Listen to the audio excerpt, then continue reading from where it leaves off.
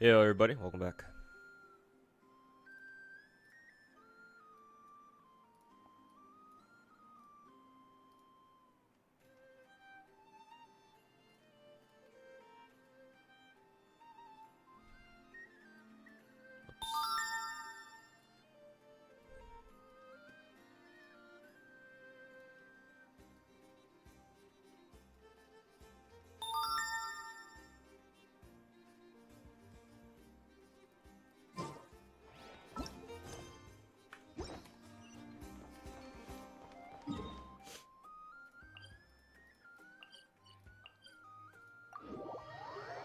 Yeah, Thesia, how was my day? Same it's been for the past. How long have I been side hustling now? Like month and a half now.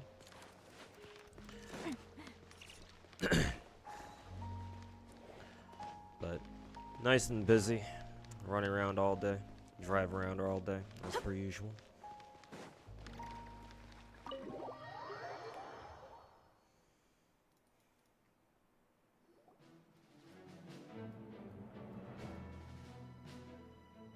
Minna, 無事に戻ってこられてよかった。あれ、人が減った気がするぞ。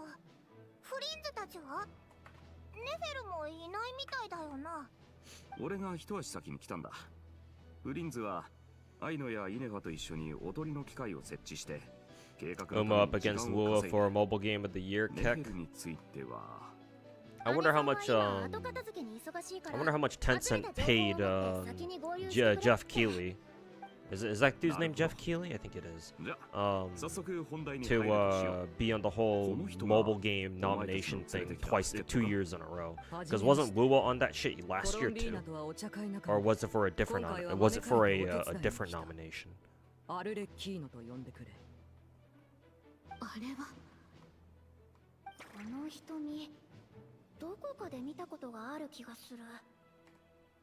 そうだ、さっき姉さんが見せてくれた月の狩人の記憶の中だ。 Maybe better than I locked myself out of the house? Yeah, obviously.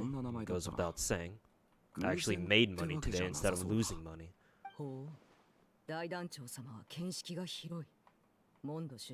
So yeah, not exactly hard to do. If I dare say so myself. あんたの方も俺に詳しそうだ。ゲンファトゥス。急に雰囲気が重くなった。相手はファデュイの執行官だからな。非常事態とはいえ軽々しく信用できない。少し気になるんだが、月神の嬢ちゃんはもうファデュイを離れたんだろ？Well, mobile category is real funny. It's basically a PC game nowadays. Even if it feels that way, never forget that mobile games will always be played mainly on mobile devices. I mean, we wouldn't call them mobile games if it weren't for that reason, right? もちろんメリットが全くないというわけではない。だが just cause you don't play WUA or other, any of the other big gacha games on mobile, or just cause you don't see a lot of people on like social media playing that shit on mobile, doesn't mean that nobody does. Now, to be fair, I don't know how well WUA even runs on mobile devices anyway. Last I checked, WUA still doesn't really run that well, but hopefully it's better than what it started off as, at least. ここにはここの暮らしがある。しかし、ファデュイたちはこの地に来てからずっと私たちに友好的とは言えない態度をとっている。過去に両者の間に多くの不愉快な摩擦が存在していたことは十分に理解している。私も懸命に食い止めてはいるが。Well, wasn't it last year? Okay. Then yeah, what the fuck are they doing on it 2 years in a row? Then again, maybe Genshin was like that too back when Genshin first came out. So maybe I shouldn't be too harsh towards WUA in this sense, but... 私はコロンビーナの力を回復するために光月の月髄を見つける方法を知っている。他の議題はあるか。始めてくれ。誠意を示すって言いながら肝心な内容は言わなかったな。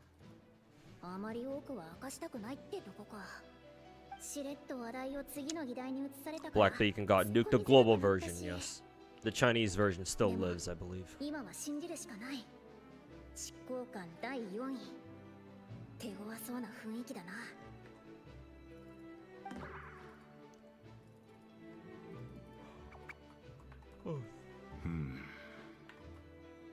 そこまで言うなら。月髄を見つける方法についてはアルレッキーノさんを信じよう。ヤホだ、極秘情報を共有してくれるか？みんな聞いてくれ。まず月の狩人の正体はカーン・ルンヤの諜報員だってことが分かった。 Nice. My saber shiki is at Bond 14. 赤月の残党を排除することを生りにしてた。赤月の残党？ああ、記憶の中で赤月とか黒日とかについて話してた。カーン・ルンヤの歴史に関することだと思う。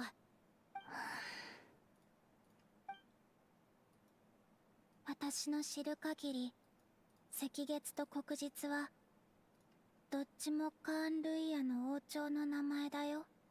はるか昔、カーン・ルイヤ人は赤月を信仰して月の投影から不思議な力を得てたって聞いたことがある。でもクーデターで赤月は黒日にとって変わられた。新しい王朝の統治が始まって黒日がカーン・ルイヤの象徴になった。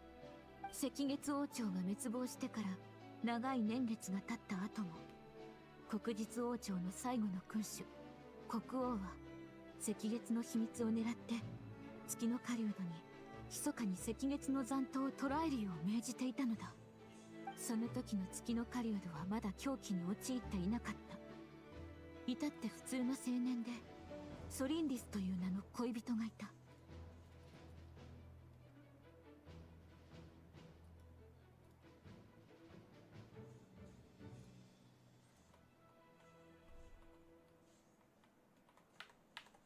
どうした？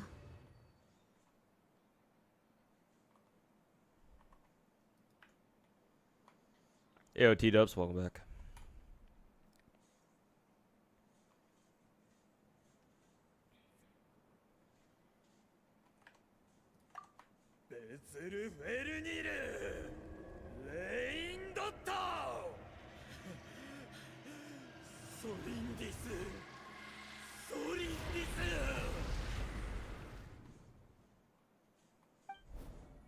What 他に手がかりは？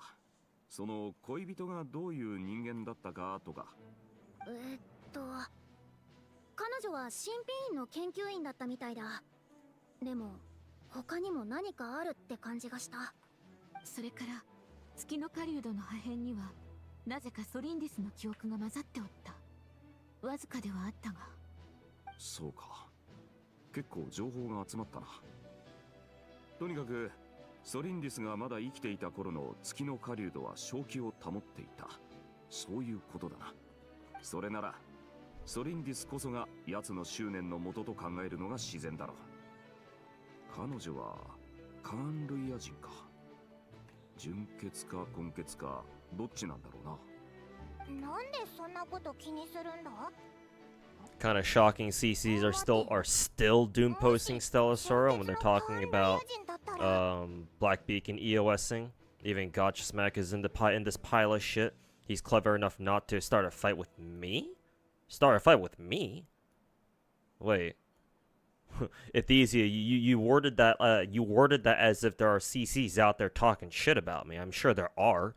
I mean, you know, the rats gotta have something to talk about every once in a while, but I don't know what you mean by he's clever enough not to start a fight with me specifically. Like, well, what does that mean?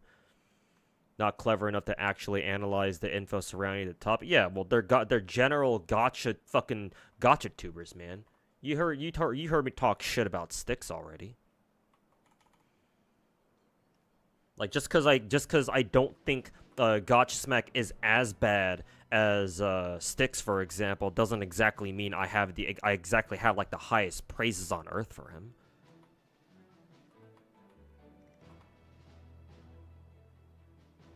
I can at least respect when he says that, oh yeah, he only does gacha stuff just to get a bag. In which case, I mean, shit, man, at least you're honest about it.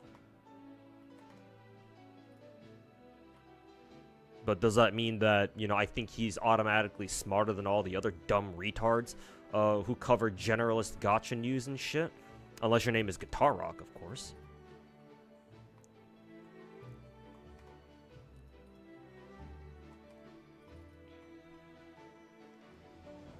Talking about when I called him out the first time. You're gonna have to remind me which time that was. I feel like it's been a while since then. So forgive me for not remembering. It's been a long year. Like I'm sure I've called out Gacha Smack on something. I just don't remember what that was.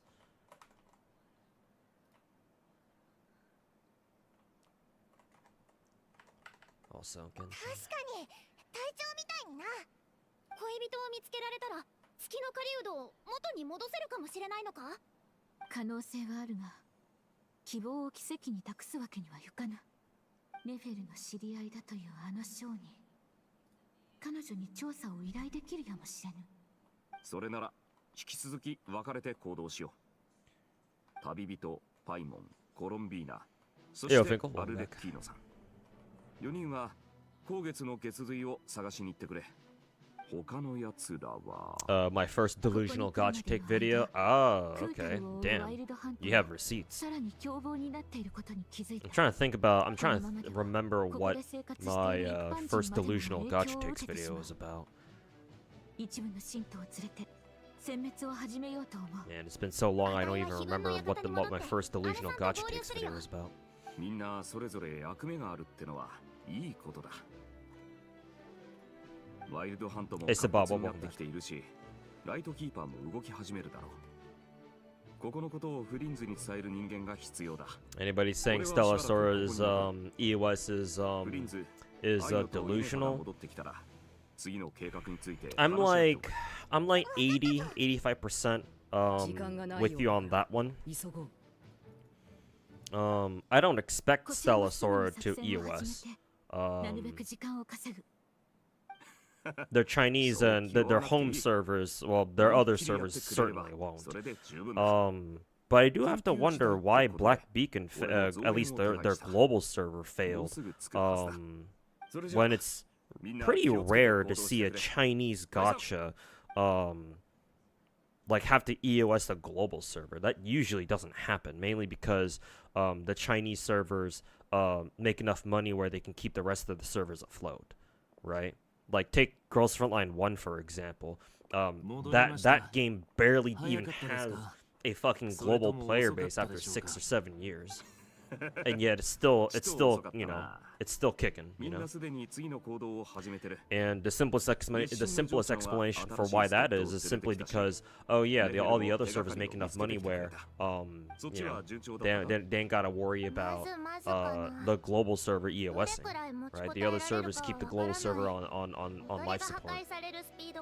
So I am rather curious as to why Black Beacon devs figured they needed to throw in the towel with their global server.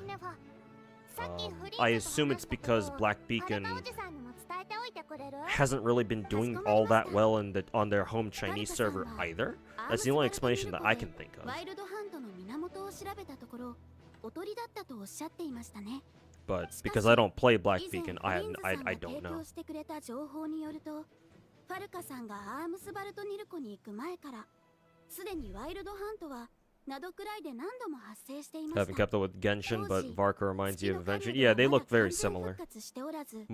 It's been pointed out more than a few times. Yeah, people cracking jokes about how adventuring is or sorry, Varka is the guy adventuring tells you not to worry about. So yeah, it's kind of funny. お前の助けが必要だ。アイノ、お前ならただのおとりじゃない。もっとすごい機械も作れるはずだ。だがその前にここでし But っ yeah, かりと the important thing is that I don't think that Stella Sora will EOS anytime soon either. ファルカおじさんならそう言ってくれるって思ってたんだ。約束通り、来週はアイノが甘いものをどれだけ食べても口出ししないでね。 情報を更新。アイノの予測的中率を引き上げました。どういう意味だい？お二人はあなたが情報を聞いた後にどういう判断をするかかけてたんですよ。誰でも同じ判断をするだろう。賭けになってないと思うぞ。アームスバルトニルコの調査はイネファに任せてください。あなたには引き続きここに残っていただきます。 すでに3人で決めたことです。作戦会議の場所には全体を指揮できる人が待機しておく必要があります。それに月の狩人を待ち伏せした時に負わされた傷、まだ治っていないんでしょ。どうやら一番楽な仕事を譲ってもらっちまったみたいだな。ありがとうみんな。また後で会おう。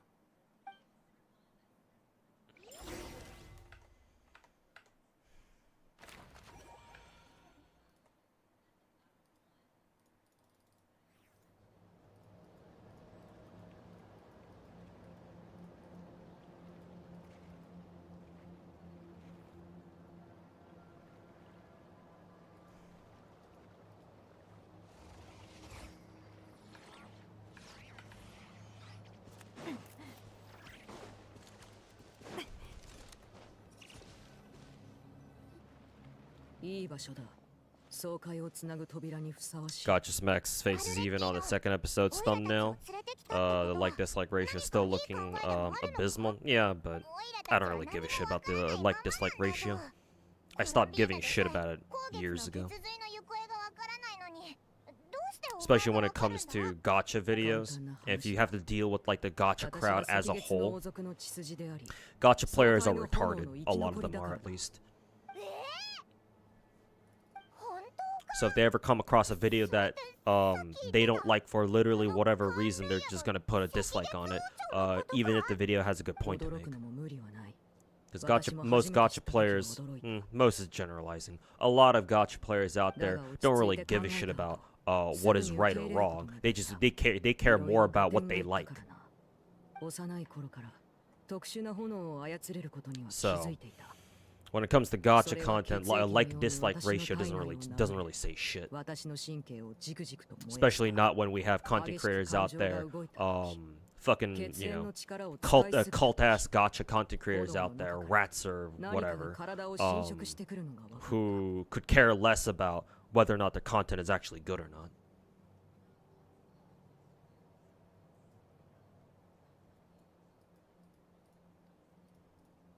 And so, you know, quite frankly, they can go fuck themselves. この両手もその何かのせいだ。最初は呪いだと思っていたが、執行官になってか Hey, ら okay, Lord, welcome back. 道家が私の出自について教えてくれた。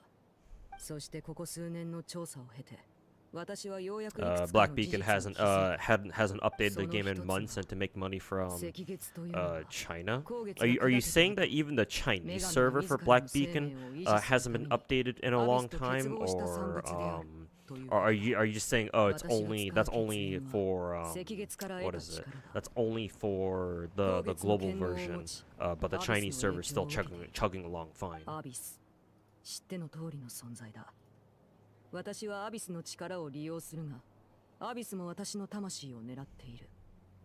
What is Genshin story even about now? 侵食するこの闇 We're travelers still アビス looking に侵 for 食された the 後 missing sibling. 侵食 Recent が events in 心臓 Natlan まで have 届い made た it so that 時、 they do meet. 君は別の Matter 存 of 在に fact, なってし the まう。 missing twin does actually communicate with So, us, and いつか教えて we've く learned れ more たよ about ね。 what その happened 通り。 when だか we ら first 私は crash landed なる onto べく Teyvat 力を温存している。 and what こ they've れ been は doing all this 私と time. こいつの長きにわたる But 闘 they're 争 still の at large. アルレッキーノ We still don't have a way to like 詳しい regularly 話は contact them. They just kind of また次の show up whenever they 機会に feel like it, basically. 赤月と光月について他に聞きたいことはあるか。 Turns out our missing sibling カンリア人が信仰してた赤月は now has 三 deep つの connections to 不思議のうちの Conria, 一つ光月が元ってことか。 and they've got their own 月を motivations 信 and 仰してたなんて agendas that they そ gotta の they 頃 gotta の carry カン out リア first. 人って今の草月の子みたいだな。歴史の多くは地理と In と the もに生まれ meantime, た。私たちも um, 詳細を知ることはできない。 right now we're in Nodcry, 私 or at は least カ the ンリア most 人 recent が story それ that ほ we're ど reading 月 through を right 信 now. 仰していたとは思 The わない。 gangs at Nodcry. 光月の亡 It's き a border は region that アビスと leads 繋がる into ための媒体 Snechnaya. に過ぎなかったのだろう。その後、誰かがアビスに Apparently, there are 直 some 接触れる sinners 方法を going 発見 around した that we のだ。 gotta stop. Well, は one た in また理念 particular. の食い違いが生じたのか。一部の者がクーデターを起こし Basically like a new bad guy faction slash villain slash whatever the し fuck. かし、たとえ黒き Up 太 to 陽が some 空高く昇ろうと nefarious shit. 赤き月の光が本当の As 意 you 味 might で消えることはない。この身こそがその証だ。初めて会った時から懐かしい雰囲気を感じてた。ずっとその姿の向こうにあの不思議な赤い月を感じてた。 They're still gonna update the CN version, 月の影 but for と global zero updates period. I think I read on Twitter that 秘密を守ってくれた。 like they kept having to 感謝する。 delay their 赤月について their はまだ updates. 謎が多い。研究の名目で近づいてくるもの So がいる yeah, だ that ろう。 wasn't a good sign. それが嫌だったのだ。さて、他の疑問に答えている余裕はもうない。行動を始めよう。 But yeah, サンドローナから受け取った手紙を rather 改めて strange 確認 because した。 you normally I would expect what is it? I would personally expect Chinese not Chinese gotchas, Japanese gotchas to end up 私 like から that, you 君 know? に渡せる最高の報酬 Because でもある。 that's what's happened to a lot of Japanese gotchas that have tried coming 君 out の over the 出自に years. 深く関わって It's る。 like they それに they try to come out with a gotcha. They have like, you know, a Japanese studio makes a gotcha, and then it proves to be pretty popular in Japan, right at home, and they try to expand overseas, but then it fails miserably because of, you know, some combination of reasons. Like for example, the devs didn't put any money into their budgeting into like their marketing budget, so no one fucking knows about it, or you know, some other reason. Right? Bad localization, or the game just doesn't prove to be that popular out here in the West, or something like that. Could be a variety of reasons.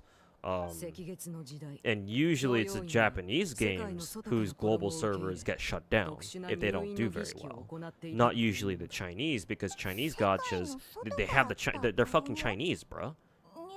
Like there's a billion people over there. Chances are, if you make something that's actually decently successful, you're gonna make some fucking money.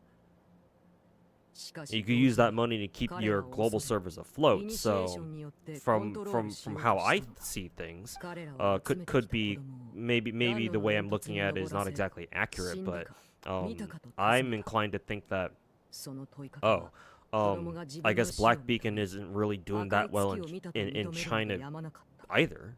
And that's not a good thing either. 'Cause if you can't succeed in China, where else are you gonna? Where else do you think you're gonna succeed? You know? お前はもう壁炉の中の爽快の炎を通り抜けた。今ここでお前は生まれ変わったんだ。本には詳しい記述がないから。You think DNA has a chance to go EOS at the moment? Too early to say. I think, I get the sense that enough people are enjoying and playing, what is it? DNA for me to think that, you know, it's gonna EOS anytime soon. 特殊な空間に封印されていて、儀式を通過しないと一時的にしか入れないってことだね。でも Crazy how slow Genshin audio lines are, yep. Which is why I have it on mono for now.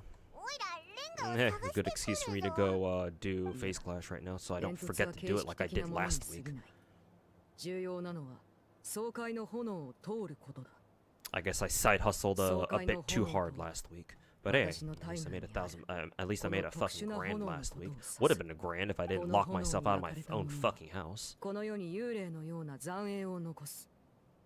カーンルイヤの人々は、それが生と死の世界をつなげると信じていたから、こう名付けたのだ。DNA seems to have a good fan base already. Yeah, people seem to be pretty into DNA.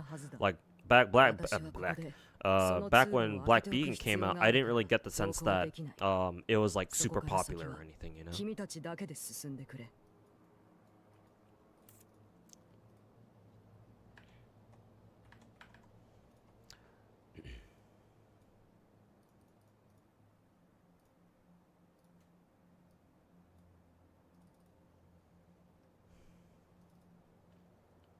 Nice money for a side hustle. Technically, I can't even call it a side hustle. It clearly makes more money than, you know, whatever the fuck I'm doing here. So, kind of inaccurate, to be fair.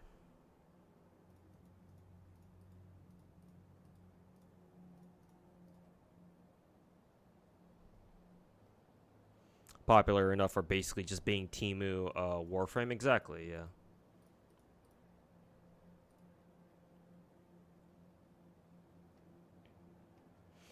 Also, did they make Face Clash easier? Why is this boss like dying so quickly?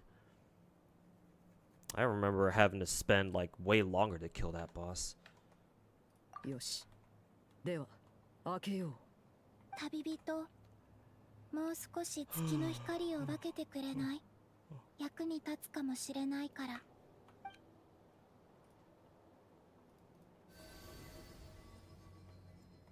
ありがとう。力をちょっぴり回復できたみたい。これであなたたちを連れて少しなら空間移動ができる。未知の危険も怖くないよ。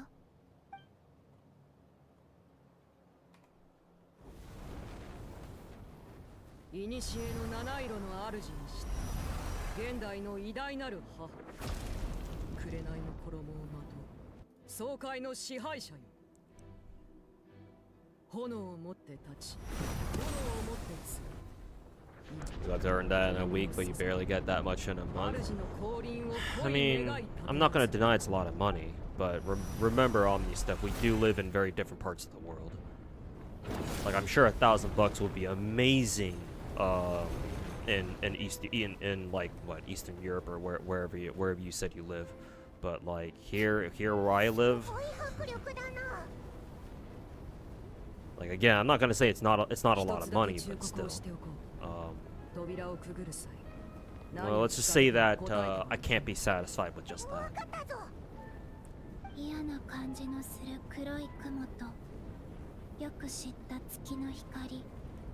But I will agree that it's nice start or nice step in the right direction.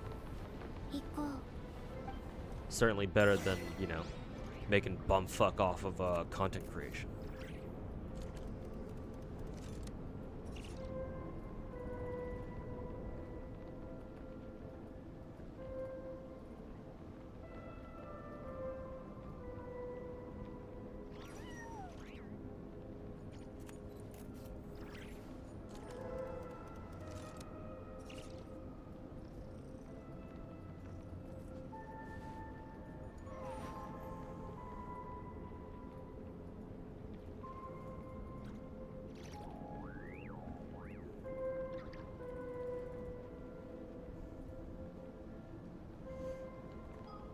感情とは頭の中で。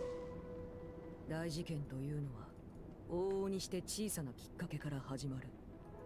私たちがしていることも同じだ。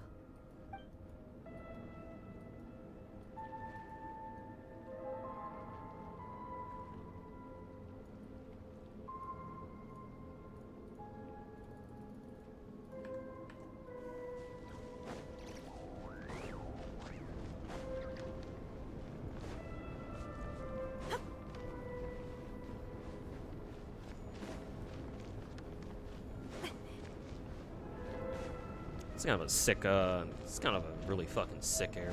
Then again, it's Arlecchino we're talking about, so.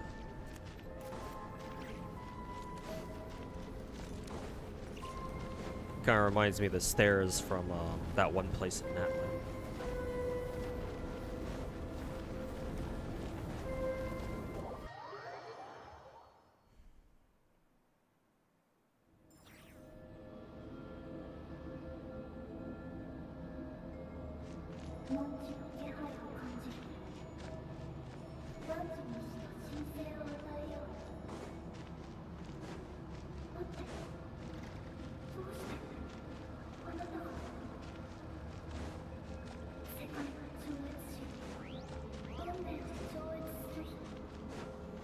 Good at the end of the month, I guess. I think so? Maybe? I don't know. Haven't really been paying attention to FGO's event chronology these days.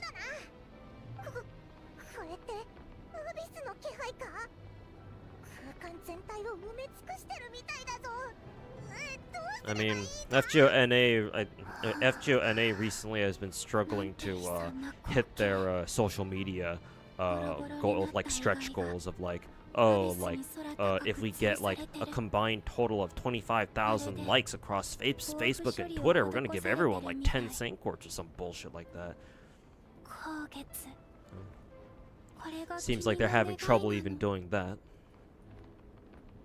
Can't say I'm surprised.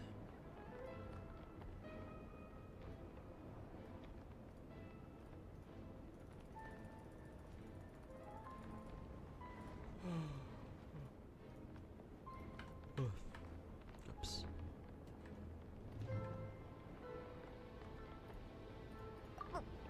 不気味だな。気をつけろよ。霧の中に何かがいる気がするぞ。FGONA is dying. Yeah, yeah, maybe it is.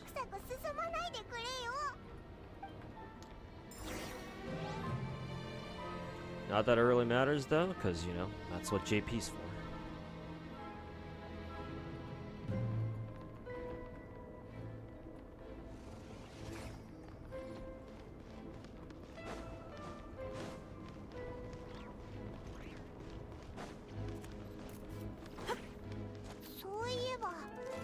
Nephra's weapon just gives so much crit damage. Just finished leveling it up. Not sure if it's the highest crit damage you got in the game. Highest crit damage value of any weapon is 88.4% at level 90. We have a couple of those like that in the game. Novalet's weapon is like that. Farina's weapon is like that. Yelan's bow is like that. Aqua Simulacra. So we have a few. Oh, Alhaitham's sword is like that too, where they have really high crit damage but low base attack. It's usually because all those characters don't scale off attack percent. Usually those characters scale off what, HP, EM. Usually one of those two. But the value itself, like 88.4% crit damage at level 90, yes, that is the highest value. And yeah, I think Nephra's weapon has that too.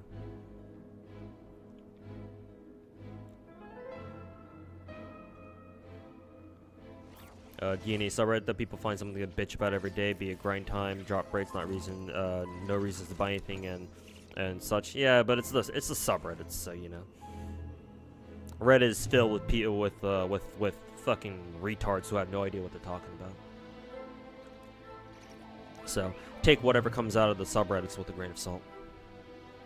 Well, a lot of salt actually.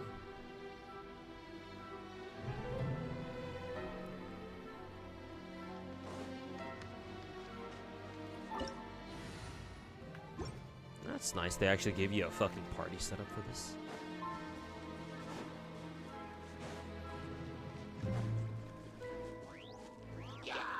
We gotta fight these guys. Soran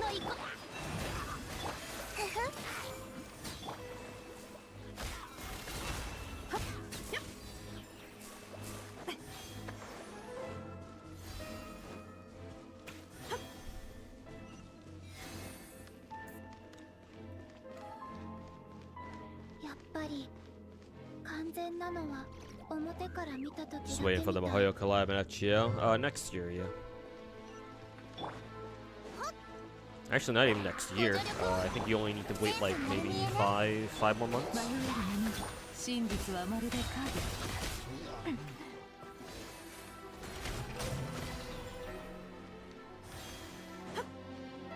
Don't know what they can do to even save it at this point. At least so people like you want to make you want to play it again. Even if they did come up with a way to like revitalize FGO, remember we play on NA, or at least I assume that you play on NA. So even if JP comes out with a like a super hype gameplay overhaul, or like they add a whole bunch of content tomorrow, we're not gonna see that shit. NA players like us aren't gonna see that shit for at least another 2 years.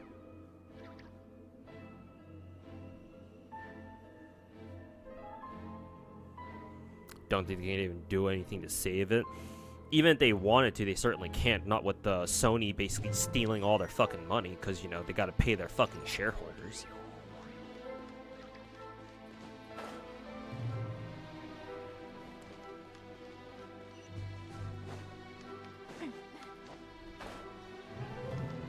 You compare with the subreddits you usually frequent, and it's like night and day. Maybe it's because there's too many tourists here, I don't know.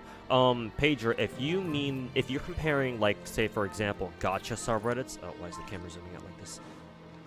Wow, the fucking the fucking ruin guard aggro from all the way over there. Pager, if you're talking about like regular subreddits where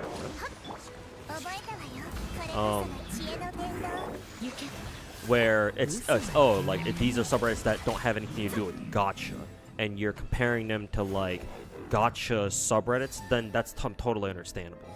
Gacha players are fucking insufferable, in very big part because nobody really knows what the fuck they're talking about when it comes to gacha. That's why you have so many fucking rats out there, or even if they're not rats, you have fucking dog shit gacha slop content creators like Styx and Gacha Smack that run around making videos that show that they have no idea what the fuck they're talking about. Mainly because they don't even talk about anything in the first place. They just spew out whatever the popular narrative is of the day, and anything else that anything else that doesn't involve doing that, they just go monologue about fucking, you know, they monologue about some random fucking bullshit about how, oh, they're trying to appeal to like the moralist side of things, like, oh, I'm not gonna play Girls Frontline 2 because the developers don't respect their players, and you know, all that fucking high horse moralist ass bullshit that make them sound like they got a fat fucking cock shoved up their fucking assholes or something.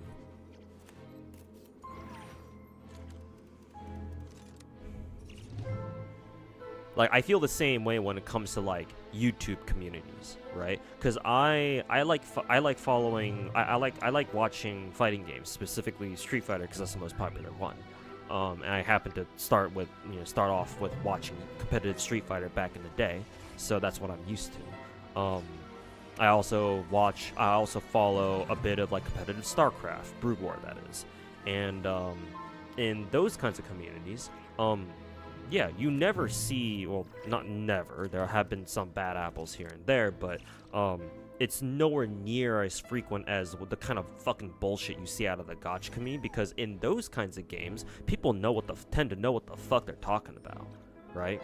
Even if every now and then you get some fucking retard loser who puts out a viral tweet saying some dumbass shit, right?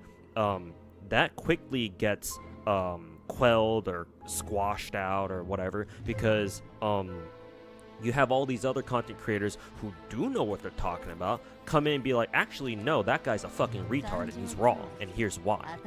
The issue with the gacha community is that because nobody knows what the fuck they're talking about when it comes to gacha, except for fucking me and like a few other people, everyone comes up with their own conclusions, and they just all fucking spout it out on social media because there's no one to keep them in check.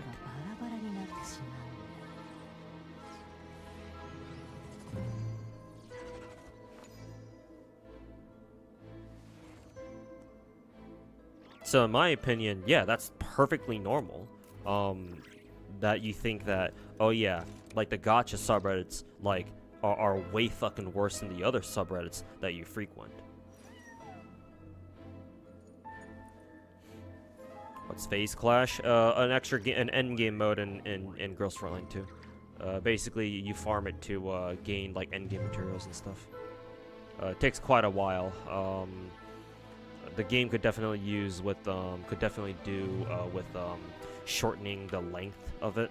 Like, it definitely takes a little bit too long in my opinion. But I still try to grind it wherever I can. Last week, unfortunately, I forgot about it. So I completely forgot about it, so that's why I'm farming it right now, so I'd make sure not to fucking forget this time.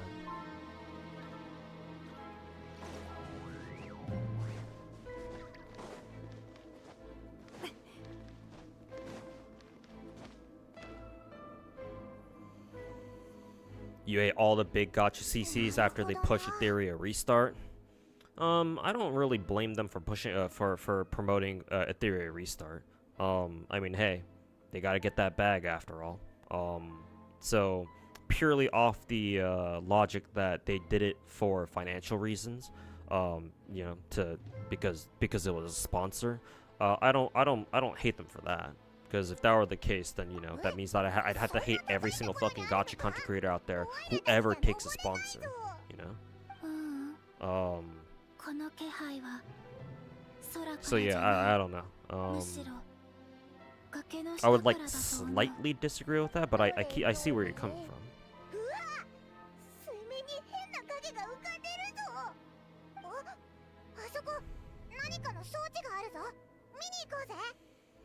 It's like his DNA first impressions review didn't go well because he tried to review it like it was a classic gacha and not like a looter shooter like Warframe. Yeah, that's true. He probably should have seen that. He probably should have, you know. He probably should have figured otherwise, but I guess he didn't. Perhaps he's not as smart as I thought he was. But hey, that's just me being pretentious. Everybody makes mistakes every now and then. Yeah, I'm not perfect either. Sometimes I can call shit wrong too.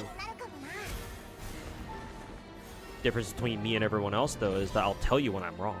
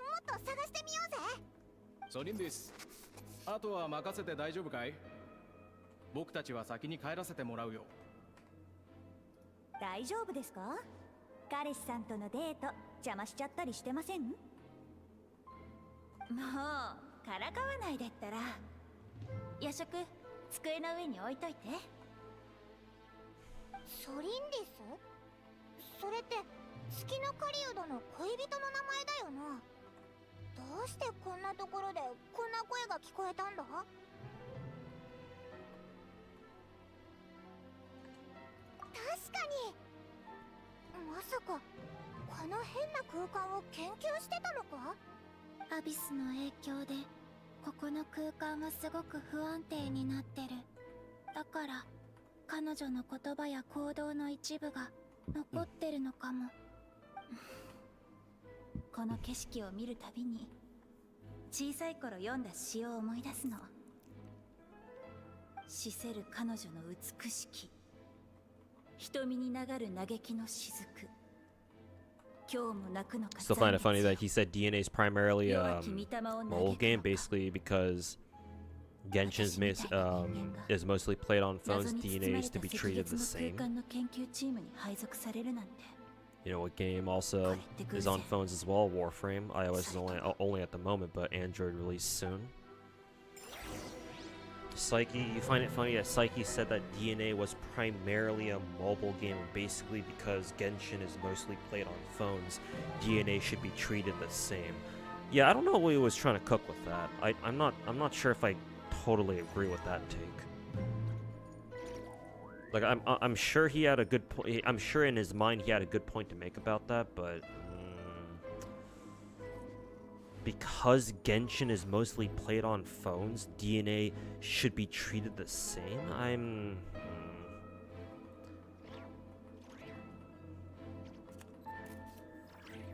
Like, I wonder what kind of context he was thinking, or what kind of context he had in his head when he said that.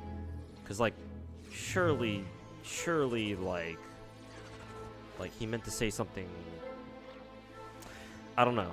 Maybe maybe how he said it just kind of came off as like, I don't know, like not the best, I guess. I don't know.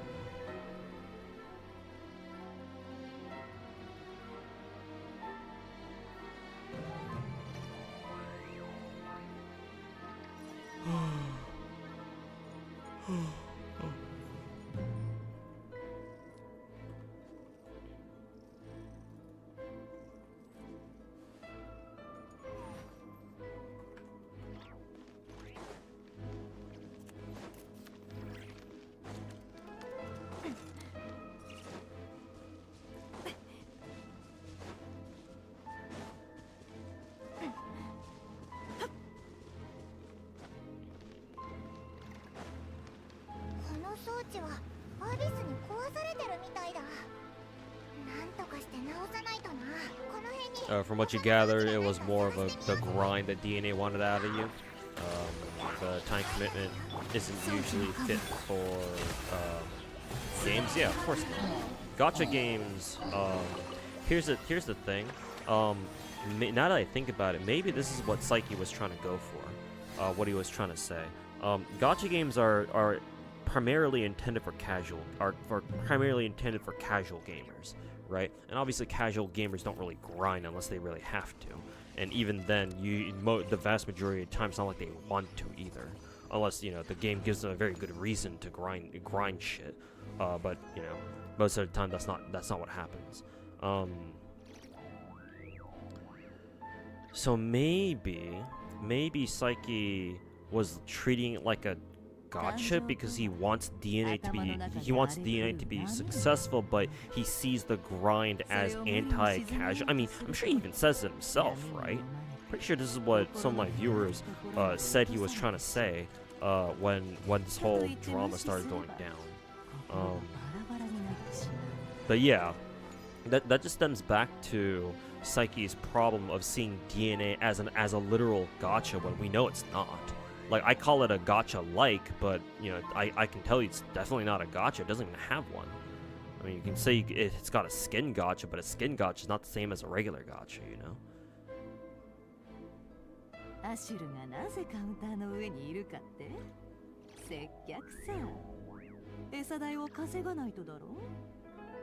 But then again, what is it? DNA technically is fine for casuals too, because if you're a casual player and you want characters right away, you can still buy them.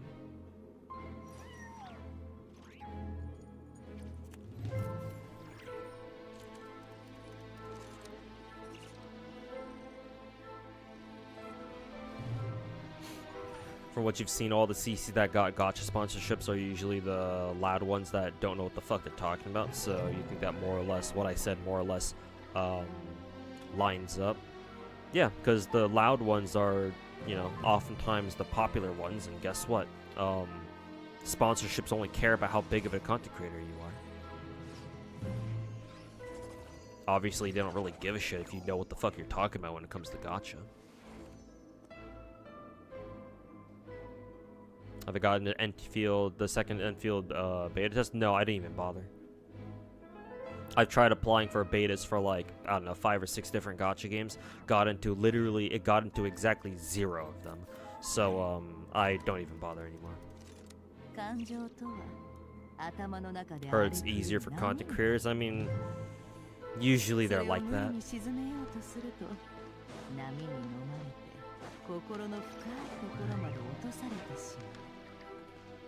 かといって無視すれば心がバラバラになってしまう。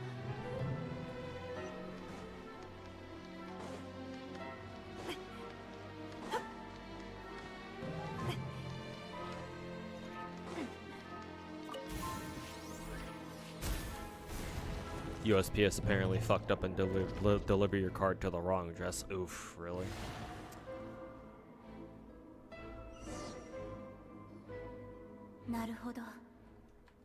Yeah, sorry to hear that. Hopefully they can get you that. Hopefully they can correct that sooner rather than later. 本当に存在するなら、この狂気に満ちた茶番も終わらせることができるかも。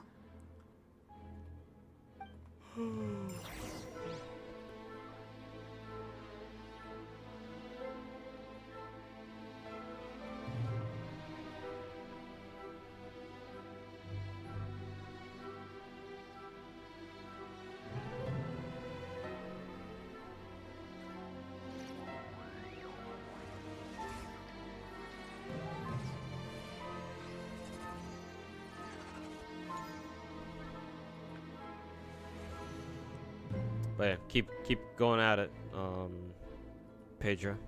Hopefully you get lucky and you get accepted into it or something.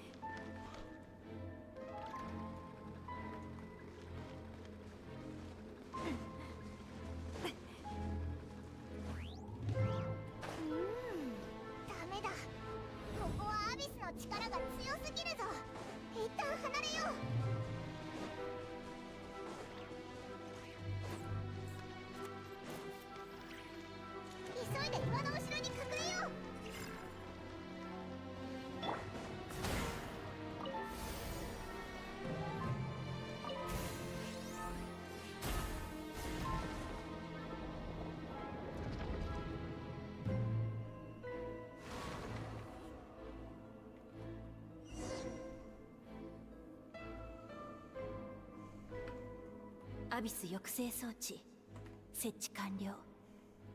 やっと月髄の隠されている部屋に入れるわ。Yeah, student, welcome back. あなたは自分の願いから遠ざかってる。でもそれはあなたのせいじゃない。あの異邦人がカーン・ルイヤに来てから、国王イルミンはどんどん狂気に侵されていった。もしあの異邦人をな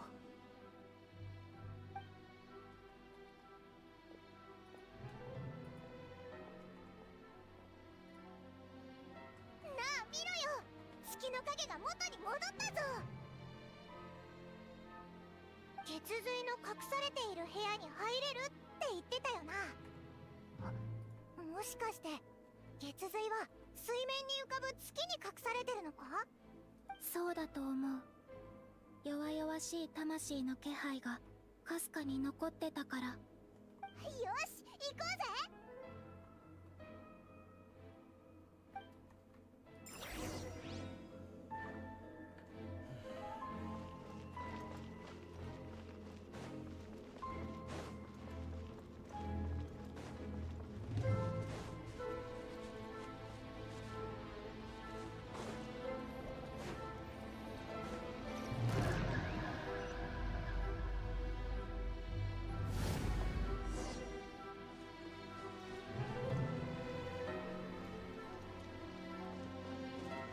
行きましょう。は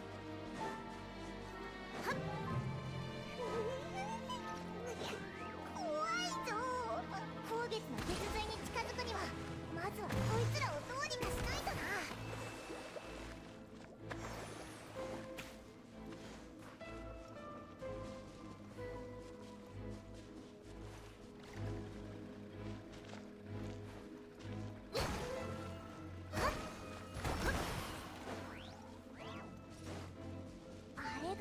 月の月髄みたいだな。でも手に入れるにはまずこいつらを壊さないといけないんじゃないか。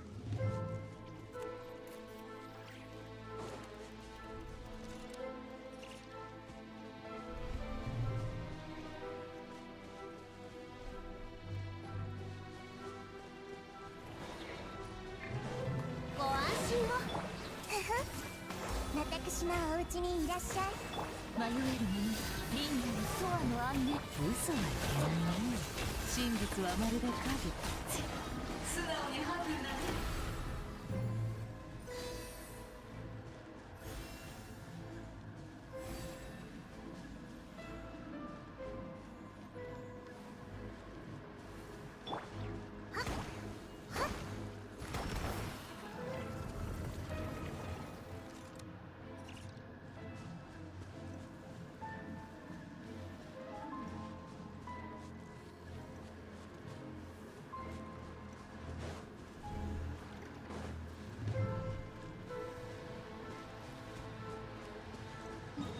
The exhaustion is settling back in again.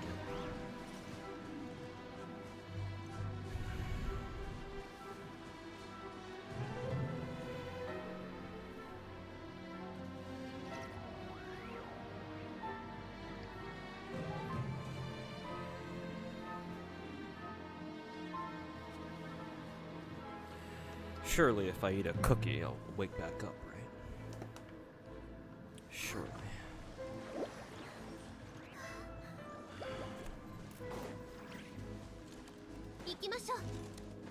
Probably exhausted because I got behind a car. To be fair, you're not wrong. That is indeed what I have to do as part of 嘘はいけないね。 as part of my side hustle. So you would be factually correct, actually.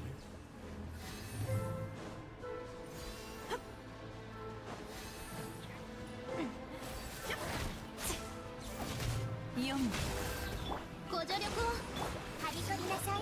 行けさはっ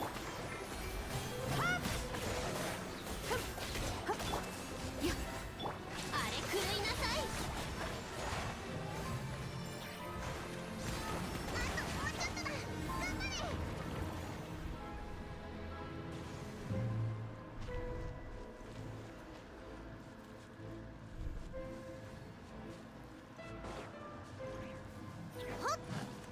ご安心を。全部丸見えね。これこそが知恵の伝道。掃除の影消滅よ永遠なるやめよ嘘はいけないね。心を覗かせてもらうよ。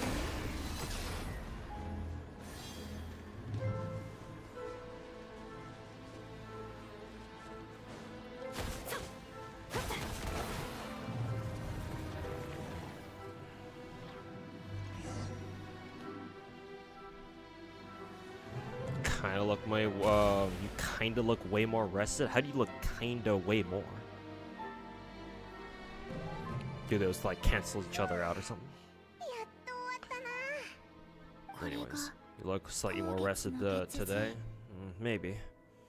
炎のように燃 I え still 続け feel てるけ exhausted ど、 though. アビスに汚 But 染され that's て kind of normal. 全く別の姿になってる。この中のアビスの力を浄化すれば、純粋な光月の月髄を手に入れられるはずだよ。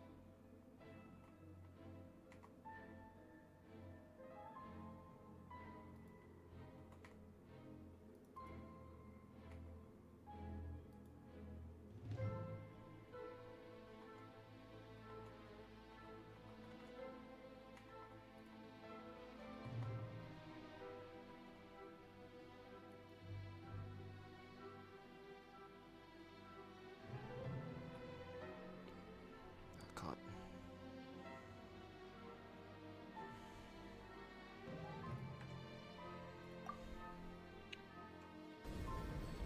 What's the side hustle? Oh, food delivery.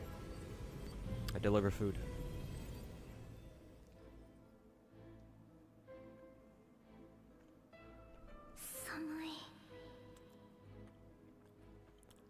Pretty simple.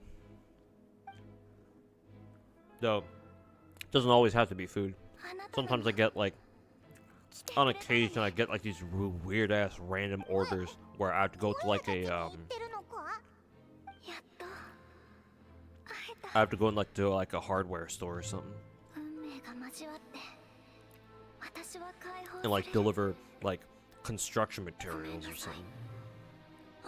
I think the weirdest order I gotten so far was that wasn't food related.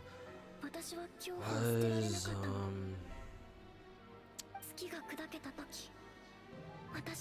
oh, I remember. I had this one order where I had to go to a hardware store, and I had to deliver 2 Christmas like gnomes, but they weren't gnomes. They were like donkeys. But like basically just Christmas like decorations. I was like, okay.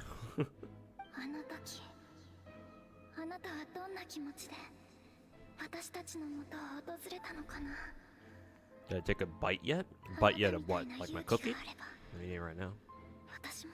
死より苦しい思いなんてしなくて済んだのに何を言ってるかわからないって顔をしてるね But usually it's food. 初めてあなたに会った Just the other day, I had this one order where I had to like drive all the way downtown LA to like some hotel. And the order was literally just 2 bottles of Diet Coke. And I had to drive like over an hour to get there. It wasn't like over an hour, it was like about an hour. But it was literally just this old dude who had ordered two bottles of Diet Coke from a supermarket like a fucking hour away. And I was like, huh? Like, are you fucking kidding me? I'm not gonna complain, it paid pretty well, but shit, man. Like, couldn't you have just bought that shit from like a gas station like literally next door? I don't know. Like hell, doesn't the hotel you were staying at carry Diet Coke? Couldn't you have just bought it from there? I don't know. Maybe there was like some promotion going on where it was technically cheaper to like order Diet Coke from like a supermarket like half an hour away or something. I don't know. Then it was like buy it on site. Fuck if I know, man.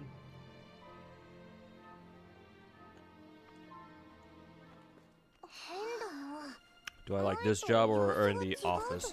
I like my original job more than food delivery, but I like this food delivery job much better than my last office job, if that makes sense.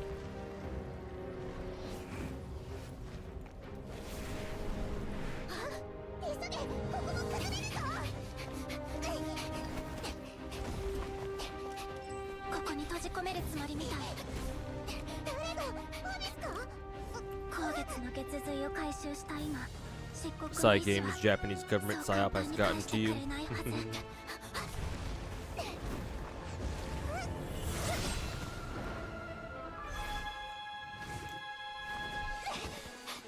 Hey, Ozino, welcome back. How am I feeling today? Better than yesterday at least. I am feeling a bit sleepy, but not as badly as yesterday towards the end of the stream. So I'm still hanging in there for now.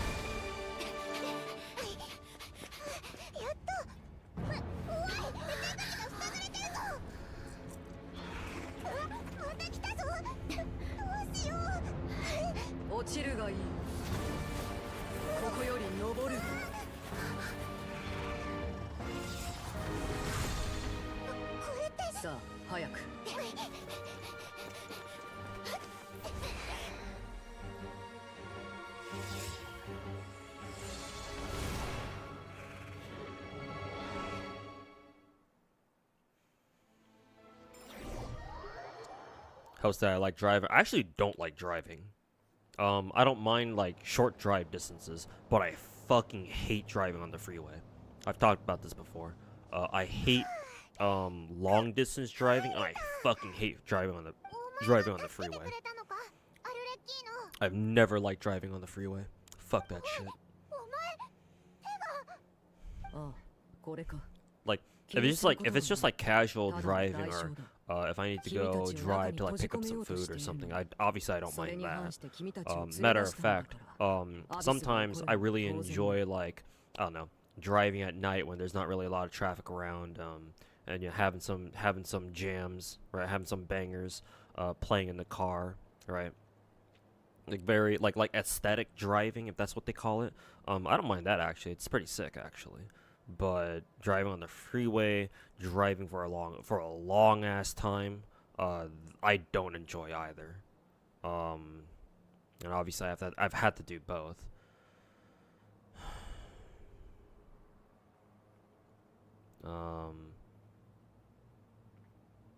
I actually don't mind the food delivery job, not because of the driving, but more because I don't know, it's fun. It's actually kind of fun, at least to me.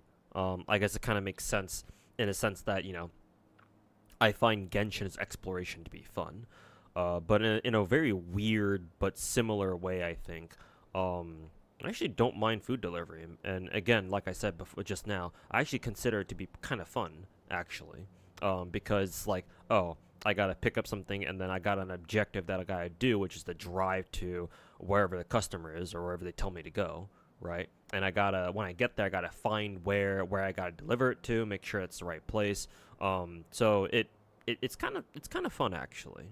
It's almost like exploration, if I think of it that way. Kind of. Obviously, you know, it's not quite the same, but like, I don't know, I get like a very similar vibe or something. And I know comparing real life to a fucking gacha game is kind of cringe, but I don't know, like, I don't mind it. Now, if only I didn't have to drive on the fucking freeway. And if only I could come back home without fucking like falling dead asleep in like within an hour or two. How do you manage 10 gachas while working? I usually grind them all at once. These days, especially ever since I picked up my side hustle. These days I grind all my gacha games all at once, at least the dailies. And then I get events and stuff like that done like right now. During times like these. It's not easy for sure. That and I do want to cut back on the hours that I'm hustling for, because I've realized that like it's getting to a point where I'm side hustling so hard that it's gotten to a point where how should I say, it's getting in the way of me being able to grind all my gachas. Like, I still haven't been able to play DNA very much outside like the 3 days that I was able to stream it before, you know, fucking falling straight asleep. So yeah, I'm still trying to figure out like a good little middle ground where I feel like I'm working enough, but also it's not like getting in the way of me like being able to grind gacha, you know. Still working on that. But for now, I do play 17 gacha games, technically 18 if we count DNA. And yeah, I usually just, you know, there's not really a secret to it, just gotta stay on top of it, you know. Even then, like, I'm not perfect. Like, I tend to forget some stuff, especially if I'm very busy. So.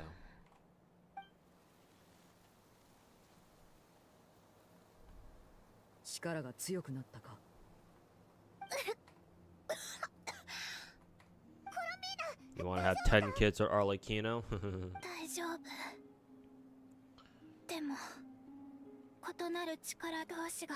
Pretty soon you'll be calling her mommy instead of daddy, or mother instead of father.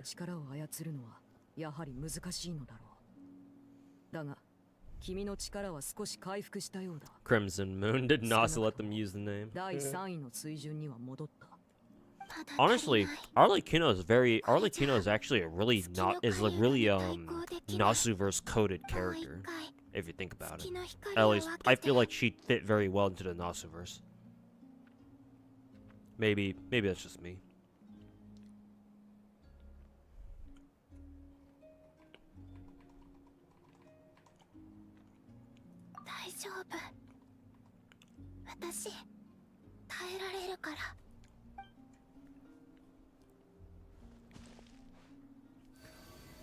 You need to organize your times better. I will say this though, Daniel. Obviously, I can't recommend that, you know, you grind a whole bunch of gacha games all at once. The reason I do is because I fucking love gacha, man.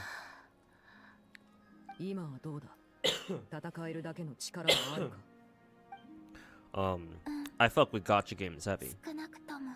Like, I have the personal motivation to keep playing and grinding all these gacha games at once.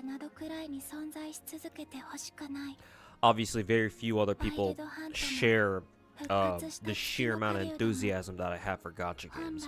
And I'm not saying that you should have the, you know, oh, I grind 18 gacha games, you can too. It's like, obviously, if you don't want to do that, then no, don't do that, right? Don't subject yourself to any more hell than you already do.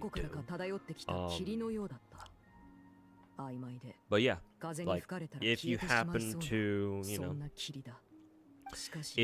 if you want to be able to play a whole ton of gacha games at once, then yeah, you just gotta, you know, simplest answer to like how do you play so many gacha games is, you know, you just gotta grind them. There's not really any other way. Like anything short of hiring like fucking account managers, and you know, because in that case I don't count that. You know, you have somebody, oh, so you have somebody who comes up to you and says, oh, you know, I played like 20 different gacha games, but it turns out you have fucking you pay account managers or other people to play like 19 of them for you. You only play one on your own. It's like, yeah, no, you ain't shit, man.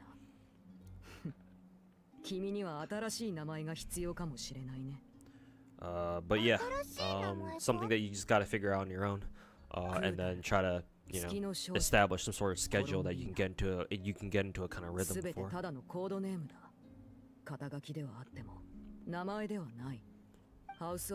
Probably feel a lot better now working and earning more money. I mean, yes, naturally. But you know, it's not exactly where my passion lies. And it's not like the side job like pays so well that it's like, oh, you know, I consider it to be a fair trade-off for you know, like the time that I lose doing my side hustle when I could have spent it on, like, you know, playing gacha or making videos, making other content.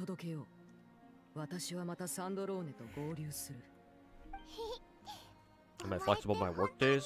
I can be. Right now though, I'm working every day basically. I don't have a day off. Like ever since I picked up my side hustle, I've worked every single fucking day. Since I started, I've only ever had to take one. Is that it?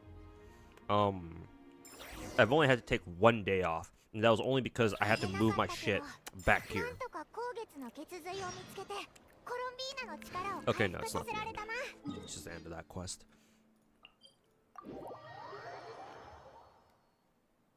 But I haven't taken a single day off. Whoops.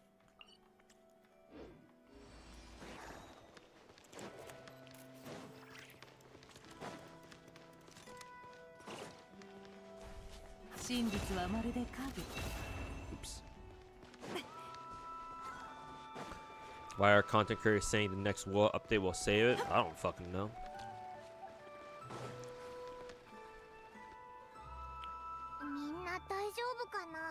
Fucking beats me.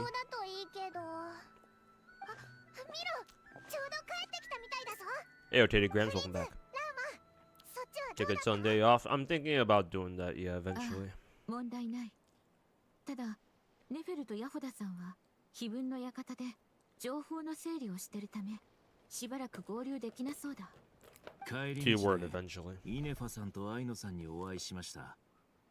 調査は予定通り進んでいますが、もう少しかかるとのことです。どことなく表情が明るく見えるな。ええ。与えられた任務を終えただけでなく、良い戦いは退屈なものでしたが、この勇敢なお二人と知り合えたのです。久しぶりだね。元気だったかい？アルベド、どうしてここ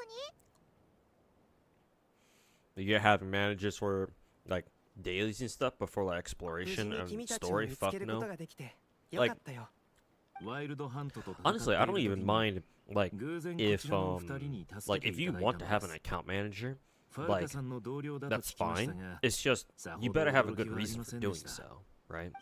Like, hey, maybe you're just busy IRL, right? Maybe you got a job where, you know, sometimes it's just not possible for you to grind your gachas on your own, so it's in your best interest to, you know, have somebody else do it for you, right?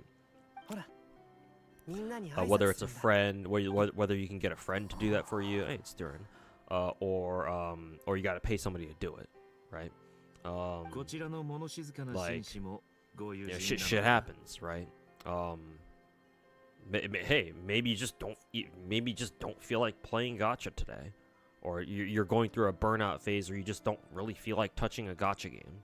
And it's like, oh, but I don't really want to, like, you know, completely lose out on, you know, whatever's going on. So, you know, you just have somebody else play it for you. Like that. That's fine. Like, people have their reasons, right? I'm not trying to judge people for, you know, oh, you know, they want to keep up with their gacha games, but, you know, sometimes, you know, you just don't feel like it, or something happens and that's out of your control. So, you know, you can't physically attend to your gachas yourself. Like I get it, shit happens. It's my biggest problem, or where I start having a fucking problem, is when, you know, people like have account managers and stuff, and like they can clearly play the game themselves. They just don't want to for whatever reason, and they just don't have a good enough excuse, or they don't have a good enough reason, right? It's literally just, oh, I don't feel like playing the game. It's like, okay, like what like, usually whenever I talk about that, I'm mainly talking about like gacha content creators, right? Because I'm sure you've seen like big gacha content creators out there who just don't want to play gachas for whatever fucking reason. Like Mr. Pokey, for example, had a couple of tweets where he was like, CC is such a great game, but, you know, and I would love to play it more if I had the time or some shit like that. I'm just sitting here like, bruh, you are paid to stream gacha games. It's your literal fucking job, bruh. And you're out here fucking bitching about how you don't have the time to play a gacha? I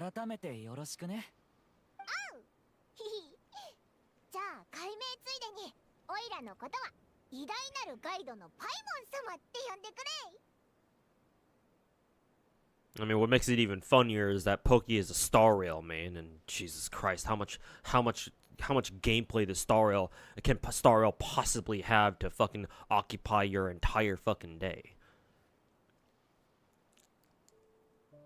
私も元のままの方が愛らしいと思うぞ。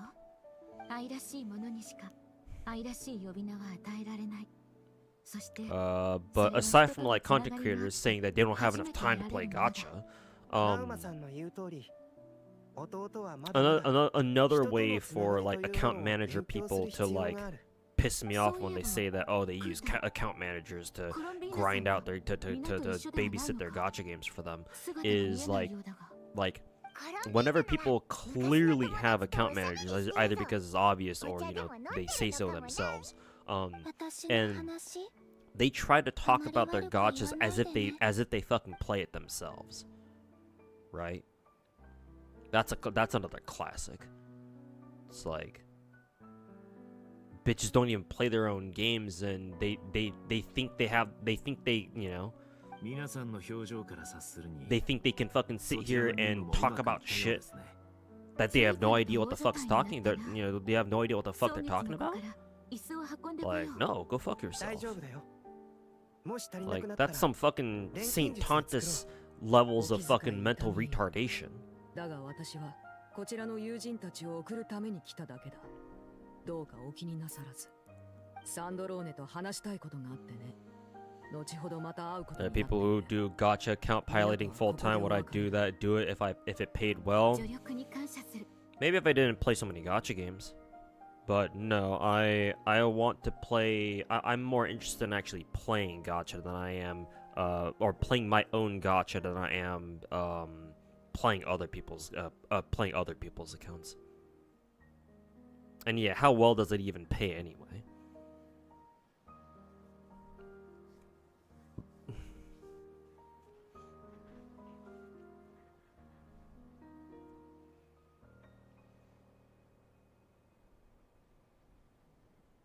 You do like gachas, but sometimes you think you use the excuse of you don't enjoy some game anymore to escape. At least what you think, baby, that you're just messed up. No, it's not just you. Plenty of people out there look for all kinds of excuses to stop playing gachas that they got themselves into.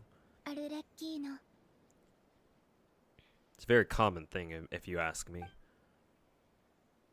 I mean, you know, I accused Styx of doing that shit too back when he dropped Girls Frontline 2. もしかして本当に椅子が足りなくなりそうでしょうか。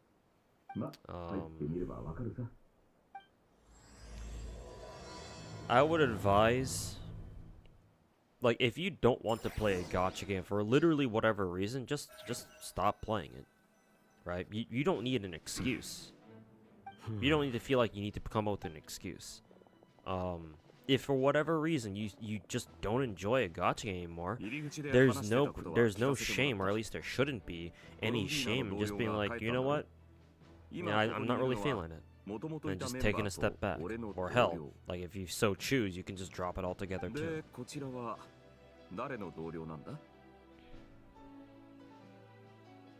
Like, not everything needs a fucking explanation.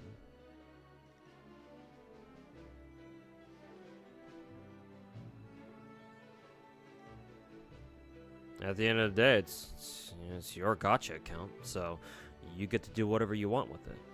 You can keep up with those gacha accounts that you have, or you can just be like, fuck it, you know, I don't feel like playing these gachas anymore, and just drop them forever. Like, again, you don't need an excuse or like a justified reason to drop a gacha if you're not feeling it. Just, you know, just don't, like, fucking go on Twitter the next day and be like, oh, I dropped this game because of so-and-so. And, you know, become a fucking agenda pusher like the rest of them.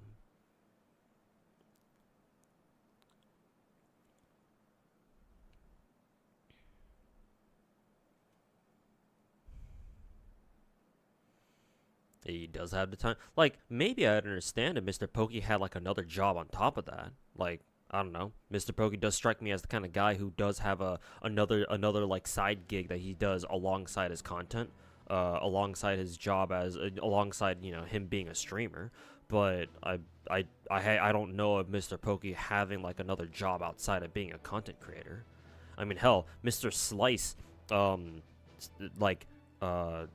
Slice quit his fucking programming job or coding job or whatever, back when Genshin, you know, got popular, so that way he could focus entirely on his stream and his YouTube channel. And so, you know, I imagine Mr. Pokey must have done the same.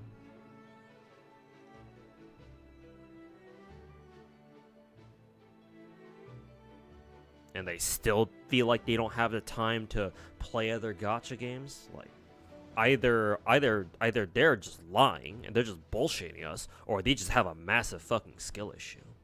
この中で俺を知っているのは旅人とパイモンだけだ。紹介するぜ。こいつは偉大なるガイドのパイモンと。 Then the subreddit dude posting Banyua. Apparently, they massively nerfed Banyua's numbers in the beta, so this feels like a Siren situation all over again. Just in a different Hoyo game. 何か言いたげな顔をしておるが。先に名前を言われてしまった。ダ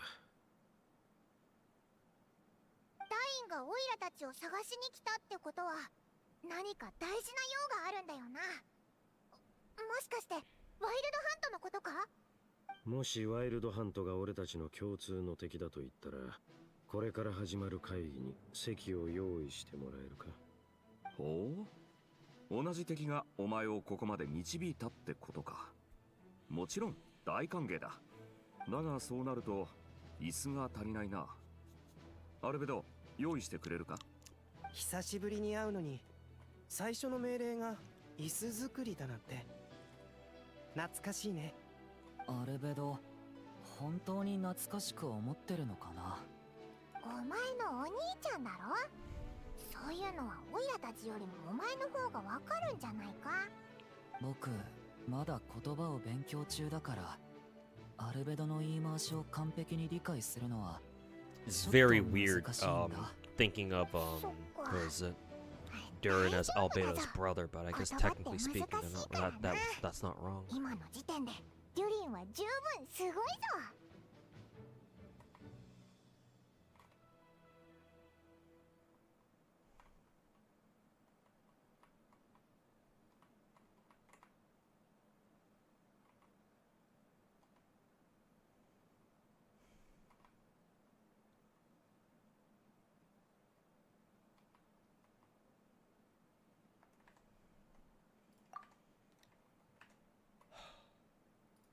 ネフェルの方はまだ終わっておらぬのか？様子を見に行った方がいいかもしれませんね。お願いできますでしょうか。ネフェルさんを呼びに行くのに最も適しているのはラウマさんかと。私は非分の館から戻ってきたば Someone か can りな still のだ clear が、 endgame with Billy, then getting mad at numbers for a male unit ネフェルさん is は情報収集に長 irrelevant. けている反面、 Yeah, well, 何 you やら know, 秘密を gotcha 隠している players are ように fucking 思います。 retarded, so what you expect? そして彼女はおそらく At 秘 least a 密 lot を of them 共 are. 有することを好まないタイプです。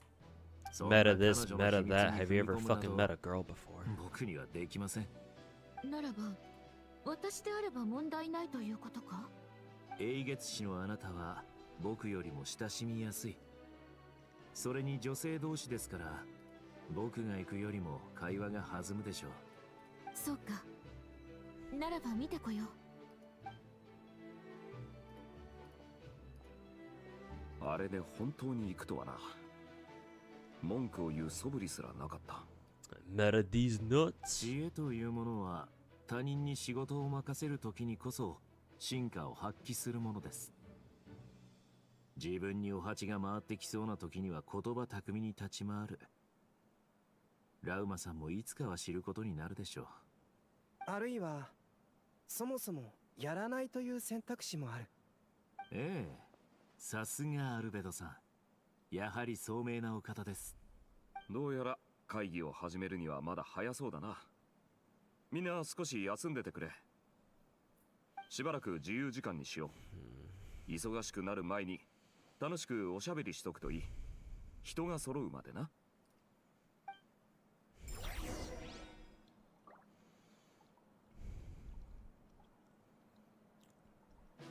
This is just your take.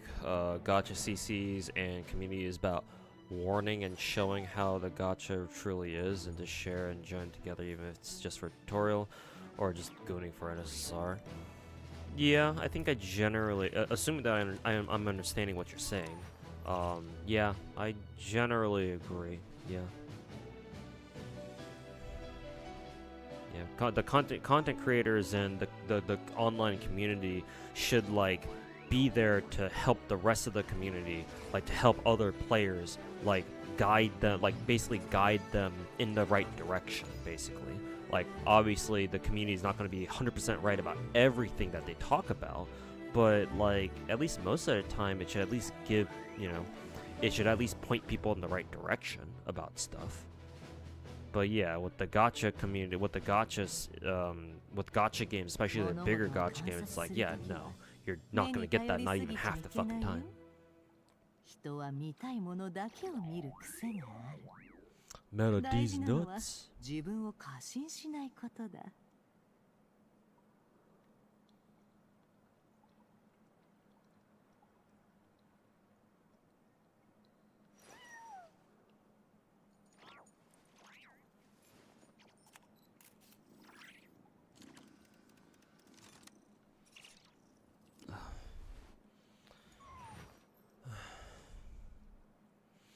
Yeah, people and content creators just want drama and fight and being toxic.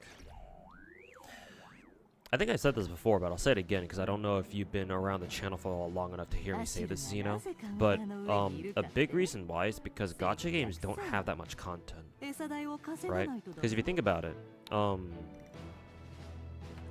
me proceed with the story. If you think about it, right? Your average gacha game does not have so much content where streamers and YouTubers can literally just sit there and play that game all day, right? For normal games, especially if they have PvP, you know, those games technically have infinite content, right? Because you can just hop into a multiplayer game and just play that multiplayer game mode until, you know, until it's time for until like literally whenever you want to stop. Right, but with the gacha games, because gacha games, most of them don't have PvP, and even a lot of the ones that do, it's not really like a serious thing that people really give a shit about.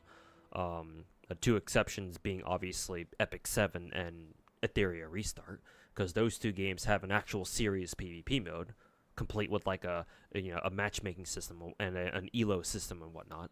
But besides those two, and like maybe a couple of others out there that are kind of like that, most gacha games are single player PvE content, right? And because they're, you know, live service games, there's like only so much content that's available for your average casual player to consume, right? Especially when it comes to casual players in particular, because for casuals, the most important content that they care about are, one, the characters, and two, the story, right? Characters are pretty simple, because as soon as a new character comes out, they just fucking pull for that character immediately, right? Either because they banked up enough gems already to pull them immediately day one, or, you know, they just fucking spend money for them. Story obviously takes a little bit longer, but still, story is very simple, right? Most of you know, Genshin story, for example, is literally this: just, you know, watching some characters stand around and talk to each other, or talk about other stuff, right? Occasionally, you gotta actually, you know, control your characters and fight something, but for the most part, like 70 to 75 to like 85% of the time, it's just this.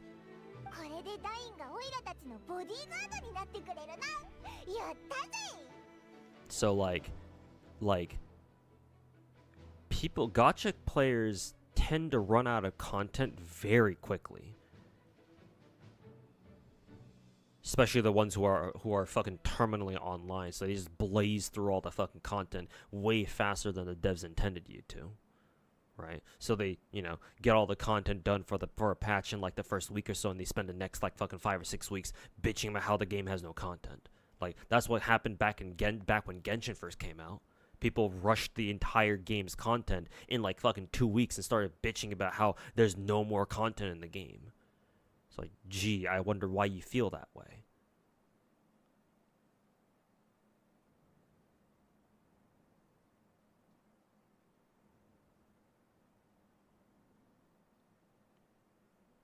The PvP happens on Twitter and Reddit. Yeah, exactly. Because the game doesn't give it to them, so they gotta make their own PvP. They gotta make their own PvP. So no fucking wonder.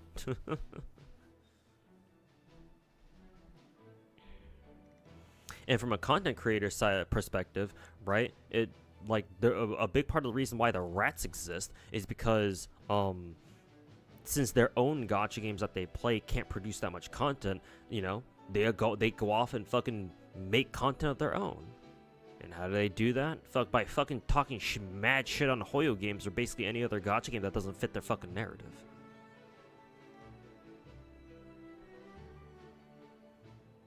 That and their fucking, you know, their fucking retarded viewers, at least the ones that, you know, actually think they're good content creators, right? The people who unironically watch them for content, you know, they love seeing their fucking rat slop bullshit bullshit streamers fucking talk shit on other games, cause, you know, they love stroking themselves off to that fucking shit. That's content to them.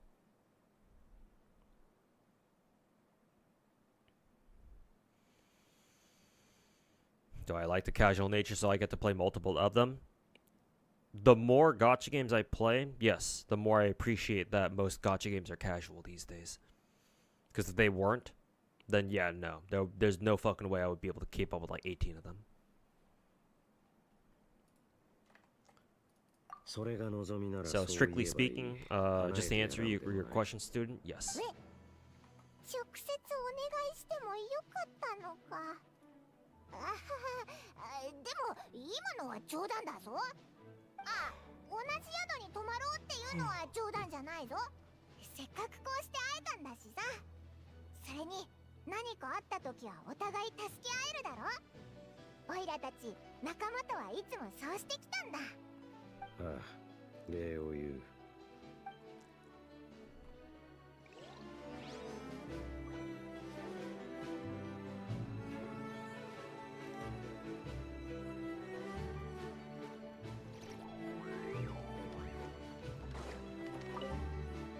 二人とも静かだね。なら僕が話題を提供しよう。うん、お願い。似顔絵を描いてもらったことはあるかい？もしなかったら僕に描かせてもらえないかな。いいの？君絵が得意なの？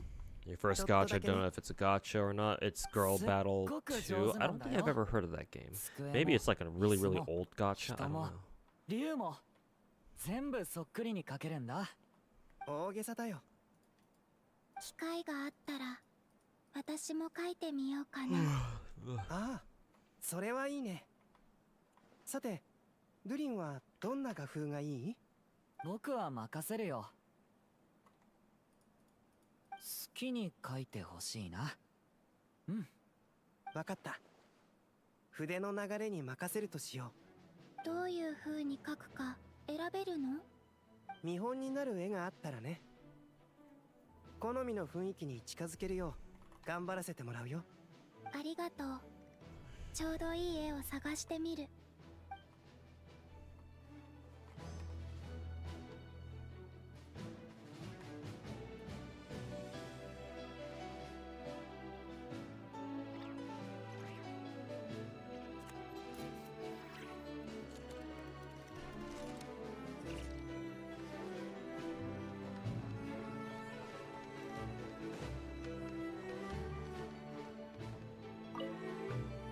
こうも人の多い会議に参加するのは久しぶりだ。同じくです。僕の所属 Girl している Battle 組 is 織 really では old. Yeah, I figured あ that まり that was 大 an 勢 old で ass 顔を合わ gacha. せて話し合うことがありませんから。だろうな。 Maybe if I look up like gameplay of it, I'd be able to お前と recognize it, but イルーガくらいだ。 probably not. イルーガは優しくて誠実で、定期的に僕の東大に Oh, 物 it's 資を届けてくれ EOS ます now? Oh, that's どう考えても unfortunate. 僕よりも本物のライトキーパーでしょう。ほう Wasn't really that popular. It's like from 4 years back, I see. ってことか？ Gotcha. 別にそう言いたかったわけじゃないだろ。おい、何か言えよ。気まずいだろ。すみません。僕は無意味な嘘をつきたくないのです。Yeah, Mass Knight. I heard about it EOSing. とっくに気づいているのではありませんか。あなたも沈黙を選ぶのですね。ああ、なんだ。ここだけの話にしとこう。イルーガには言わない。ええ。若い友人に多くを語る必要はありません。お前の正体を知ってる奴は他にもいるのか？見たところ、旅人とパイモンがそうだろ？あまり鋭いと危険を引き寄せてしまいますよ。あなたならわかるでしょう。安心しろ。風神バルバトスに誓って、イルーガには言わん。酒の席でバルバトスを親友だと言っていましたよね。その誓いは信じられるのでしょうか？当然だ。おっと、俺がバルバトスと仲がいいってことは誰にも言うなよ。もちろんです。お互いに秘密を握り合うのもある種の友情と言えるでしょう。そういうのは嫌いではありません。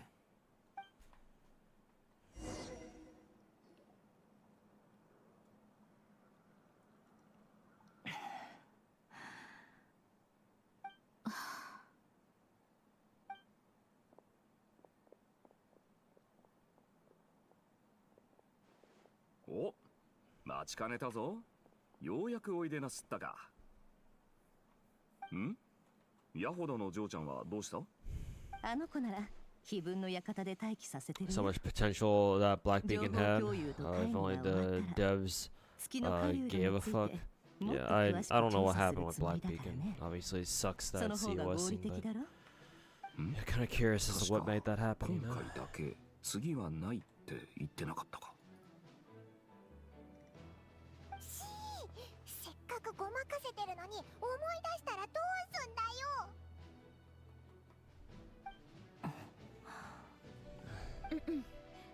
ファルカさん、何か言ったか？ Which one is my favorite on Genshin, Zenless, and Star Rail? Gameplay-wise, Zenless is my favorite. However, Genshin still has a special place in my heart, and always will, because the first month of Genshin coming out, the only word that I can use to describe the feelings I had playing Genshin for like the first month or so after it came out, like 5 years ago, the only word that I can use to describe the experience is magical. I don't use that word anywhere else to describe something. But for Genshin, I will use the word magical because I truly do believe that nothing else like describes like launch Genshin more accurately than that word. That word magical. I have never had that feeling playing any other gacha or hell, even just video game at all, period. So, yeah. こっちはそんなアルベドと一緒に俺を手伝いに来てくれた新たな友人のルリ。そちらのお嬢ちゃんが月の少女。元ファトゥスのコロンビーナだ。そして旅人。肩書きが多すぎるから今回は省かせてもらうぞ。 So, gameplay-wise, I'd go with Zenless, but for literally anything else, or most everything else, Genshin. あ、それとネフェルには新しい依頼が入るかもしれない。繁盛してるようで何よりだ。こんな時に誰からだい？俺だ。頼みたいことがある。あんたは？ それは重要ではない。月の狩人の情報を調べた後、俺にも共有してもらえるか。碑文の館は匿名の依頼を受け付けてないわけじゃないけど、あんたの依頼は断らせてもらうよ。だって見るからにただものじゃない。受けたらこっちが損をしそうだ。この目のせいか。カーンルイヤ人なんだろ？仮面までつけるなんて。 I don't think my corrosion team can solo this guy, but see if they can anyway.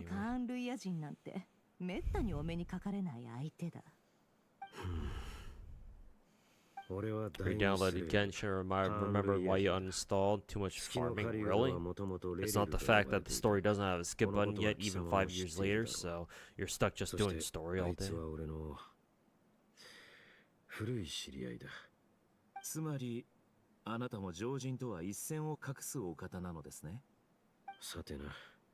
それに今となっては俺の身分など何の意味もない。まずは俺がなぜレリルの調査を依頼するのか。その理由だけでも話させて。Because Genshin's farming is nothing compared to, you know, a lot of other. 昔は友人だったってところかね。なんで彼は五大罪人になったんだい？俺の知る情報を共有しよう。カーン・ルイヤの過去、五大罪人の名とその身分、すべて記憶しているからな。この話を人に語るのはこれが初めてだ。人々が言うように、waifu, each of them you get to choose 3. Genshin, top 2 waifus for me are Mona and Ganyu. Since I'm allowed to pick a third one. 未来を読み解く預言者ベズルフェル Number 3 is going to be difficult. 知識を司る賢者フロプタチュール創造を渇望する黄金レインドット力の極致を求める極悪鬼スルトロッチそして狂気の中で月を噛み砕こうとする月の狩人 I actually don't know who I would take as a third and as a third Genshin waifu. Because Ganyu and Mona are in there, no question about it. But the third one, I actually don't know. That's a hard answer, or that's a hard question for me to answer.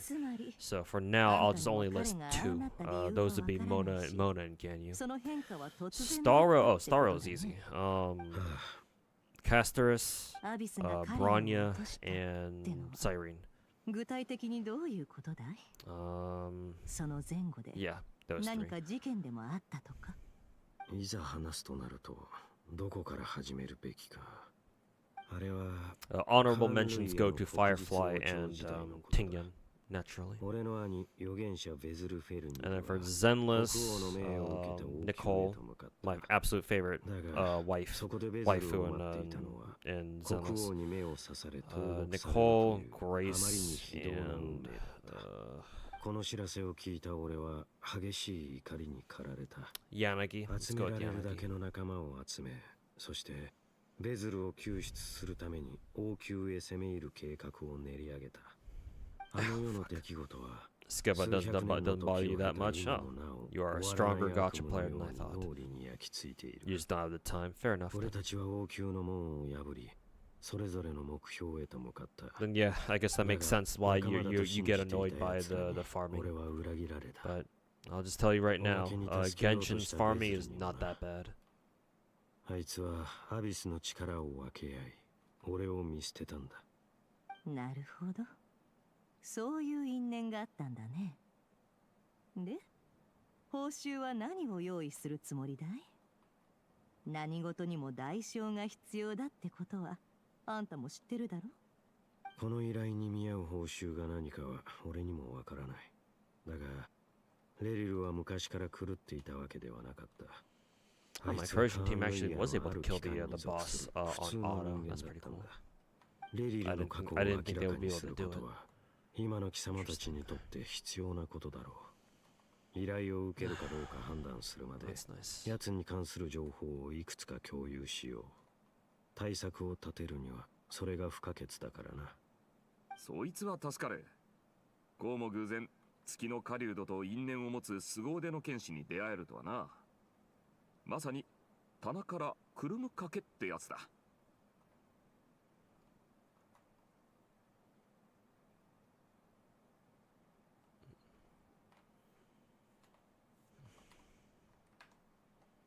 実に素晴らしいですね。よろしければ肖像画を1枚いただけませんか？その輝きは灯台の光源代わりにできるかもしれません。いやいや、普通にランプがあるだろ。今のはただの褒め言葉ですよ。少々大げさでしたでしょうか。では次からはもう少し控えめにしましょう。ダインスレイブさんの話はよくわかった。後でまた2人で話そう。ちょっといいかな。一つみんなに共有しておきたいことがあるの。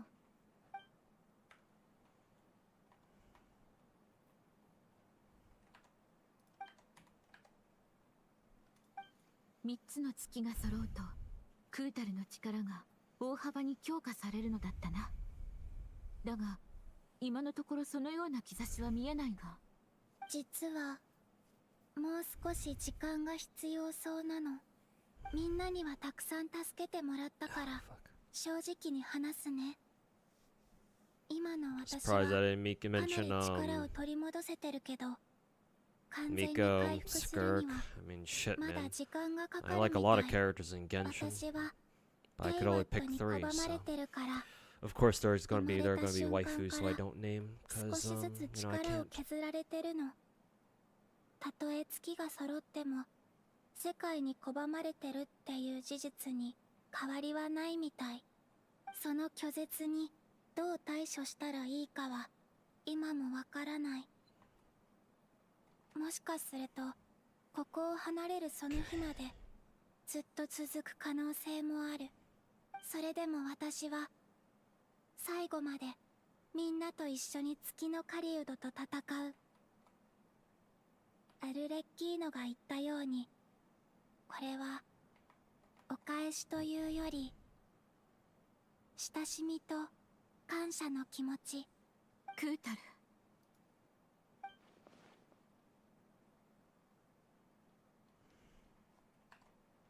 月の狩人を撃つのはとても難しいことだから。 What the fuck is Finkel on? No idea. Maybe Finkel is also delirious with the sleepiness. その通りで Just like す。 me. 相手は波の敵ではありません。あ、だからいくつか作戦を考えておいた。だが最終的にどれを選ぶかは次の3つの疑問の答えによって決まる。月の狩人は本当に殺せるのか、あいつは何を経験したのか、そして何を求めてるのか。一つ目についてはちょうどここにアルベドっつう You're losing your mind right now 腕の playing 立つ錬金術師がいるから What's 研 going on 究して over も in らえばいい。 CZN? ああ、任せてくれ。2つ目と3つ目はおそらくネフェルを頼ることになる。すまんが今はお前の有能さに希望を託すしかない。へえ、私に希望を託すね。感謝する。私にとってはいささか信じがたいことだが。Getting no good epiphanies for your Khalib epiphanies. Oh god. Is that shit like the sparks from おべ Uma っかを Musume 言 or うと something? きはフリンズそっくりだ。そんな滅相もない。僕はおべっかを言うような人ではありませんよ。お二人はそのまま楽しい会話をどうぞ続けてください。僕のことは気になさらず。楽しいね。ここを出るのが Does 嫌にな Pokemon る Go ぐらい。 count as gacha as RNG on ネフェ shiny が最後 hunting? まで助けてくれるのだろうな。 If Pokemon Go has like a そなたを mechanic where you 信じよう。 can purchase more Pokemon from like ど a うしてそう思う random のかね。 loot box 報 basically 酬が足り every ないっ week, て言 then い出 yes, したらどうするつもり it's a だ？ gacha. お金の問 If 題 it では does ない。 not, そなたは then 月の狩人を嫌っておるように見える。そなたの性格からしてそれだけで十分な動機になるだろう。二人とも互いのことをよく理解しているようだな。yeah, Mr. J, how's it going, man? ファルカ大団長のその口ぶり、次のおべっか男にでもなるつもりですか？ラウマ、私はあんたと違って人々から期待されるのが好きなわけじゃないんだよ。そうなのか。だが私は他人に期待したいと思っておる。そなたのような頼もしい人に信頼を預けることを私はいとわない。作戦があるならさっさと Use 動 the く bathroom よ real。quick. ダインスレイブさん、二人で話そう。旅人、用がなかったら後で私についてきてくれるかい？気づいちまったよ。ネフェルのことは俺よりもラウマに任せた方がうまくいくってな。このようなことを言うのは少し気が引けますが、面白いことを言いますね。ん？なんだ？なんか間違ってたか？正しいから面白いんですよ。今さら気づいたんですかってね。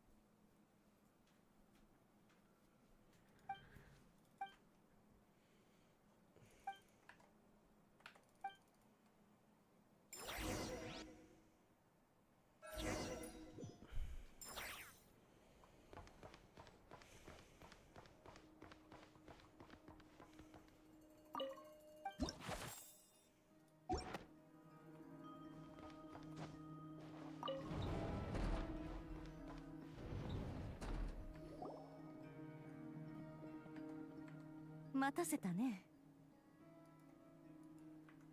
大丈夫だぞ。オイラたちもダインのために宿を取りに行ってたからな。へえ、友達に優しいんだ。旅人、パイモン。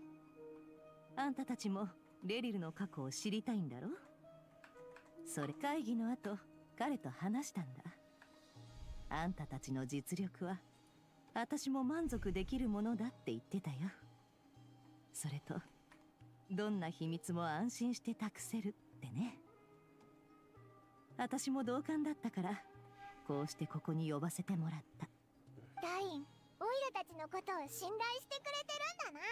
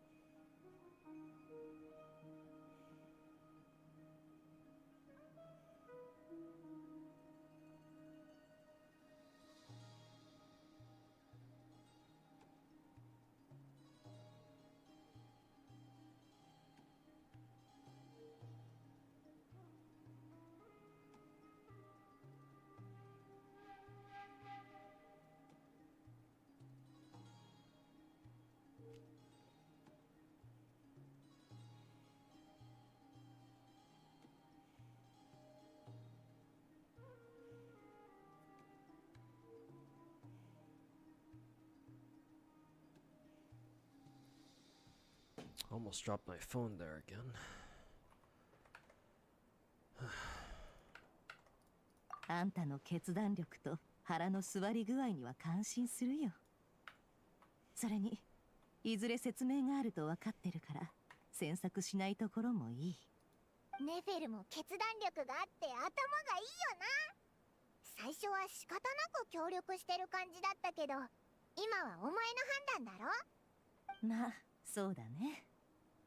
もう決まった以上、ここからは目標のために最善を尽くすしかない。私はこれから月の狩人の記憶に入る。あんたもきっと冒険中に似た経験をしたことがあるだろう。そういった場所の危険性はよく知ってるはずだ。二人を呼んだのは私の精神の安定性を維持するためだよ。一緒に精神領域に入ってもらえるかい？もちろん情報収集は私がやる。人の脳内に潜るってイメージしてくれればいい。あんたたちは私のサポート役ってわけさ。これに協力するってことは私と一緒に秘密を覗くことになる。ああ、それと安全のために儀式中は一言も発しちゃいけないよ。何かあれば儀式が終わった後に話すから。あと抵抗力の弱い子はこの儀式に参加しない方がいい。パイモンにはパイモンの仕事があるからね。残っててもらうよ。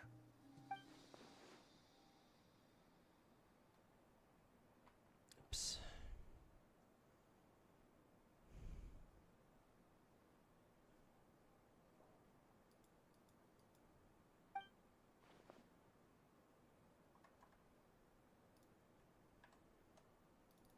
何をすればいいんだ？儀式が始まると私たちの精神は別の場所に飛ぶことになる。もし何か予期せぬことが起きたらその時はあんたが頼りだ。私たちの保険になっとくれ。その通り。今回の任務はすっごく難しいんだ。見張り役のパイモンがどんだけ重要かわかるよな。つまりもしもの時の命綱ってことだな。わかったぞ、任せろ。ああ。じゃあみんな座っとくれ。準備が終わったら始めるよ。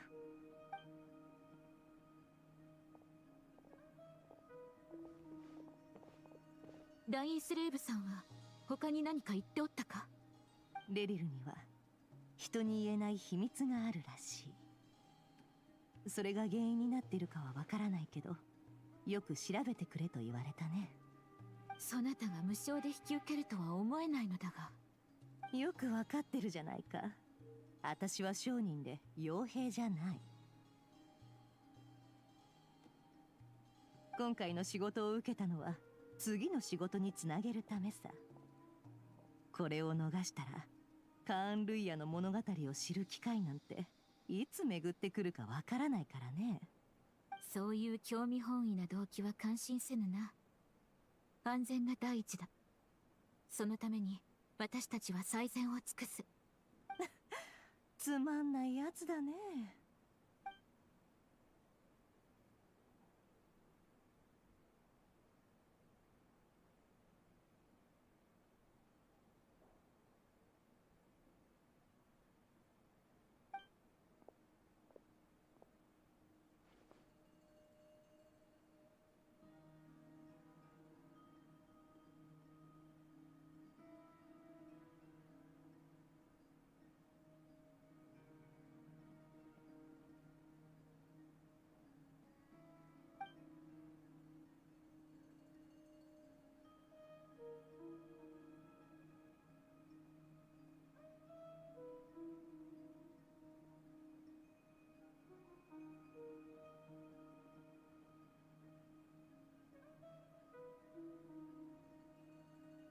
準備は整った。姉さん、あたいも準備万端だ。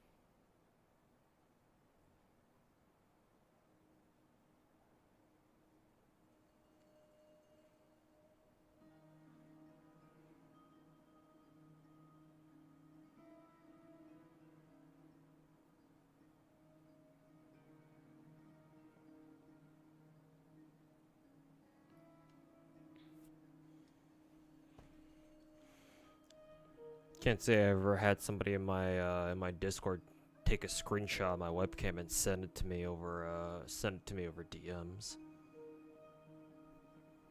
Guess this is a first for something. 力を抜いて。さあ、始めるよ。目を閉じるんだ。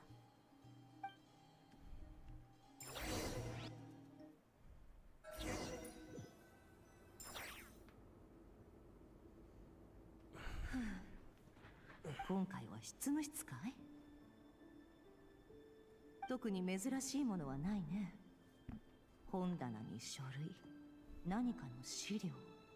ダインスレイブさんの話だと、レリルはかつてある機関に所属していた。ここにはきっと多くの情報が隠されてるはず。あんたの秘密はここにあるのかい？楽しみだね。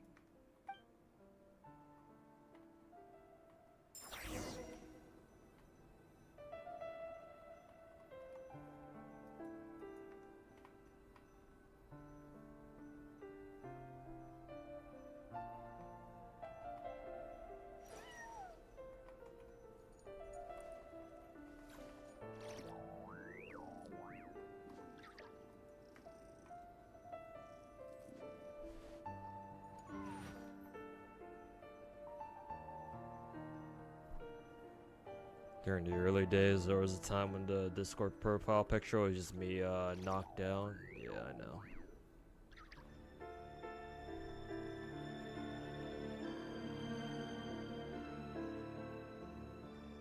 物事を観察するときは目に頼りすぎちゃいけないよ。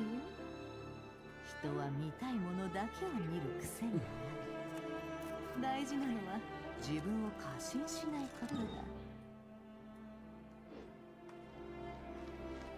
以前よりも落ち込んでるように見える。何があったんだろうね。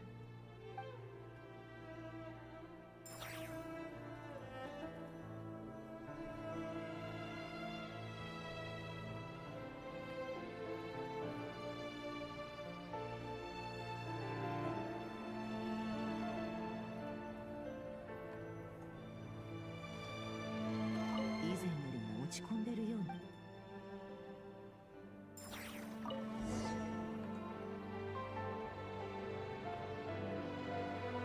今日の分の新しい書類が届いた。いつも通り確認しよう。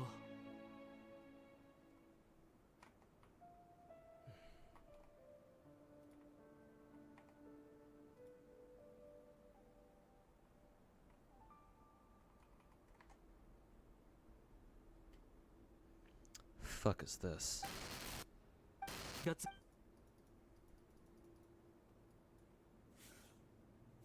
これは女23歳事務職員赤月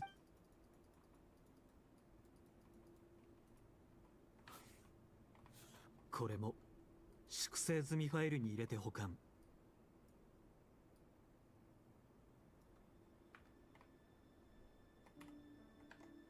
この女性はいや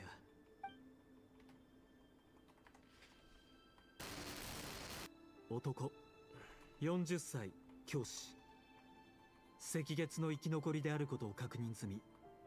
過去1年間他の生き残りと頻繁に接触。王朝に対する脅威であると認定。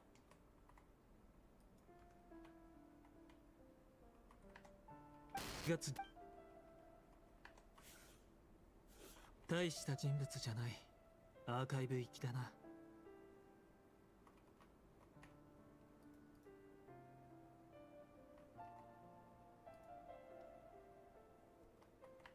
こいつは以前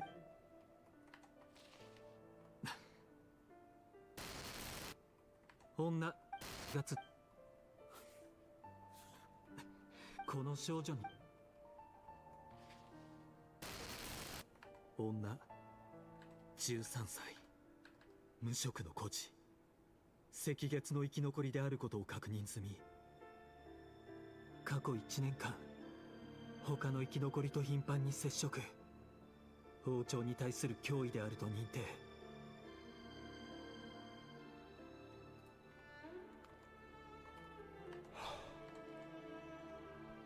かつアーカイブ。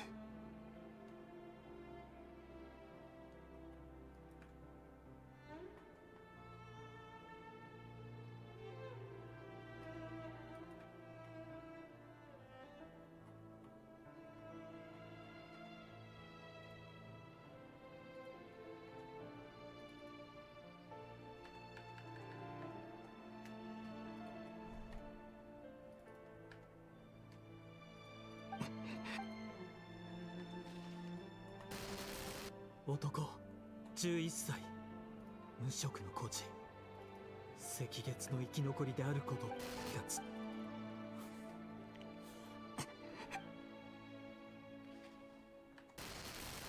男6歳、無職の孤児、赤月の生き残りであることを確認済み。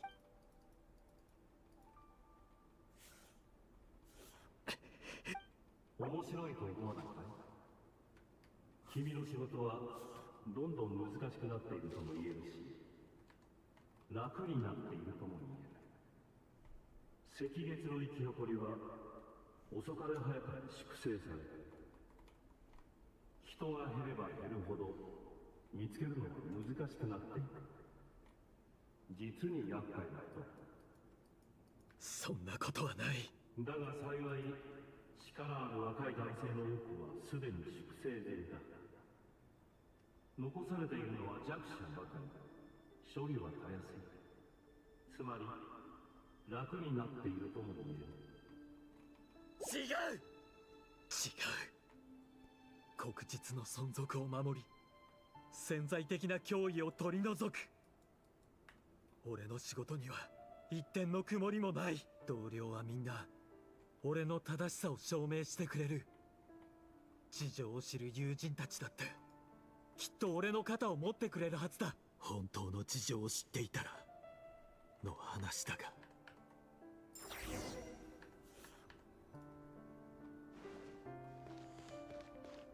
Finally, this little bitch stops stops his little whiny fucking monologue.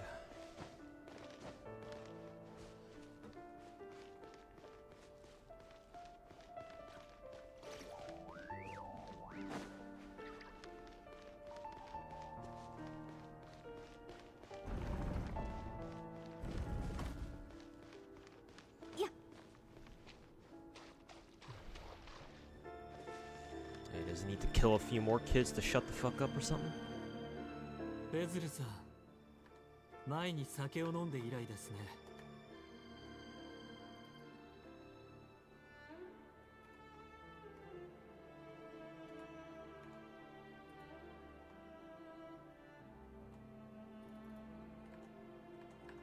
レリル、大事な用があって会いに来たんだね。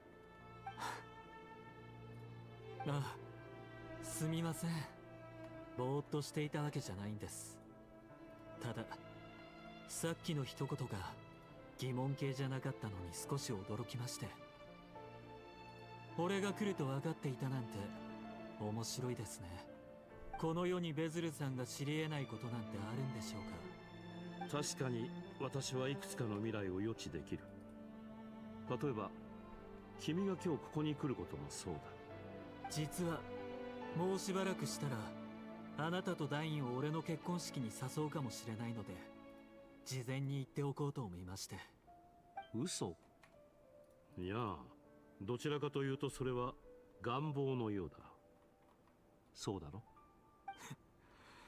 さすがは預言者。何でもお見通しってわけですね。杯を交わしたあの日から君が私に会いに来ることは知っていた。未来を予知できるっていうのはどんな感じなんです？やっぱいいものなんでしょうか。この感覚を良いや悪いで語るのは難しい。未来を予知する能力を与えられた者は恐れと憂いの中を生きていくことになる。感受性を手放さない限りね。恐れているのだろ？ Go to bed. 私がなぜ After I'm 何 done も with 言 this わずに face 黙ったの clash. か。はい And whenever this 意 this 図 scene 的 in に話そ Genshin うとしてい finishes. ないことを君も感じ取っているはずだ。それは君の望む言葉ではなく、話さない方が互いのためになるからだよ。予言の重みを Low 君 key, が背 just 負う quit 必要は stream ない and sleep, but I'm built different. 誰だったらあなたの予言を聞く資格を持ってるんです。あの高貴な陛下でしょうか。あえてあげるなら、かつての陛下だろう。エズルさん、あなたは俺よりも陛下のそばにいる。あの方の変化もよく知ってるはずです。もちろん、あれは良い変化とは言えない。 Personally, I wish I was built kind of like people who could like, I don't know, 王は自然なるメイク who could better control like when they go to 恐ろしい悪 sleep. 流にもなりうる。それほど頭がいいのに。 I think I mentioned this before, but 俺に未知の恐怖の中を生きろ。 I've always been the type of guy そうだね。 who can't really control like when he goes to sleep. What I mean by that is that if I start getting really sleepy, like there's very little I can do to stop being sleepy. Like on occasion I'll be able to somehow be able to like resist going to sleep, but that's very difficult for me. その理由は数多くある。 And the more tired I am, the way easier that happens, or the way easier that happens to me. 相手を変えるべきだ。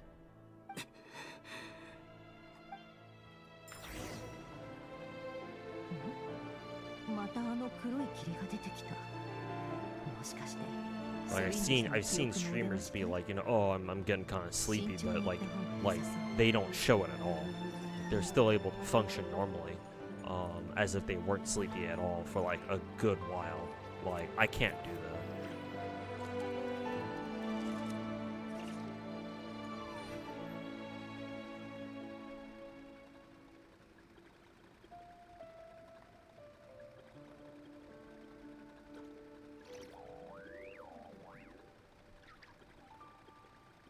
What アシュルはなぜカウンターの上にいるかって？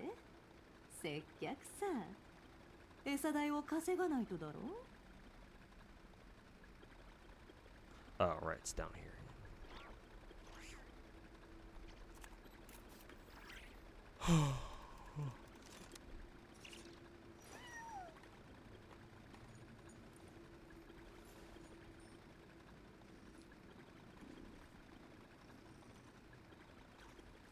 You got a side hustle, of course you'd be tired. Yeah, but plenty of people out there have full ass time jobs, and they'll come back and be able to, you know, stream for a little bit, right? They don't fall asleep like immediately, like within like an hour or two of them coming back from work, right?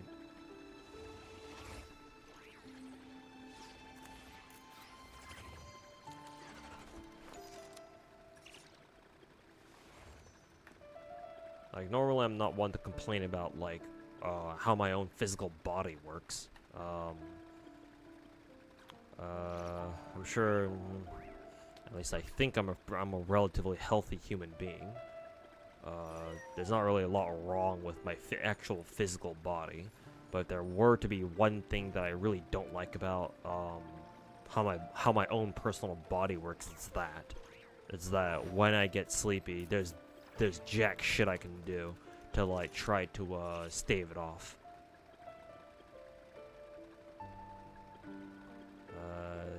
The one thing that might help me be able to stave off like just sheer sleepiness is like physical activity, and even then that doesn't always work.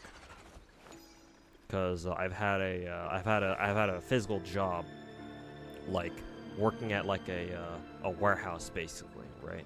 Like a logistics warehouse.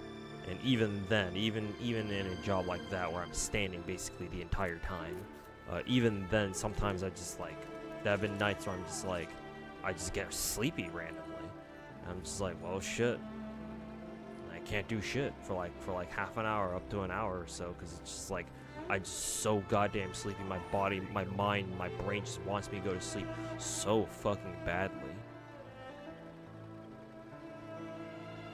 That I just kind of become a vegetable for like half an hour before I finally snap back to reality type shit.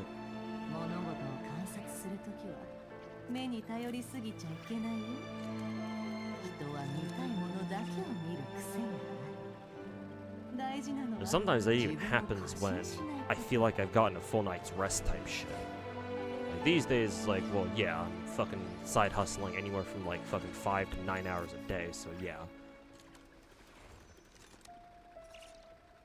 Sometimes that shit even happens when I haven't even done anything. When it's like, yeah, I've clearly slept for like fucking 8, 9 hours a day, which is not all the time, especially these days, but are we still in Rayru's dumbass flashback?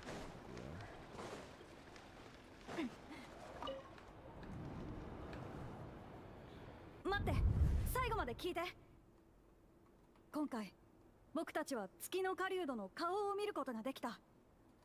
それでやっと身元を突き止めたんだ。その人の名前はレリル。自分が親衛隊の兵士だって偽ってる。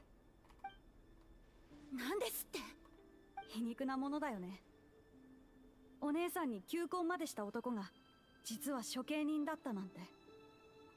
彼から血の匂いはしなかったの？私にそんなことを伝えてどうするつもり？簡単だよ。お姉さんにはあいつを殺してほしいんだ。お姉さんのことは警戒してないはずだから。そんなことするわけないでしょ。じゃあ僕たちがこのまま殺されるのを黙って見てるつもり？お姉さんの体にだって赤月の血が流れてるのに。血。王朝が滅んでからどれだけの年月が経ったと思ってるの？ Who should you 今更 reroll? 血に何の意 Which 味があ game? るのよ。赤月の血を受け継いでるからって全てを捧げてまで復興を目指すつもり？そうだよ。お姉さんも僕と同じ赤月の人間でしょ。迫害を受けた過去に怒りを感じたことはないの？あなたたちが復興を諦めるなら彼を説得してみるわ。それか彼に国王を説得させる。国王Same thing happens to you too. And come back from work, try to do gacha daily, you conk out in the middle of it. 捕まえようとしてるのか。なんで何度も秘密を聞き出そうとしてくるのか知ってる？お姉さんは僕たちが赤月王朝の復興に執着してる理由を分かってないみたいだね。国王。That's two phase clashes done, so I'll get the physical one done on my あ own いつに time. 玉座に座る資格があると思う？カンルイヤはきっとあいつのせいで滅びる。間違いない。いいよ。お姉さんが手を下さなくても。今に見てて。もうすぐ災いがやってくるから。月の狩人レリル、あなたとんでもない秘密を隠してたのね。でもそれを責める資格が私にはない。だって私も血のことを誰にも話していないから。愛は誠実であることが大切よ。けど私たちの愛は嘘の中で育まれたものだった。Freeze boost. This それ one でも seems like it'd 生 be きて really いくの good に for 不都合なことを Y2K. 隠して何が悪いの？ I don't think she has something 人 like に見 this せられ yet. ない一面を隠さなきゃ私たちは普通になれないの Corrosion に。 Unity sounds ベズル・ seems フェル pretty ニル nice さんも too. このことを Who 予 would 言 I で知っ give たん this でしょう to ね。 though? Peritia maybe? Yeah, I guess Peritia. 結局何も隠せなかったわ。 I guess I'll take that one for now then. でも Excuse me. 災いが起こるのをただ黙って見てるつもりはない。失っちゃいけないものを守らないと。相手が誰であろうとね。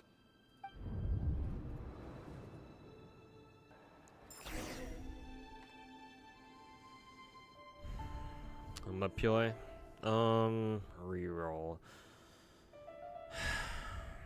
If you're talking character, then Oguri Cap, I believe.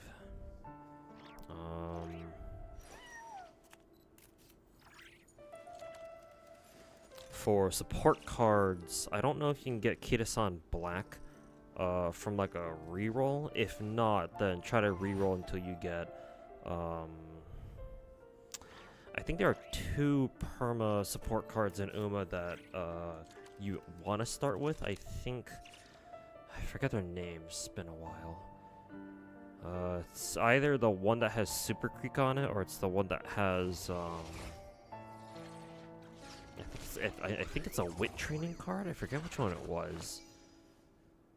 Because that was the reroll meta back when the game first came out. You want to reroll for support cards. I think technically you still do. Yeah, fine motion was it. Thanks, Avalon. Yeah, you want to either get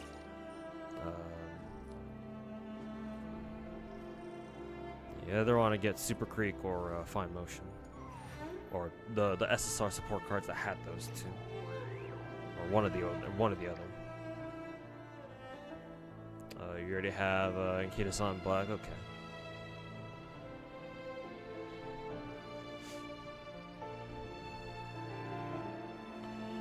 Then in which case, if you don't want to bother re-rolling for more support cards, then you care more about the character than Oguri Cap, I believe is the best one, at least in terms of meta. It's either her or I believe Agnes Digital, who's not in the game yet. She's coming up soon-ish, maybe within like a month. But it's either Oguri Cap or Agnes Digital, I believe. Both of those two are, they're basically good in any single race you throw them into, I think. Oguri Cap for sure, usually. I believe Agnes Digital also has that distinction, where she's good in any race you throw into. Most Umas in the game have to specialize into like certain races that they're good at, but some of the privileged ones like Oguri Cap and Agnes Digital, they don't care. You can toss them into anything, they'll be pretty good. So then again, if you match them up with like specialist Umas where they're really good at one particular race, then I think they'll probably lose, but outside of those situations, they're good at everything. So.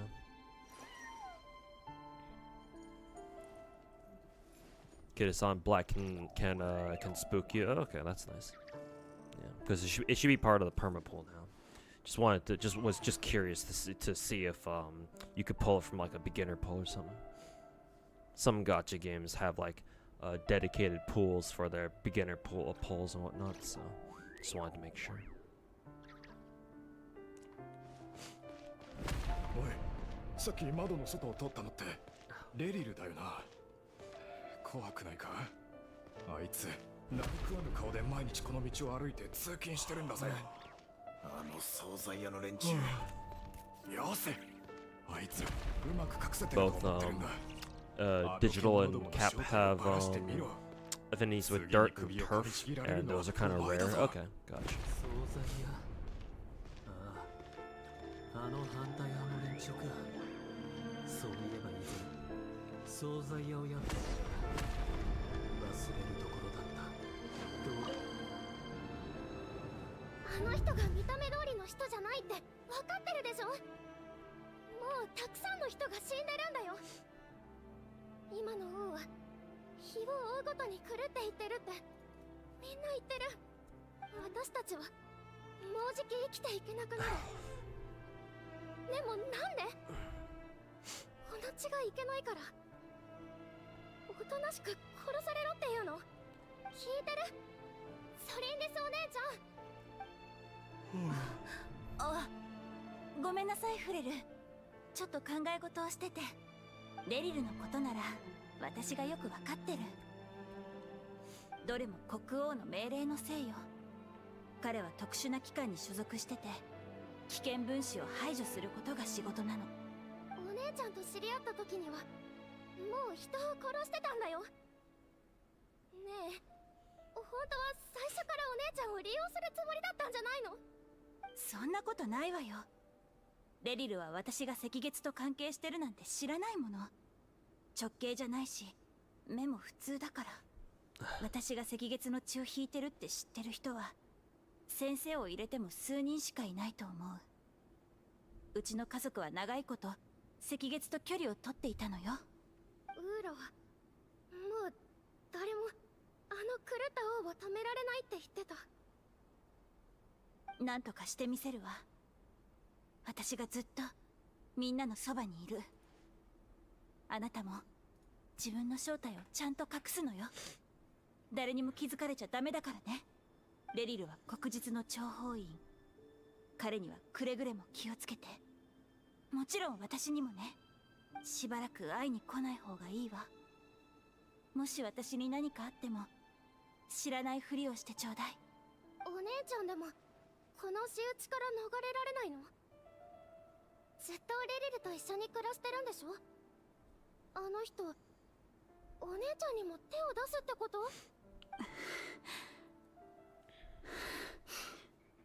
彼をかばうつもりはないし、その質問に答えることもできない。けど私は何があっても止めてみせる。そうだ、これを持ってって。 Go reroll again. Alright, cool. 危なくなったらなりふり構わず Yeah, 逃 see げる what you の。 get. もしそうなったらお金があった方が助かるはずよ。こんなに？でもお姉ちゃんは大丈夫なの？私には仕事があるもの。あなたは外に出ることだって難しいでしょ。もっと自分のことを考えなさい。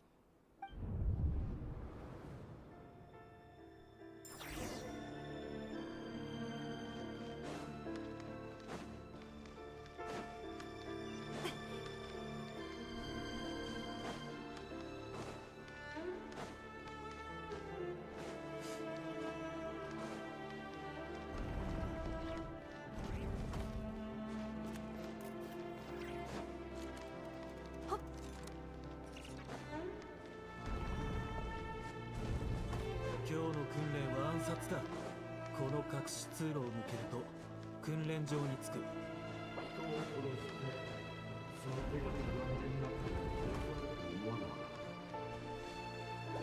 How bold of Genshin to talk about covering yourself in blood when it can't even show any.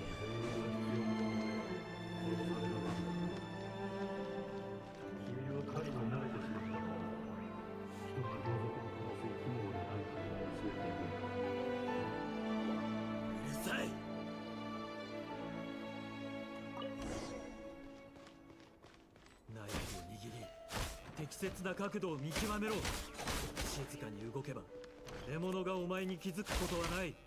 本当にそうだったのか。おとなしく君に殺された人はいなかった。俺は十分綺麗にやった。痕跡だって残してない。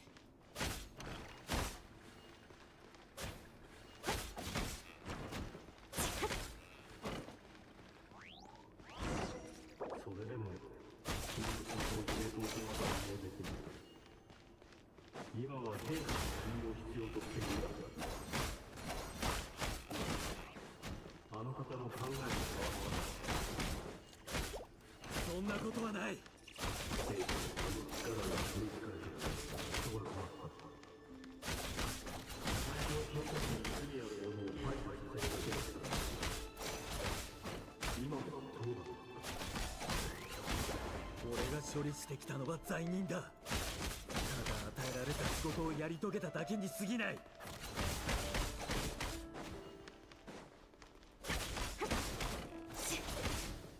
読む。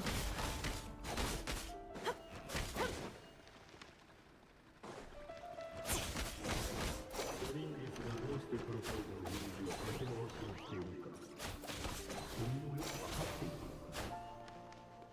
かなり君を信頼しているよ。それともやめろ。 And these are all the dead kids he killed.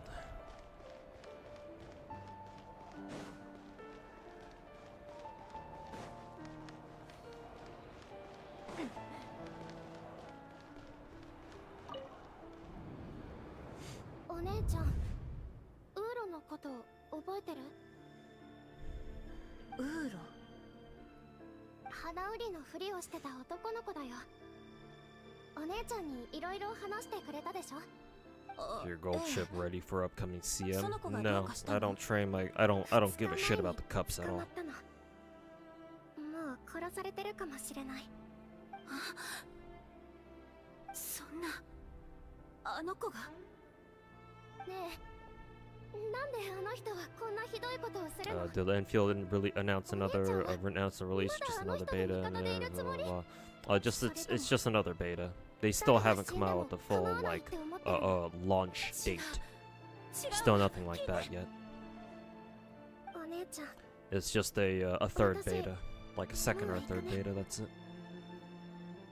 あいつらが私たちを探してる。お姉ちゃんも気をつけて。 You get free carrots even if you lose. I'm aware, but unless they've sped up like how fast you can do CMs, then I don't really give a shit. Because they just take way too fucking long, man. It already take like this is before they gave us the QOLs recently, where you can do all of your daily races all in one go, and then your daily trials, your basically PvPs. Like it does all 5 of them like at once. Though you still have to go through them one at a time. This is before then, to be fair. But if they didn't really speed up like how fast you can go through CM matches, then like I still don't give a shit. It just takes that shit just takes way too long, man. Like it's already bad enough that each fucking individual like career run still takes like I don't know, like at least half an hour to do, assuming of course that you don't lose early, but.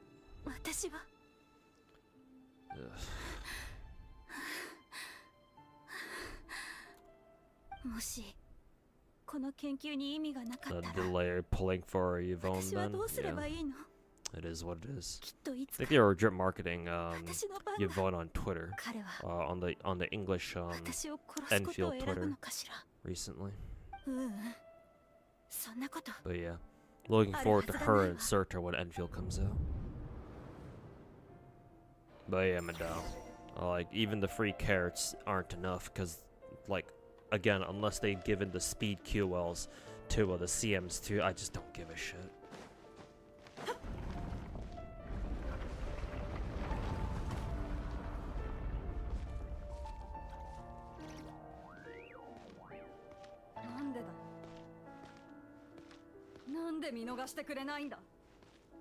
You got 16 multis to reroll. See if you can get something good from that.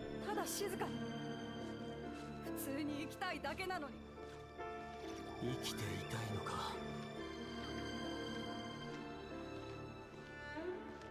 ああ、そうだよ。もっと生きたい。たったそれだけで取り返しのつかない滞在にでもなるのか。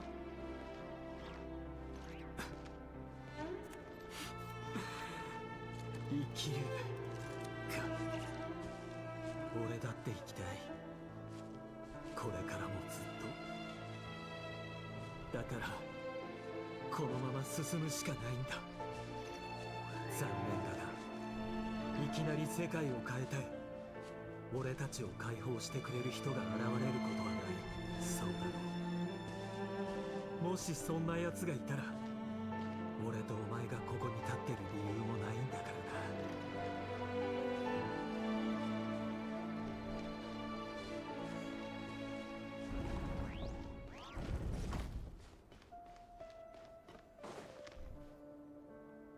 今日の分の新しい書類が届いた。いつも通り確認しなければ。いや、飽きることはない。これは仕事だ。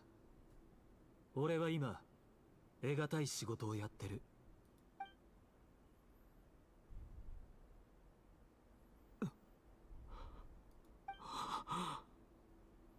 どうしてソリンディスが。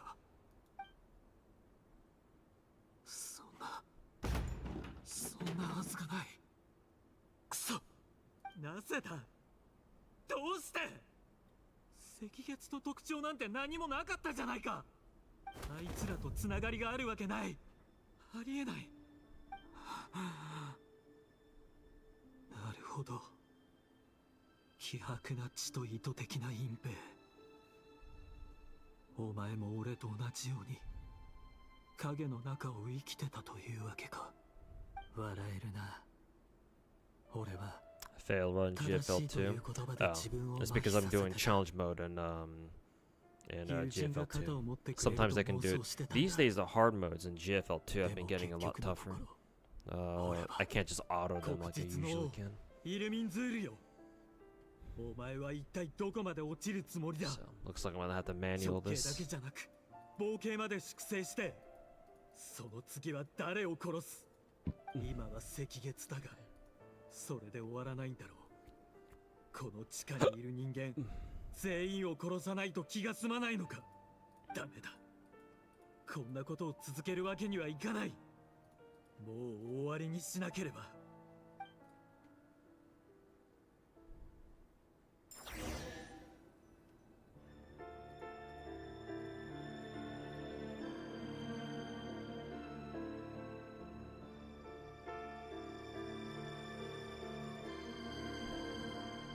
Instead of 812, I should have probably brought AK Alpha.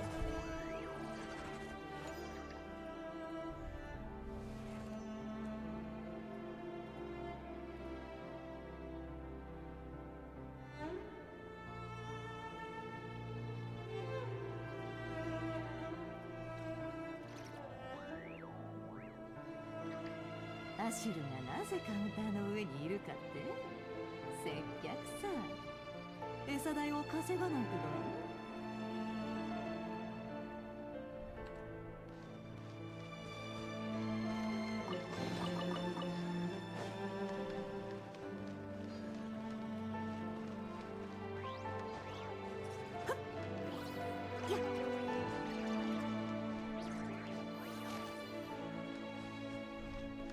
Besides being harder, AI for some characters complete fucking dog shit. Notice this with the PA-15. Yeah. Not that I mind, it's just auto, but yeah. It's kind of frustrating.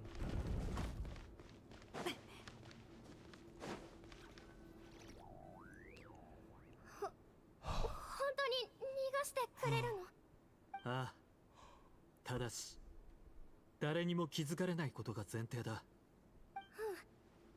絶対バレないように気をつけて過ごすよ。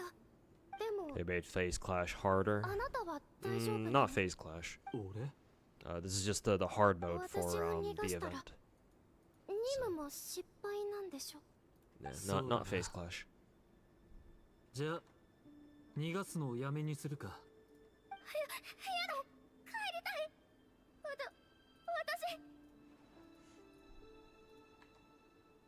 私行きたいんだな。あなたが約束を守る人だって私知ってる。だから見逃してお願い。お前を見逃したら俺はどうなると思う？冗談だ。行け。だが一度捕まったことは誰にも言わないようにな。さもないとすぐまた会うことになる。闇に潜む影による道義というものはある。でも君は全ての人を救えるわけではない。最近ずっと耳元でブツブツ言ってるな。俺の精神をかき乱すつもりか。君が答えを求めているから習得しに来ただけだ。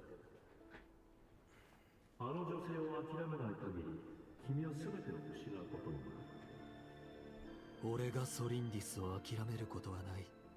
それならさらなる力と鋭い観察眼を手に入れなければならない。常に目を光らせ、この世界がいつ自分にとって有利なものへと転じるのか見極めるのか。Alright, people saying Dylan is broken. She comes some kind of damage stun that makes her different. Apparently, she gives your team a free ultimate when she does a chain attack. Not sure exactly how that works, but they do show it during their previous stream. They do show that Dylan gives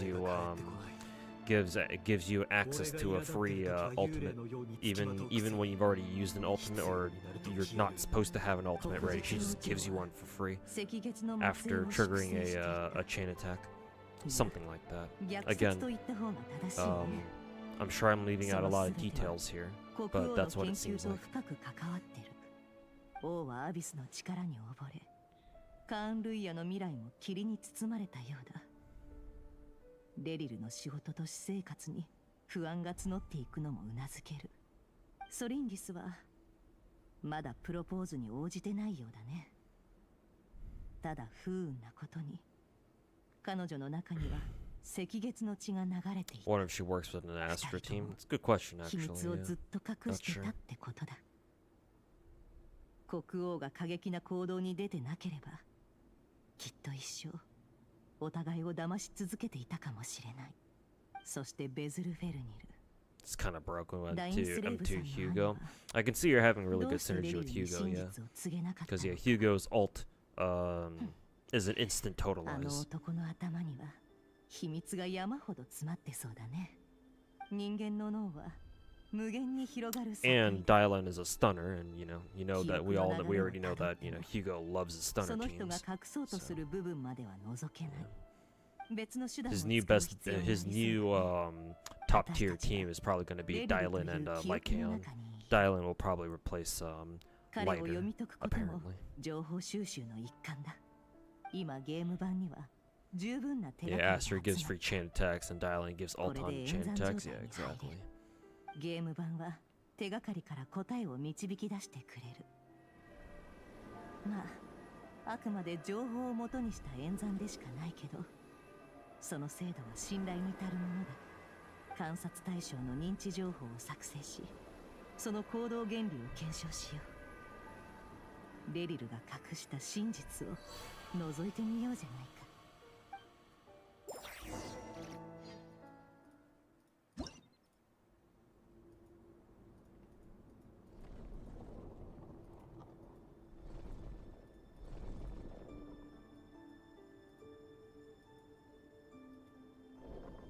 レレル、いるか？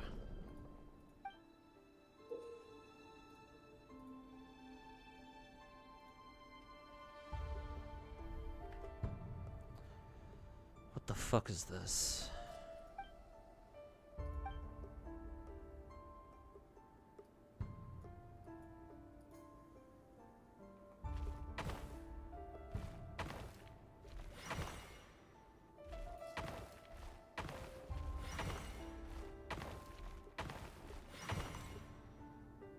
Lelil, レレル、出てきてくれ。緊急事態だ。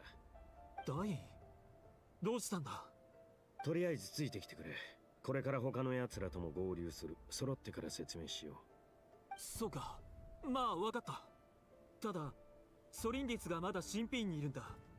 書き置きを残させてくれ。ああ、だが急いでくれ。ダインがこうも焦ってる姿は初めて見た。何か大変なことが起こったのかもしれない。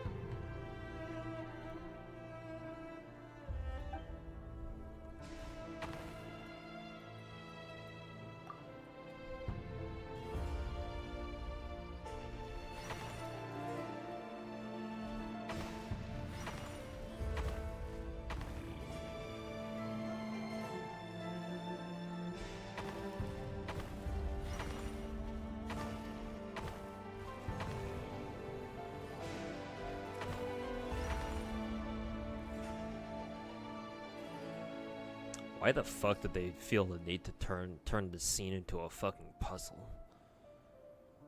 Also, hey Crackcaster, how's it going, man? You like the vibe of this location? It's kind of like Economy and Chasm. It kind of makes sense. Conria is kind of Conria is, I'm pretty sure, pretty damn related to both those places. スルトロッチは敵に対して卑劣な手段を辞さないことで知られ、腐敗だと巷で噂されてる。だが、そうではないのだろ Hell taker minigame. う。でなけ Actually, れば you're not too 君 far の off 腕 from と that, actually. 足はどこへ行った？なんだ、まさか腕一本と足一本をくれるのか。そこは生物錬金に期待してくれ。私の研究を支持してくれさえすれば、悪いようにはしない。狂った女だ。フロプタチュール、なぜお前までここにいる？もちろんダインスレイブに声をかけられたからですよ。レインドットさん、そう警戒した目で見ないでください。陛下は僕にあなたがもらった以上の利益を与えたことはない。噂はあくまでも噂に過ぎません。だが、新品が人々に支持されてるのは事実だ。利益を得た者が下手に出るかのような態度を取るのは良くないな。フロプタチュール、君は新品の院長であり、陛下より賜った賢者という地位と首席宮廷魔術師の名を持ち、王国の世柱の中でも最も寵愛を受けてる。ビット副院長が君を見る目にはいつも羨望の色が滲んでるぞ。それもすべて努力と運の積み重ねによって得たものです。あの王の推薦がなければこの年で首席に選ばれることはなかったでしょう。ただ僕も全く不満がないわけではありません。今の王に仕えるのは決して簡単なことではない。あなたもわかるでしょう。それにエフテルビットは僕の座に座らなかったおかげで無数の面倒ごとを回避できたんです。得るものがあれば失うものもある。それが道理。 Why do some of the enemies in this hard mode just straight up one-shot your characters? ここに集まってもらったのは Fuck's 許され that ざる all 暴挙が起きたからだ。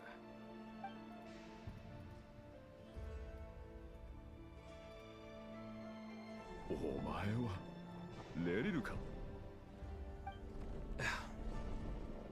まさか覚えていてくれたとは。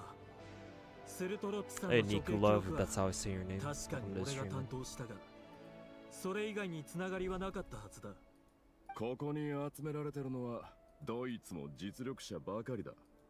団員、納得のいく説明をしてもらえるんだろうな。今日の午前 Time の to こと bust だ。 out the Suomi. ベズルが王宮に I 行 was き using her already. 陛下に進言した。だがそれ I が had both 激運 Suomi に増え and 兄は Springfield, 両目を潰され Springfield た on 後 the team. 牢に入れられた。ベズルフェルニルが牢に入れられた？そんなバカな。彼とフロプタチュールは陛下が最も信頼する人間だったはずだ。それとも今の王は彼すらも信頼できなくなったのか？僕が信頼されているなんてことはありませんよ。陛下が真に欲しているものが何かは皆さんも分かっているでしょう。僕はただ To be fair, I think they got hit. They got shot by enemies when both their shields and Springfield's HP boost were ベズルフェルニ inactive. ルもそうとは限らない。 But still. 盲目の預言者か。もしかすると今のカンルイヤに賢すぎる人間は不要なのかもしれないな。そんな話よりもこれからどうすべきかが重要だ。何か計画があるんだろう。 A lot of yapping the chess pieces to save budget. For the talking was funny, yeah. Like, what the? ああ、今夜俺と共に王宮に攻め入り、ベズルを助け出してほしい。To be fair, I think they were using the chess pieces to save, like what Sertologi, for example, looks like, and keep it as a surprise, basically. いや、もしかし I て do think there was a reason why they ず did っ it. と前から計画していたのか。俺に謀反の意思はない。だが、ベズルは To be 陛下 fair, に忠誠を誓っていた。 would have been 王 nicer 朝の if, ために you know. 心を砕く進化を罰するなど、名君のやることではない。この件で陛下の目を覚まさせる。どうやらベズルさんの予言が陛下の怒 Would り have を been 買っ nicer た if よ we う could だ。 actually see the fucking, you know, 陛下に characters. とって耳障りな言葉は、たとえそれが預言者の忠告であっても許されないらしい。カーン・ルイヤの王はもはやここまで愚かになっていたのか。俺のようなものが無傷で帰れるとは思えない。ダイ、お前には燦然とした理想がある。だがそれは俺が願ってるものとは違う。国を救おうとする高潔な志は立派だが、俺が望んでるものは斜面だ。斜面。レリルはソリンディスを救おうとしてるみたいだね。けど赤月の人間が許されるなんて、本当にそんなことが可能なんだろうか。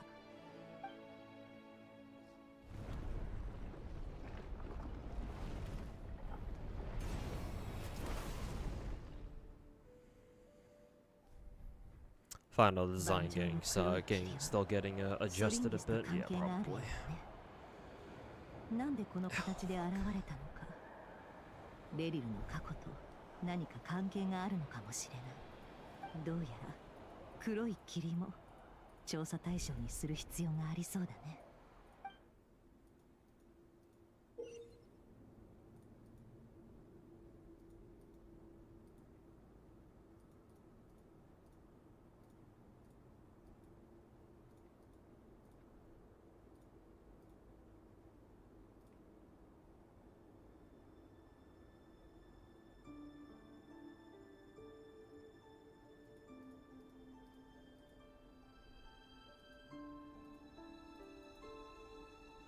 Pretty sure this guy Allahu Akbar is himself.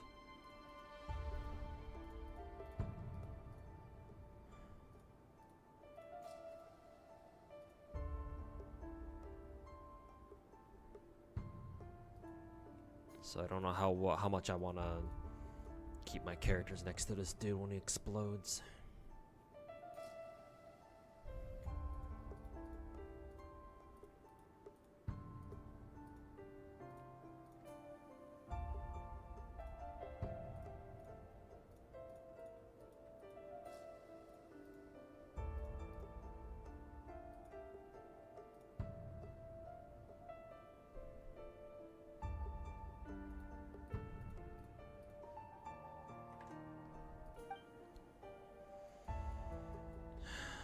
This dumb shit.「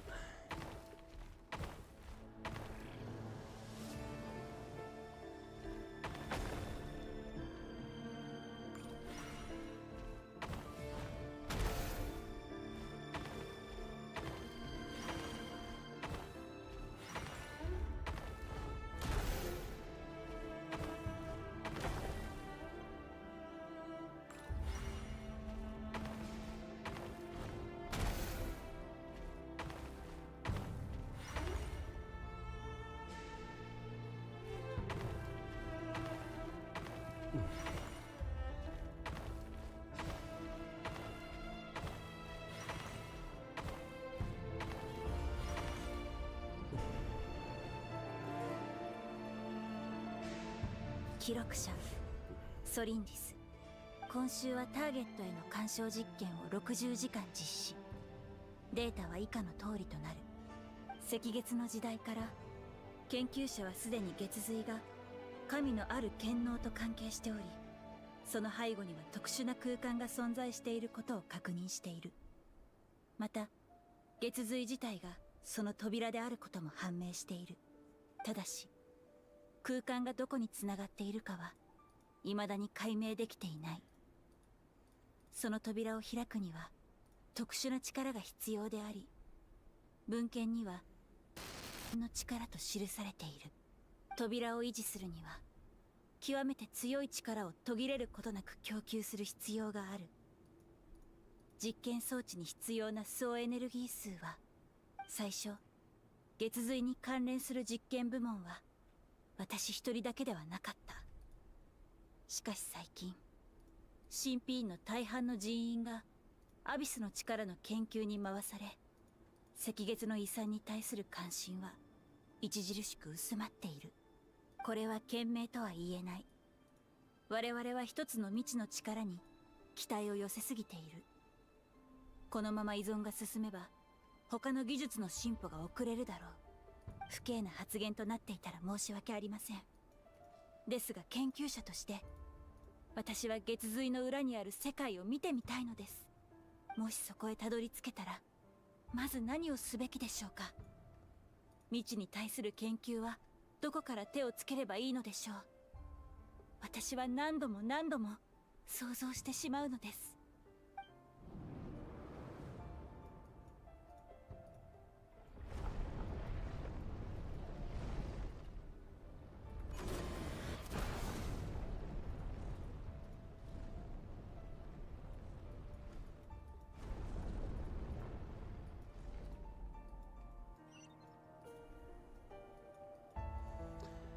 I can't fucking hit this dude at all.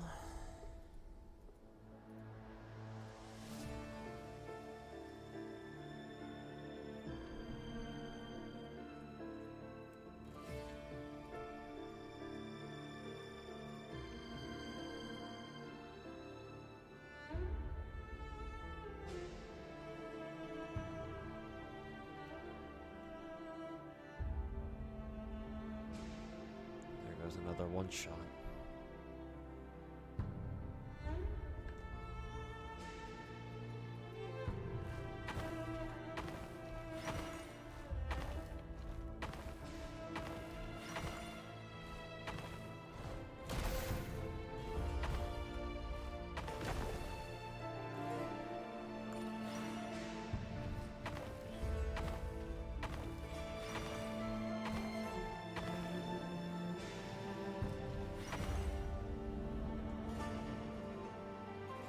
はい、これをあげる。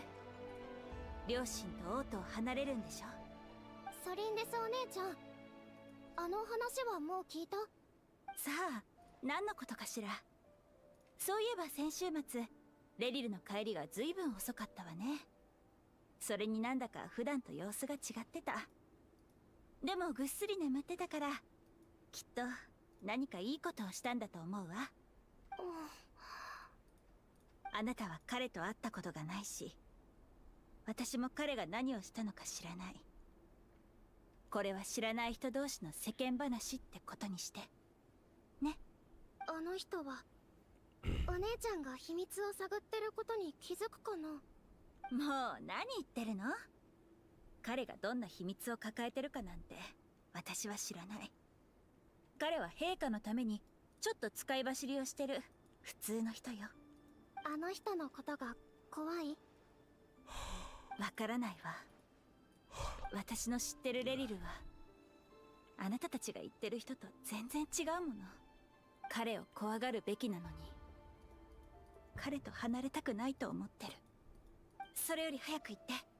さっき渡したものはちゃんと隠して大事にしてね。中に何が入ってるの？月のかけらよ。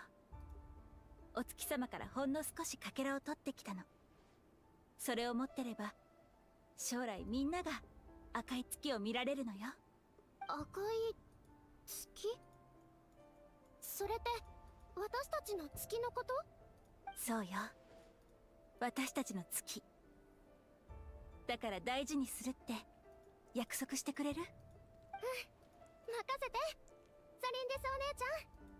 赤月の血が絶えることはない。血の色をした月光は私たちの体の中を巡る炎となるの。どれだけ時が流れようともね。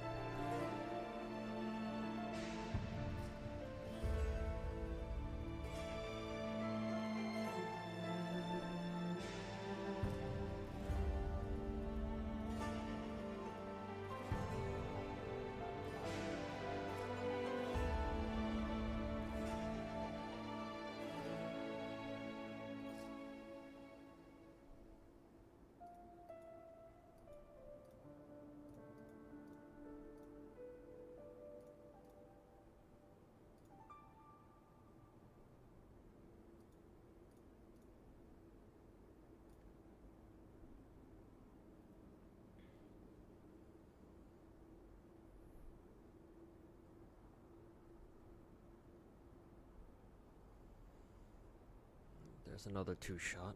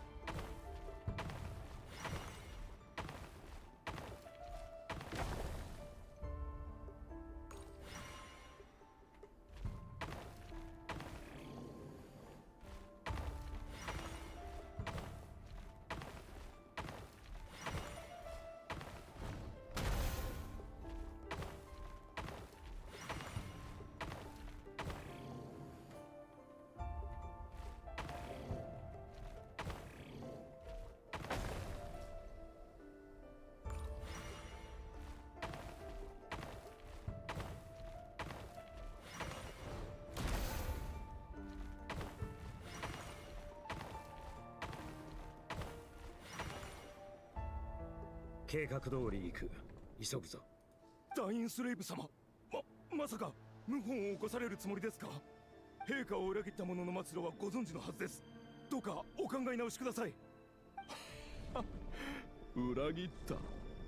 いや、先にカーン・ルイヤを裏切ったのは奴だろう。もしお前たちにまだ正義を追う心が残っているのなら、俺と共に来い。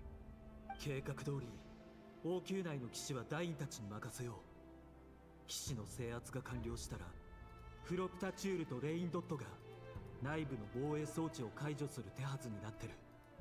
俺の役目は牢へ向かい、ベズルさんを救出することだ。気をつけてくれ。後で落ち合おう。ベズルは任せた。剣を抜け。俺は正義を貫く。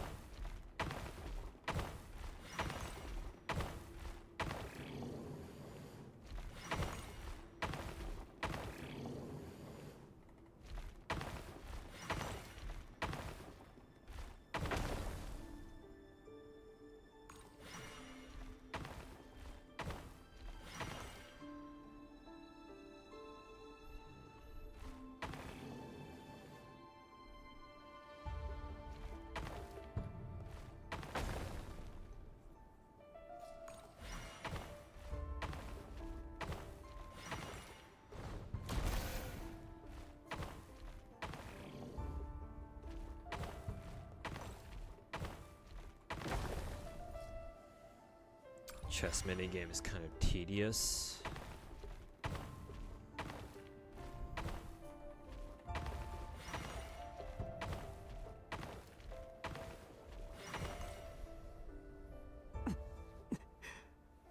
ひどい匂いだ。それに汚い。陛下は囚人の居心地なんて考えたことないんだろうな。最悪だ。ベズルさん、いますか？君か。驚きましたか？いや、ベズルさんが驚きを感じることなんてきっとないですよね。私の両目が見えなくなった瞬間、多少は感じたとも。陛下の愚かさと還元者への世の不公平さに対してね。今回はどんな予言を？予言ではない。One of the decisions of all time. Like, obviously they're trying to go for like Omega symbolism here, but yeah, it's would have been better if we actually saw the characters in person. なのにそれを聞き入れず、陛下はその目を指してここに捨てた。俺はダインに頼まれてここに来たんです。王宮は今混乱しています。この状況もきっとあなたには見えていたんでしょう。なあ、すべて見た通りだよ。でもこの後に起こる出来事について私ができることといえばため息をつくことだけだ。この世の運命とはこれほどまでに揺るがぬものなのかとね。運命を見通す力を与えられた者はむしろ心の衰弱を早めてしまうだけなのかもしれない。ベズルさん、失礼だが陛下があなたに抱くさまざまな疑念は今に始まったものではないと思います。人知を超えた知恵を持つ者は人の想像の及ばぬ恐れと猜疑を受けるものです。陛下はきっと自分の見たくない未来をあなたの目に映してほしくなかったんでしょう。だからその目を潰して視力を奪った。未来を見ることを封じるために。ああ、確かにその行為には意味があった。Idea is cool, but why is it in main story quest? I think it's fine. I think it's fine at being in main story quest. Like most of Genshin's story, it tends to go on for fucking ever. Is the biggest issue. 今夜何が起きても不思議ではありません。君の心には怒りと希望が渦巻いている。暴君の崩御を期待し、この物語が幕を閉じることを切に願っているんだ。でもこれは結末ではない。新たな幕開け、新たな伝説の始まりだ。レリル、この世には義勇を抱く者が数多くいる。でも君はその中の一人ではない。君がこうして私に会いに来た理由は自分自身のためなんだろう。面白い。それはナイフかい？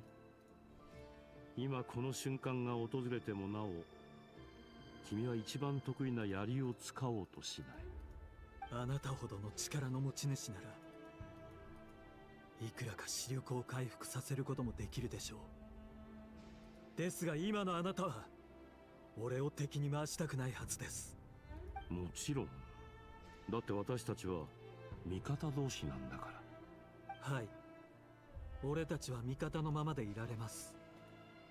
あなたが誠実でいてくれさえすればの話ですが。ベズルさん、今のあなたは俺の唯一の希望なんです。君とその恋人ソリンリスの未来のためだろ。王朝、国家、世界、どれもあまりに巨大すぎる。俺は何よりもまず自分のことが大事なんです。許してください。俺は愛する人を捨ててまで保身に走ろうだなんて思えない。でもあなたならより遠くの未来を見渡せる。あらゆる難題の解決方法を知っている。だから答えを教えてください。運命には生と語、合う合わないの2つしかない。人々が幸福を得るために代償を払おうと運命はそれに関心を示さない。それがまさに運命の残酷なところだ。君の犠牲なんて気にも留めないんだから。そんなはずない。あなたがこの世界の変化をよく見ろと、もっと力をつけて愛する者を守れとずっと耳元で忠告していたんだろう。俺に災いを見るよう導いたのに、どう避ければいいのか教えなかった。一体あなたは何がしたいんだ。忠告？君の耳元でかい？君にも聞こえていたのか。その声が君の心を揺さぶり、納得させ、そして狂わせた。これで私たちの間に違いはなくなったと言える。なんだ、奇妙な笑顔を見せてる。まるで今の一瞬で何か重大な秘密を悟ったかのような。いや、今度は顔に疲労が浮かんだ。じゃあ私から一つ忠告させてもらおう。君は必ず全ての苦難が未来へと至る架け橋であると信じ、突き進まなければならない。君が生きている限り、君たちの物語は終わらない。それが運命に反旗を翻す唯一の道だ。これ以上は私にも干渉できない。信じるか信じないかは君の自由だ。私から話せることはもうない。その言葉、確かめてみせますよ。鍵を開けてくれて感謝する。そのお返しにもう一つ重要な事実を教えよう。この時、オートの各地で異常なエネルギーの揺れが発生した。それが何を意味するのか、当時の俺たちには知る由もなかった。私が君なら迷わず神秘院に行くだろう。神秘院？しまった。レリル、私たちはすぐ再会することになる。ベズルフェルニルが何かを言っていたが、よく聞こえなかった。その時の俺は彼を牢から出す時間すらも惜しく感じられた。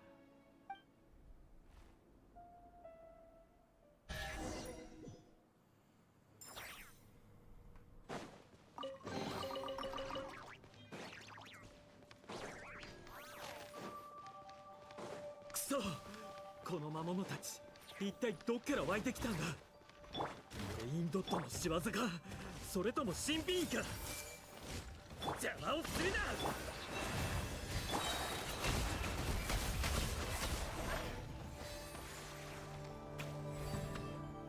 神秘院、そういえば妙な噂を耳にしたことがある。王宮、ひいては王国全体に陛下が密かに張り巡らせた仕掛けがあると。だがどこにどんな力が配置されてるかは誰も知らないらしい。もし何か異変が起きた時にそれが起動するようになってるとしたら。助けてくれ。持ちこたえろ。魔物を近づかせるな。助け。今のは爆発音。だいぶ遠くからだったが、まさか噂は本当だったのか。だとすれば陛下はもうあの方の仕掛けによるものだとしたら、何の力で動いてる。アビスか。そうなると研究の中枢の一つである神秘院は危険だ。急ごう。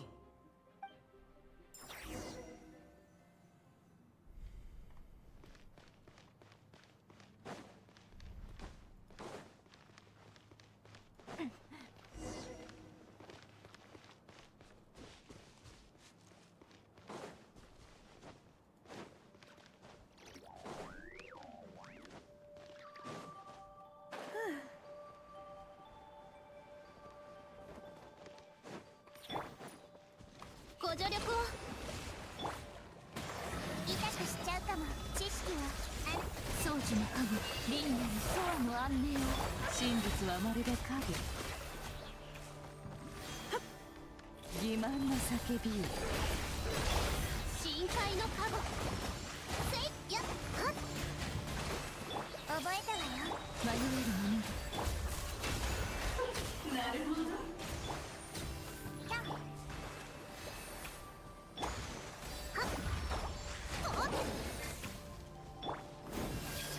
これこそが知恵の伝道。掃除の加護、皆のために祈ろう。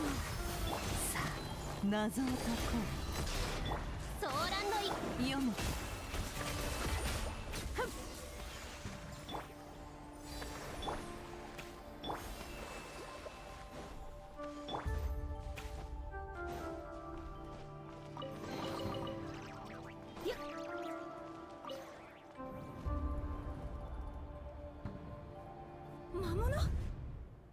して新品員に。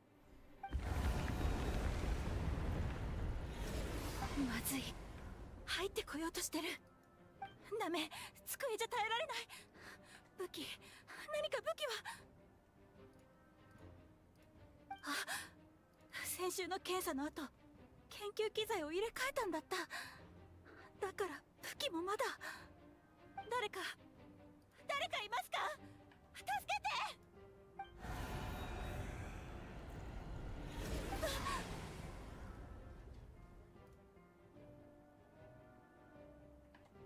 いや、来ないで。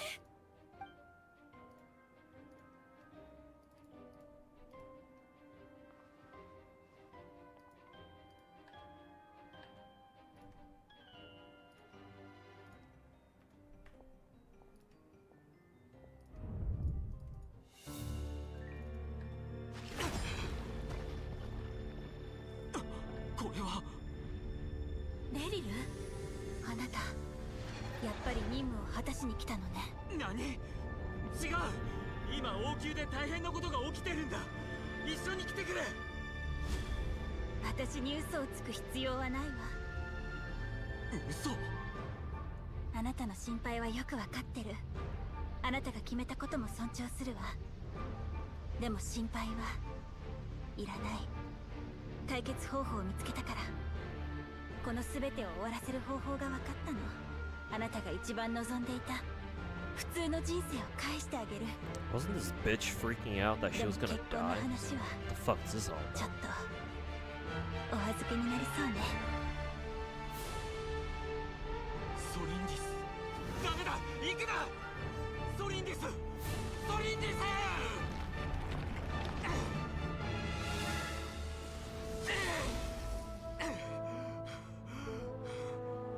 彼女を諦めると前にも言ったはずだ。そうすればもっと素晴らしいものが手に入る。いや、ダメだ。俺はソリンディスを助けに行く。だがどうやって？君はただの諜報員ね。力も意志も応援用だ。何か方法を知ってるのか？教えてくれ。こっちに来るぞ。王宮であろう。 Also, it's just me, or does Rare look like a fucking Limbus Company character in these illustrations?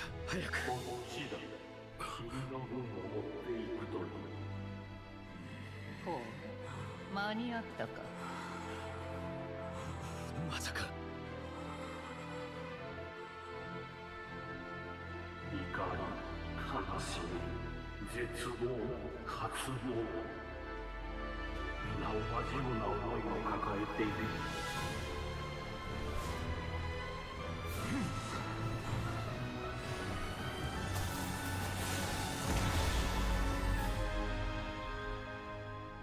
レリル？レリル？あ、ソリンディス。ぼーっとしてどうしたの？レリル、覚えてる？2週間前に Gregor, Heathcliff, yeah, probably. I love how casual Genshin fans are crazy over these two. Like that they're supposed to be like the Anakin and the Padme of Genshin. Yeah, Twitter was going crazy over these two. Back when this patch first dropped, I think. A couple weeks back.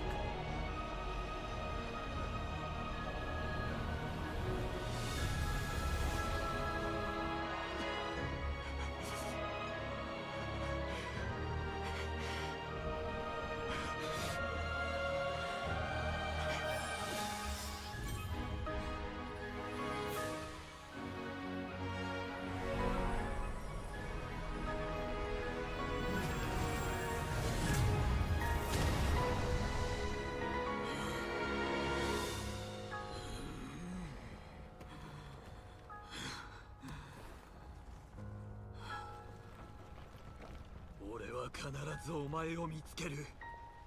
その時は返事を聞かせてくれ。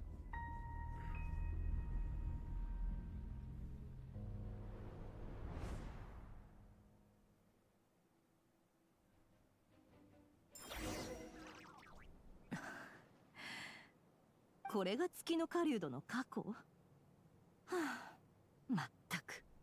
ああなったのは時代の影響だろうけど、結局は怪物であることに変わりはない。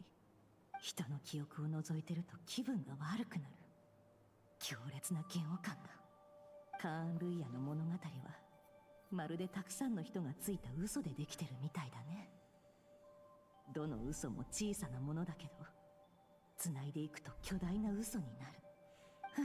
Oh, so she means the Wuthering Waves rats. 悲しみ。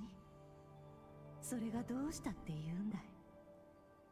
滅びた文明には数えきれないほどの悲しみがついて回る。これがカーン・ルイヤの運命だったってことさ。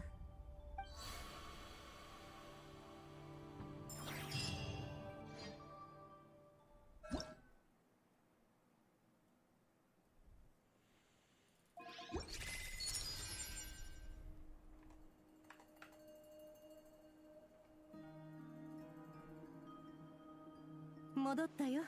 待ちかねたかい？ネフェル、気分はどうだ？大丈夫か？ボスは大ベテランだし心配無用だって。ああ、これといった問題はないよ。月の狩人の過去は私の思考を通じて見ていただろう。彼が言っていたように、あれは平凡な人間の悲劇に過ぎない。あの記憶から得られた情報は限られたものではあったが、確かに当時のカーン・ルイヤを垣間見ることができた。だが私はレリルが平凡な人間だとは思わぬ。あの時代の多くの出来事に関わっていた。時代の波が押し寄せれば誰であろうと平穏無事ではいられぬものだ。意味深な物言いだね。などくらいの人を見捨てるなって暗に忠告してるのかい？そういう意図で言ったのではない。だがこの先も協力してほしい。そなたがいなければ今後の行動も危うくなる。悪いけど強引に協力を頼まれても私は考えを変えるような人間じゃないよ。あと人に指図されるのもまっぴらごめんだね。ああ、でもさっきはよくやってくれたよ。この儀式では沈黙を貫く必要があったからね。けどまだ謎が多いよな。姉さん、何か分かったことがあるんだろ？教えてくれよ。まあ待ちなって。話すべきことはちゃんと教えるさ。まずは他の人と合流しよう。全員揃ってから話した方が楽だからね。ヤフォだ。イエスサー、お任せを。はあ、動く気配すら見せないとは。まさか契約書の第一条を忘れたのかい？申し訳ないが、その第一条とは？ボスが手を動かすのが面倒な時、代わりにやるって決まりだ。ドアを開けたりお茶を入れたりな。そうであったか。まあ安心しな。うちの労働方針は実によくできてる。むしろヤフォダが喜んでやりたがるからそうしたくらいだ。人使いが荒いだなんて思わないでくれよ。それにしてもほんと疲れたね。フリンズとファルカが座ってまったりお茶でも飲んでたらどうしてやろうか。Any leaks as to what Fluffy Tail Yishungong's element might be? 楽しんでる奴らが私は何より嫌いなんだ。I can't say for sure, but I feel like I've seen a leaked, like a leak tweet alleging that she's supposed to be either physical or fire. But obviously, don't take my word for it. I could just be misremembering. このような時に邪魔をして申し訳ない。どうやら厄介なことに巻き込まれてしまったようだ。そのようだね。でもあんたたちを置いていなくなるような真似はしないよ。私はそんな上司じゃないし、うちの労働方針とも反するからね。ネフェル？何か誤解しておるようだな。なぜ急に労働方針の話になるのか。Or lacking physical attackers. Yeah. 私はいつからここにいた？ I think. 今さっき急にドアの Pretty sure Nekomadas are only S rank 1 for now. Something like that. ボス、どうしたんだ？顔色が悪いけど。誰かにはめられたようだね。私たちは意識層から離れてない。さっき部屋に戻ったのも幻覚だったんだろう。幻覚？でも一体誰が？この意識層は私の盤面で構成されてる。全ての思考はコマの動きがもたらす結果に過ぎない。となると誰かがゲームボックスに触れたってことだ。つまりこの場所はネフェルの支配下にあるということか。そう思ってくれていいよ。これは私の専売特許だからね。過去にも似たようなことはあった？一度だけ。私が初めてボックスに触れた時に。今の状況と当時を比べて共通点はあるだろうか。強いて言えば初めてこれに触れた時と同じように思考が大きく揺らいだことだろうか。値にできることはあるか？契約書の第1条にはっきり書いたはずだろ。あんたの出番は私が手を動かすのが面倒な時だ。つまり今は面倒ってわけではないのだな。今のところヤフォダの出番はないよ。このボックスは私のものだし、このお宝をよく知るのも私だけ。道は私が探すしかない。ボス、もし必要になったら値を好きに使ってくれよ。そんな胸が痛むようなことできるわけないだろう。え？胸が痛む？ああ。もしヤフォダに万が一のことがあったらどうする？こんなに従順で使い勝手のいい従業員どこで見つけろって言うんだい？そっか。でも後で水を探してくるよ。たくさんあるに越したことないだろ。みんな適当な場所を見つけて座ろう。あまり体力を消耗しすぎない方がいい。今いるこの番は精神世界だけど、ここで感じる疲れは本物だからな。そういう疲れを侮るなよ。肉体の疲れと同じくらい恐ろしいんだ。とにかくみんなの面倒は値が見るから任せてくれ。どうだい？こんなに優秀な従業員 Alright, が I い think る I'll take care, な man. んて羨ま Get しい some だ sleep. ろ。 We'll see you tomorrow, hopefully. ヤフォダさんに蒼熱のこの雑務を手伝ってほしいのだが、どうだろうか。ラウマはその顔と同じで頭の中も甘ちゃんなようだね。さてみんな、ここが踏ん張りどころだよ。ついてきな。これまでと同じように何があっても心を静かに沈黙を保っとくれ。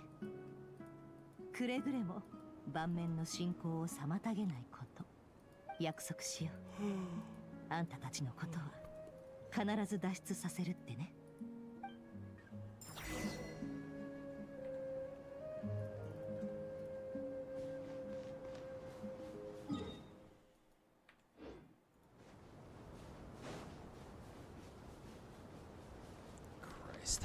How much longer does a segment fucking go for? 見覚えのある風景だね。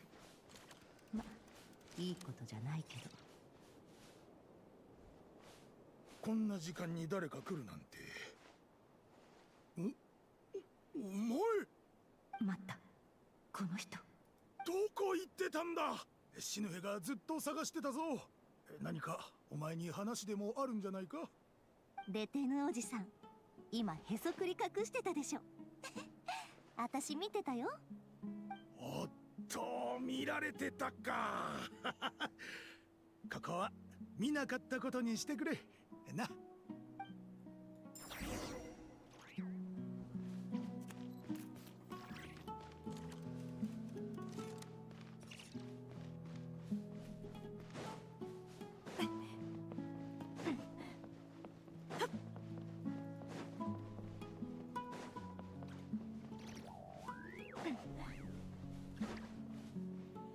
おうネフェル、最近シヌヘはどうしてる？時間があったらあいつの機嫌を取ってお願いしたいことがあるんだが。機嫌を？アポピおじさん、父さんに何をお願いするの？新しい歌を作ったのさ。次の祭典で披露しようと思ってるんだが、それには許可が必要だろ。アポピおじさんの歌聞きたい。でもレテノおじさんに呼ばれてるんだった。時間ならたっぷりあるさ。そっちの用事が済んだらまた来るといい。向こうに石が積んであるだろ。そこに座って待ってるから。わかった。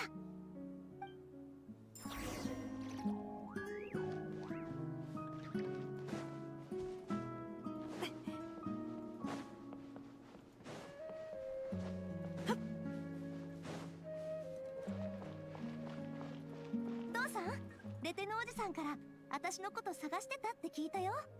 ああ、ネフェル。もっと早く来てくれたら父さんが持ち帰った戦利品を一緒に楽しめたんだがな。戦利品？誰かと戦ったの？砂嵐が収まったばかりだったからな。戦うのにはこれ以上ないタイミングだろ。前にも話したが、外に行ってたのは水源の問題を解決するためだ。つまり父さんが戦利品を持ち帰ったってことは、井戸の問題が解決したんだね。そうだ。新しい井戸を見つけたぞ。水もたくさん汲んできた。これでしばらくは心配いらない。はあ、砂嵐さえなければ井戸が崩れることもなかったよね。そしたら父さんもあちこち水を探しに行かなくて済んだのに。ま、族長としてこういった問題を解決するのも俺の務めだ。これまでに聞かせてきた無数の物語を覚えてるか？俺たちのご先祖様は今よりもずっと豊かだった。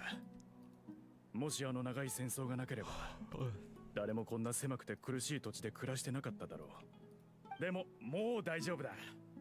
数ヶ月前に教令員の人たちと手を組んで連絡を取れるようにしたんだ。あと彼らが砂漠で活動するときには俺が援助することになった。教令員の助っ人になるってこと？助っ人というより特使ってやつだな。これは何も悪いことじゃないぞ。砂漠は長いこと隔離されてきた。外部とつながって利益を得るのが今は何よりも手っ取り早いんだ。特使になると何かいいことがあるの？もちろんだとも。例えば俺に月が回ってきて今後の暮らしがどんどん良くなる。いつかみんなを連れてもっといい場所で暮らせるはずさ。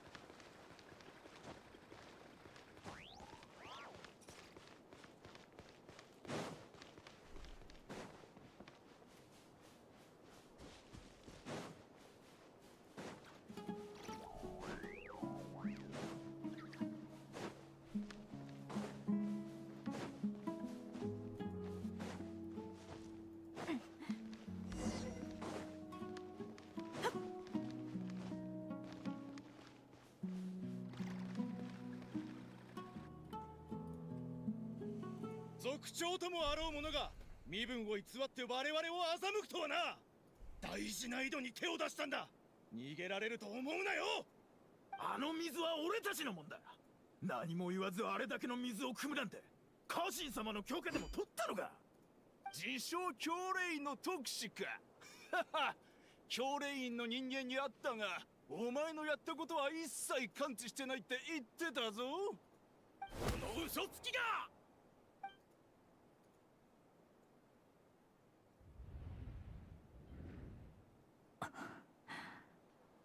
ヤフォダが怯えてる。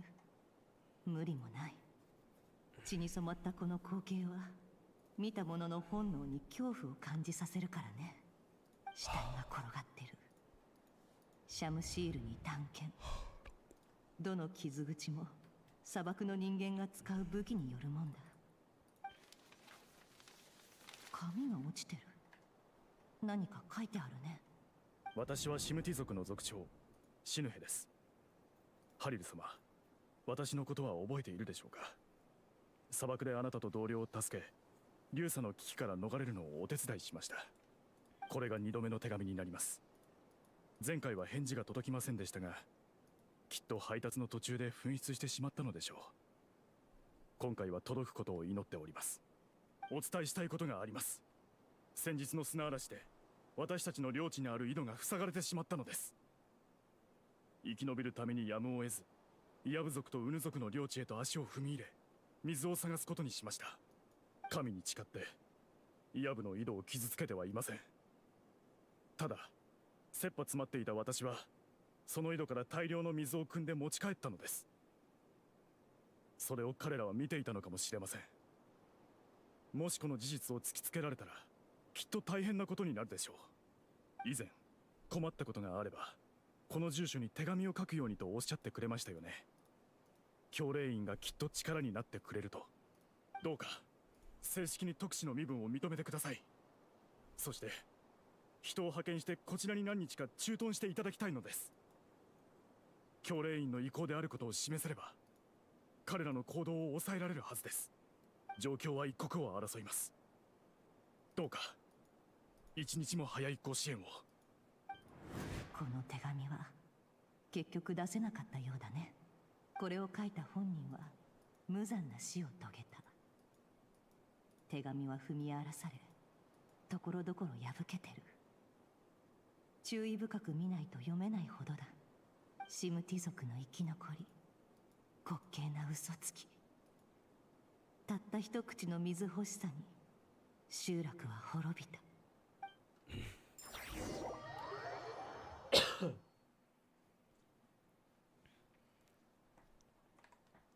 ああ、先生いらっしゃいませ。ようこそおいでに。まともな酒を出してくれると思ったのだがね。こちらはアール村で最も上質な酒でございます。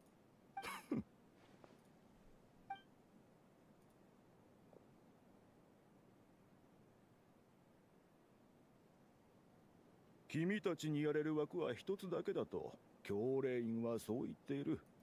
私としてはその一枠ですら無駄遣いだがな。砂漠に有能な人材などいるわけがないだろう。どうか信じてください。とても才能のある子供を見つけたんです。神様のためにもこの子にどうか機会を与えてやってください。このまま埋もれさせるにはあまりに惜しい子なんです。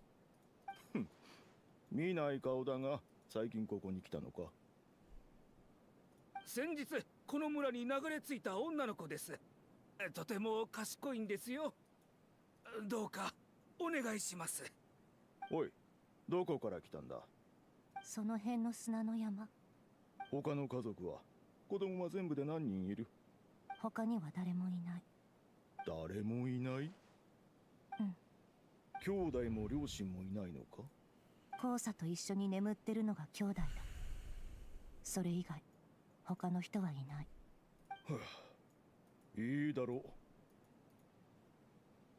この申請書に名前を書け。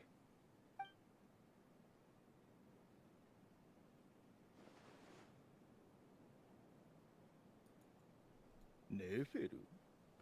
見た目からわからなかったが、 Jesus, that story is going on for so long I might fall asleep on stream a second time.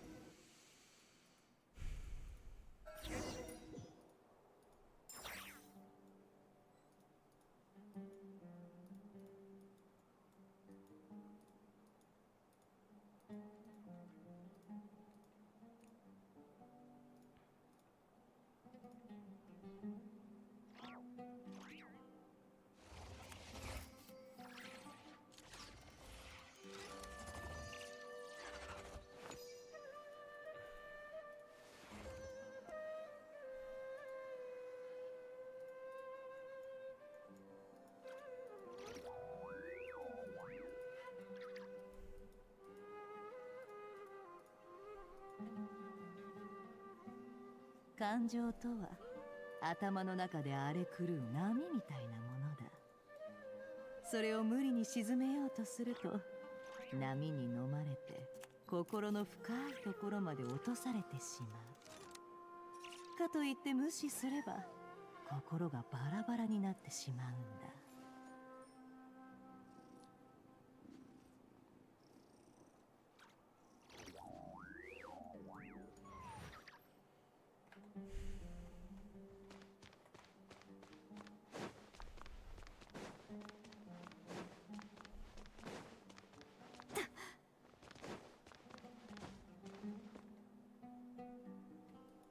ネフェルさん、お配りした今期の研究テーマはよく読み、それに関連する論文を書いてください。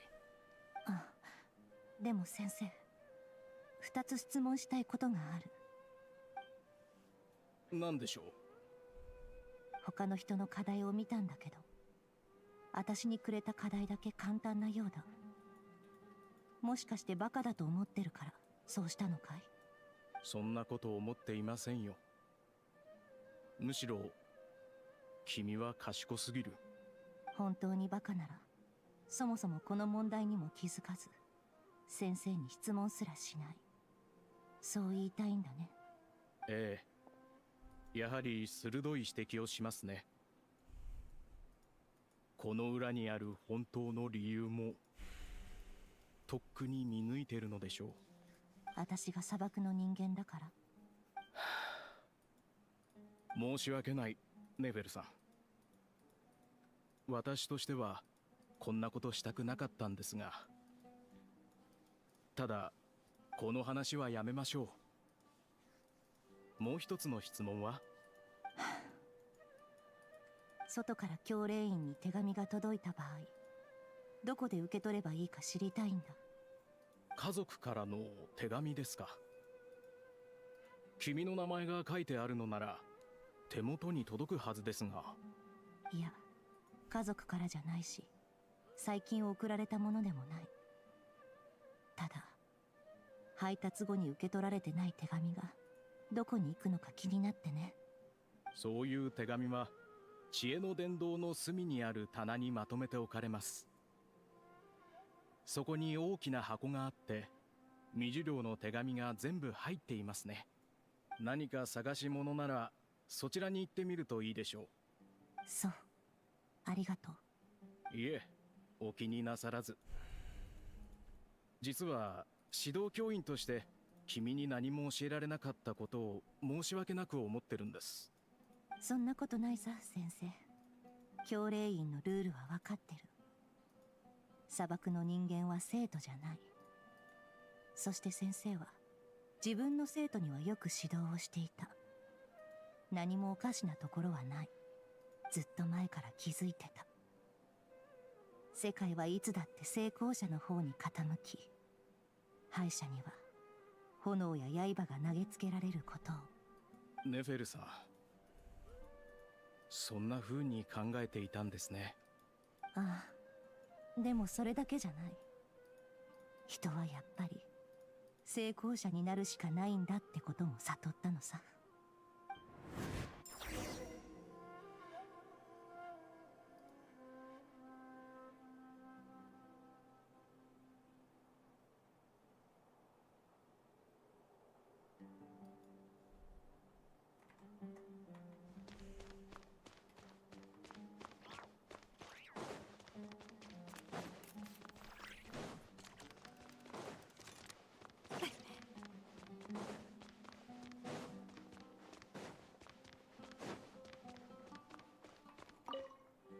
あった。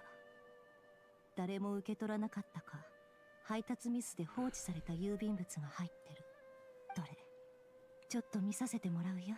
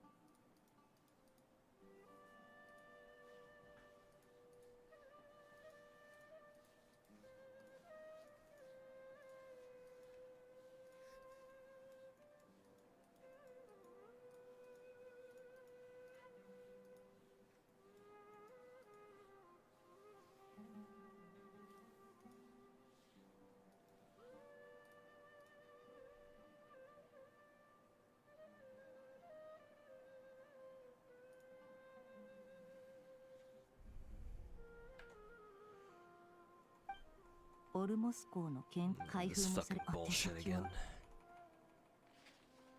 こっちは正論お香の巫女のような書、例えばとても言う注釈、こっちの手 Gonna lurk while reading some gacha news. Yeah. スメールの木、ここ数年しかしわし過度に簡単な教育こそが大賢者はこの問題に素晴らしい差出人は砂漠の人間ソロン派の剣まあいい砂漠からの手紙物が本当にここ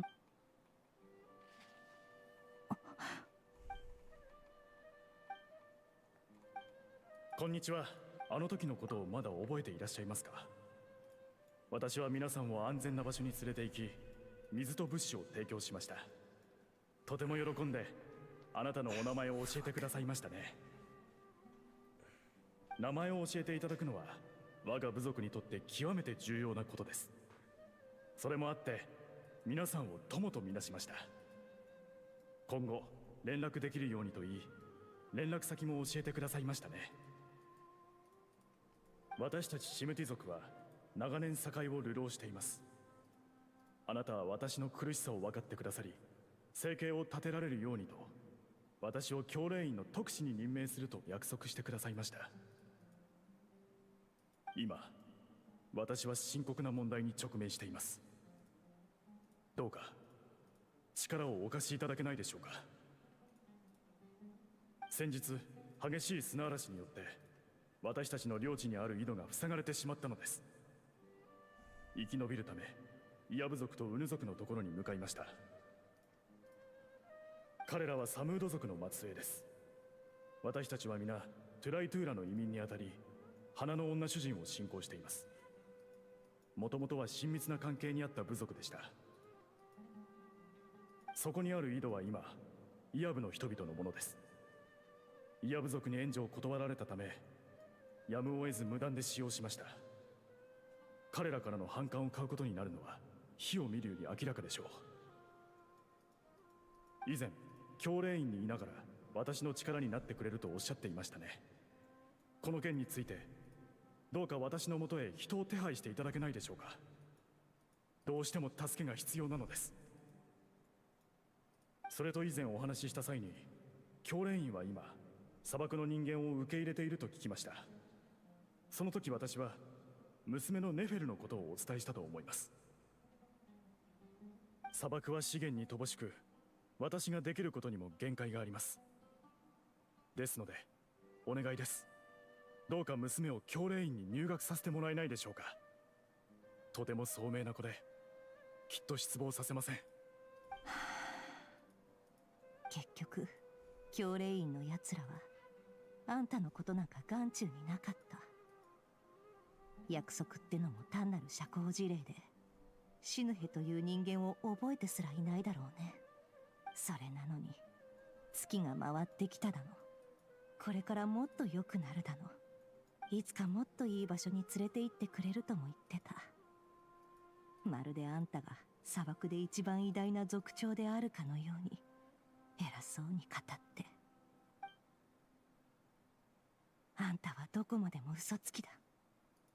何もできやしなかった。誰があんたを信じるって言うんだい。結局私だけだったじゃないか。あんたは最低な詐欺師だ。嘘もまともにつけやしない。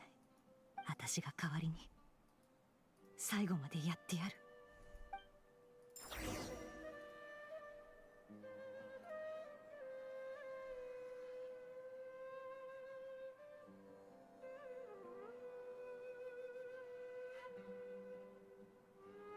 物事を観察するときは目に頼りすぎちゃいけないよ。人は見たいものだけを見る癖がある。大事なのは自分を過信しないことだ。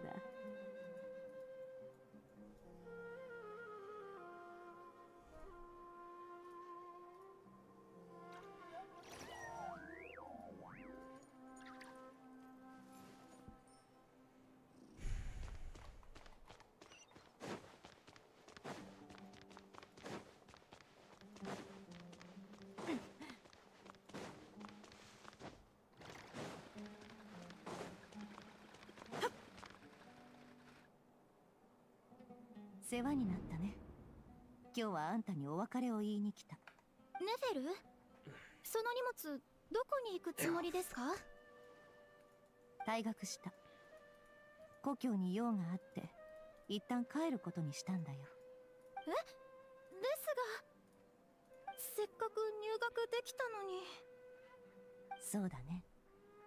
でももうどうでもいい。私には今すぐやらなきゃいけないもっと大事なことがあるんだ。お香があるんだけど持って帰るのは面倒だからあんたの机に置いてくよ。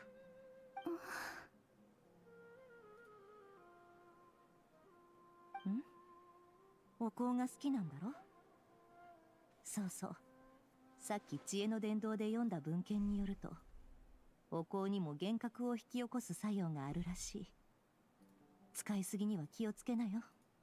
それってネフェルが故郷から持ってきたものですよね。とても貴重で手に入りにくいものだって言ってた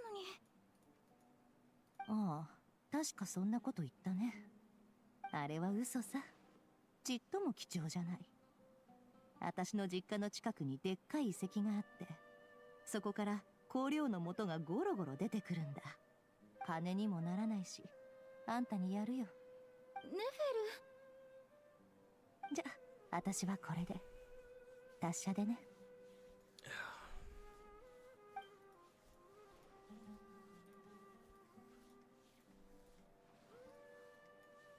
故郷に帰っても私のことを忘れないでくださいね。だって一番の友達でしょ。ああ、忘れないよ。なんてね。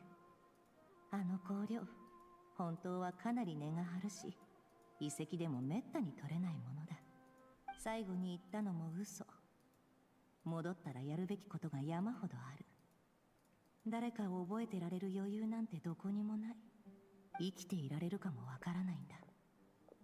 きっとすぐにあんたのことも忘れるだろうね。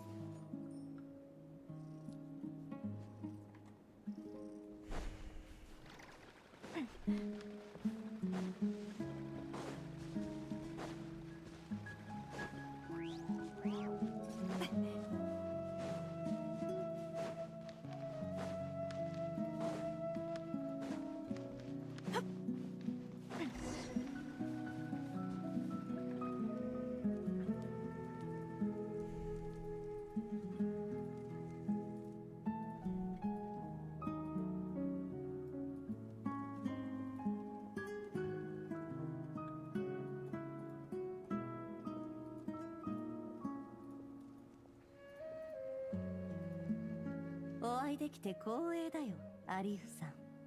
教令員の特使のお出ましってことはよほどでっかい商売でも持ちかけてくれるんだろうな。なぜ武器を構えてる？他の特使ではなく私が来たことを喜ぶべきだろう。私はあんたたちイヤ部族のことをよく知ってるんだから。砂の世界は権力の交代がとても早い。かつての強大な都市国家も今や単なる砂地と化した。でもイヤ部族は違う。どんどん上に這い上がって繁栄の道を進んでる。見る目があるな。この井戸がまさにその強さの証明だろ。ウヌ族の資源だったはずがいつの間にかあんたたちの手に渡ってる。俺たちを褒めるためだけにわざわざ来たんじゃないだろう。もちろんだ。最高にいい知らせを持ってきてやった。あんたたちが自由に暮らせるほどの莫大な富をもたらす情報だよ。教令院陰論派の文献によると、イヤ部族の支配下にあるとされている水源の下には考古学的価値の極めて高い遺跡が隠されている。ここに来るまでの道で確認してきたけど、地図からするとあんたんとこの井戸さ。教令院はそこいら一帯の発掘権を5000万モラで買い取るつもりだ。5000万重要な遺跡という割にたったの5000万モラか。図に乗るな。こっちが何も知らないと思うなよ。この井戸はあんたらが武力で強奪したものだろ。力を手に入れるや否やウヌ族を追い払って水源を奪った。それがなんだ。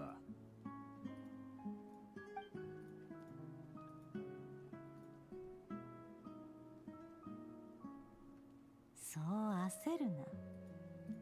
確かに武力による占領は見栄えのいい行動じゃない。とはいえ教令院も実効支配をしている方と取引するしかない。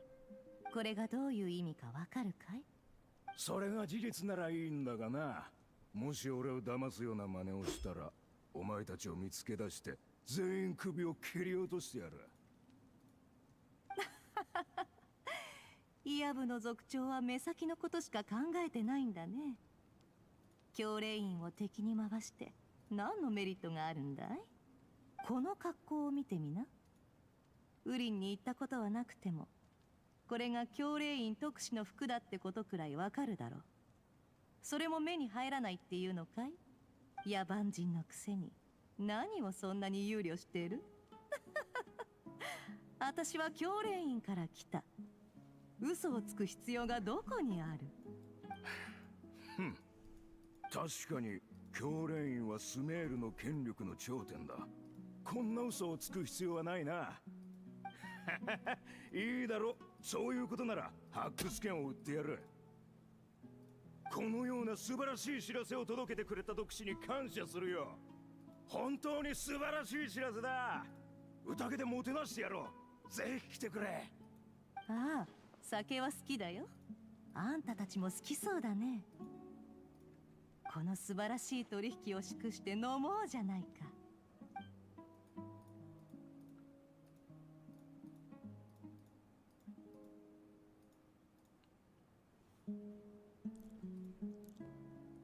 族長、大変です。我々の井戸がウヌ族の奴らに奪われました。なんだと？何をぼさっとしてる。早く奪い返してこい。はっ。イヤブは素晴らしい武力を有している。ただ、どうした？昨日持ってきたばかりの情報がウヌ族に漏れるなんて、部族の中に内通者でもいるんじゃないのかい？それってまさか。よく聞きな。教令院は実効支配をする側としか取引しない。井戸を取り返せなきゃ金はあんたのとこに入ってこないよ。そんな。徳師様、どうか時間をくれ。の族の奴らめ絶対許さねえ。井戸も金も俺たちのものだ。ならいい知らせを待ってるよ。内通者については俺が調べておく。徳師様は好きに待っててくれ。何か情報が入ったらすぐに知らせる。健闘を祈るよ。たったこれだけの会話でよくもここまで衝動的になれるもんだ。まあけしかける感覚は嫌いじゃないが。徳師様、つまり教令院はイヤ部族よりも我々と取引したいということなのか？ああ、イヤ部は荒々しく血気盛んすぎる。もともと荒っぽい奴らだったけど、今は教令院の各学派が砂漠で行う研究活動にまで干渉してくるんだ。族長さん、もしあんたが教令員の立場ならどうしたい？もちろん皆殺しにしたいところだ。その通り。教令員は邪魔者を好きにさせておきはしない。学術研究を妨害するイヤブのやつらにはかなり不満が溜まってるんだ。けどね、この件に関しては教令員が表立って出るわけにはいかない。そしてあんたは砂漠の人間だ。もうわかるね。ああ、砂漠には砂漠のルールがある。ウリンの人間が砂漠で剣を振るうのは自分から死にに行くようなものだ。その通り。出しゃばる勢力を抑える一番の方法はその敵の力になること。つまり長いことイヤ部族と犬猿の中であるウヌ族は我々教令員の仲間だ。さてニザール、資源を奪い合っていた時は利益欲しさにイヤ部族のやつらをこっちにけしかけてくれたね。だが今はあんたらがあいつらと対立してる。いいかい？教令員は砂漠を正当に支配する者と取引したい。私たちはあの井戸のあたりの発掘権が欲しい。その額5000万モラだ。言いたいことは分かった。しっかりやっておくれよ。金はちゃんと払うからね。見てるかい父さん。人を騙すのはこんなに簡単なことなんだよ。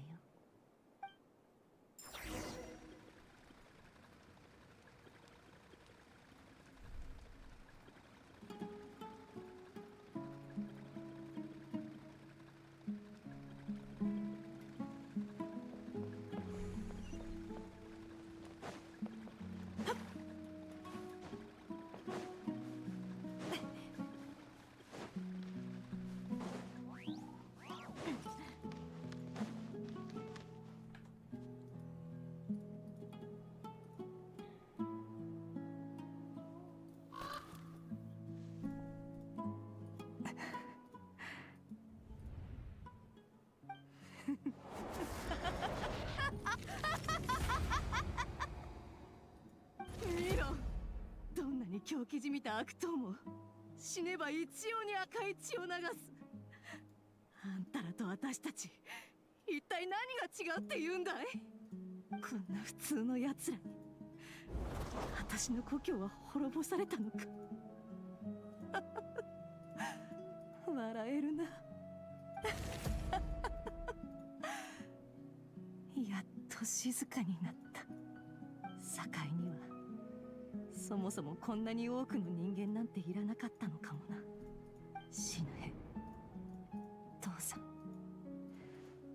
あの時あんたが今日の私みたいに残酷であれば部族の人々を守れたかもしれない。それこそが族長のなすべきことだった。父さんがやれなかったこと私が全部やってやったよ。レフェル、すべて過ぎたことだ。沈黙を保ってくれると約束したはずじゃないのかい？そうだけどよ。ヤホダさん、場を和ませてくれ。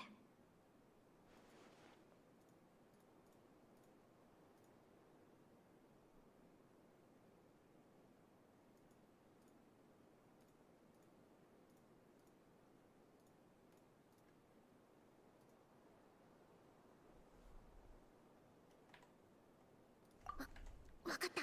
話題を変えてみる。Still streaming? Yeah. そうそう。 I did knock out for like an hour or two, I think. たくさん歩いて疲れちゃったぞ。ラウアも疲れたんじゃないか？私も少々座って休みたいところだ。もうすぐだ。この先に神殿があるはずだよ。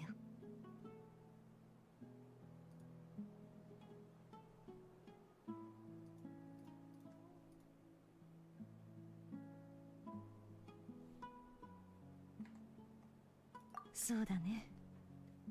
でもこの感じだとこの物語はあの神殿で終わりを迎えるのか？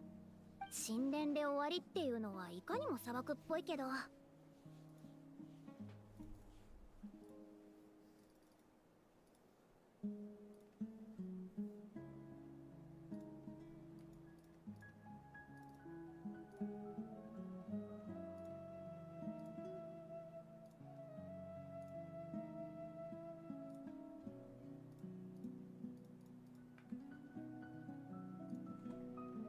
砂漠の民にはそれぞれの運命がある。誰もがそう言う。あの頃の私は認めようとしなかったが、今思えば私も典型的な砂漠の人間さ。神殿といえば、神殿の中には一体何が？それは企業秘密だ。そなたの覗き見の能力はどうやらあの神殿から得ているようだな。ほう、蒼月のこの聖女は他の神のことも知っているのかい？スメールのことはさほど知らぬ。しかしネフェルは砂漠の出身。砂漠の人間の信仰といえばキングデシェレトと関係があるだろう。 Get some proper sleep. One of these days I will.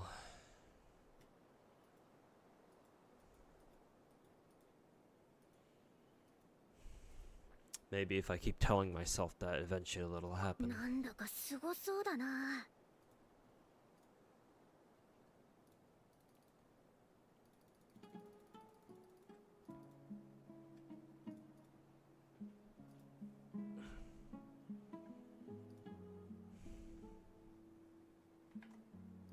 ヘルマヌビスの憑依対象といえば、スメール教令員の大マハマトラのセノだね。その人のことは知ってるよ。おお、詳しいな。さすがボスだ。セノを知ってるやつなんか大勢いるさ。セトスも知ってるよ。へえ、セノってすごい人なのか？確かにすごい人ではあるね。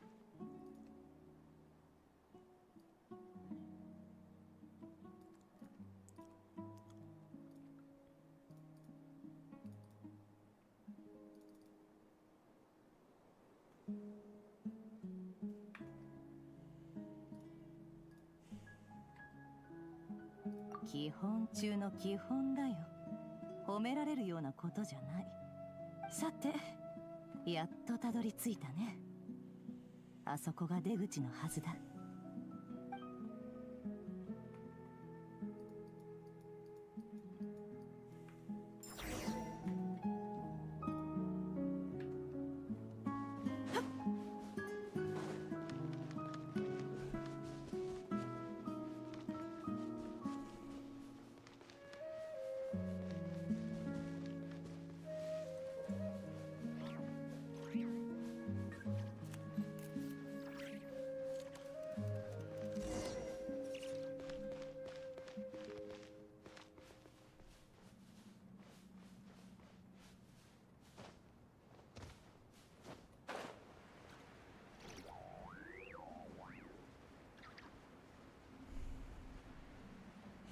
Got a new character in Stella Sora and your first multi. Hey, congrats, man.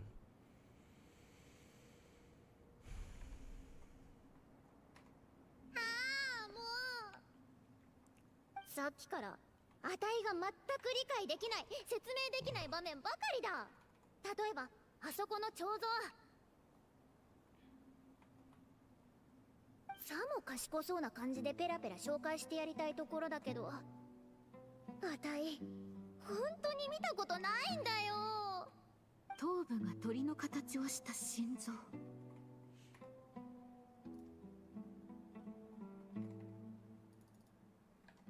これはキングデシェレトについていた七柱の一つ、時の王トートだ。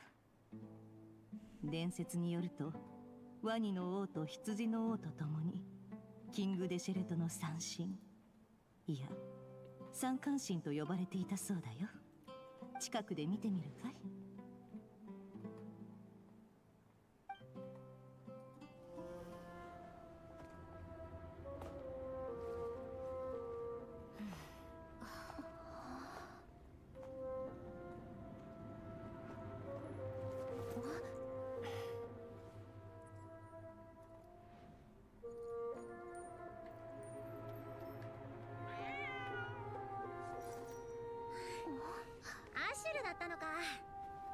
れは無事ということか？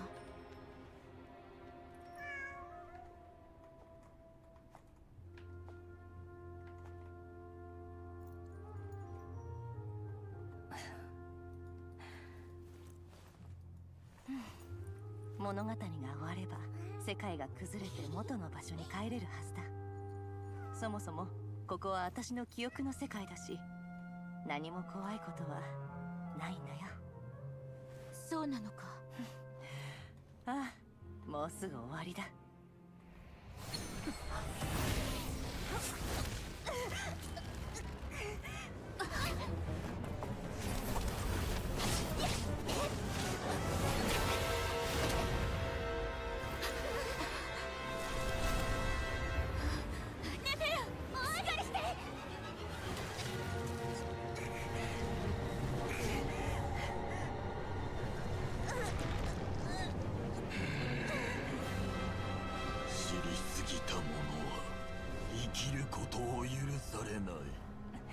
あんたのことかい。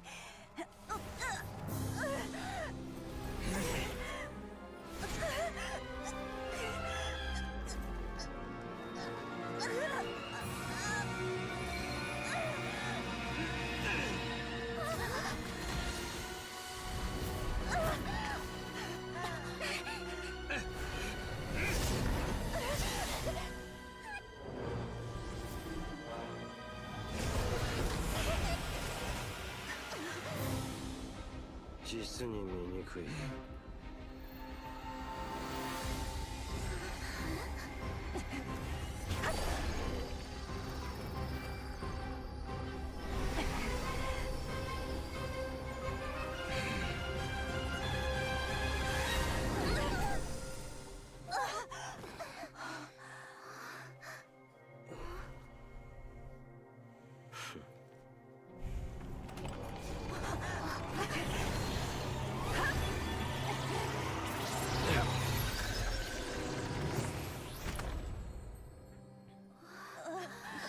It's funny that WoW got nominated in the Mobile Game of the Year nomination, or the category, despite having issues on mobile. Well, you shouldn't be too surprised, or you shouldn't find it too funny, Chaos Lord, because, ちょうどいいタイミングだったでしょ。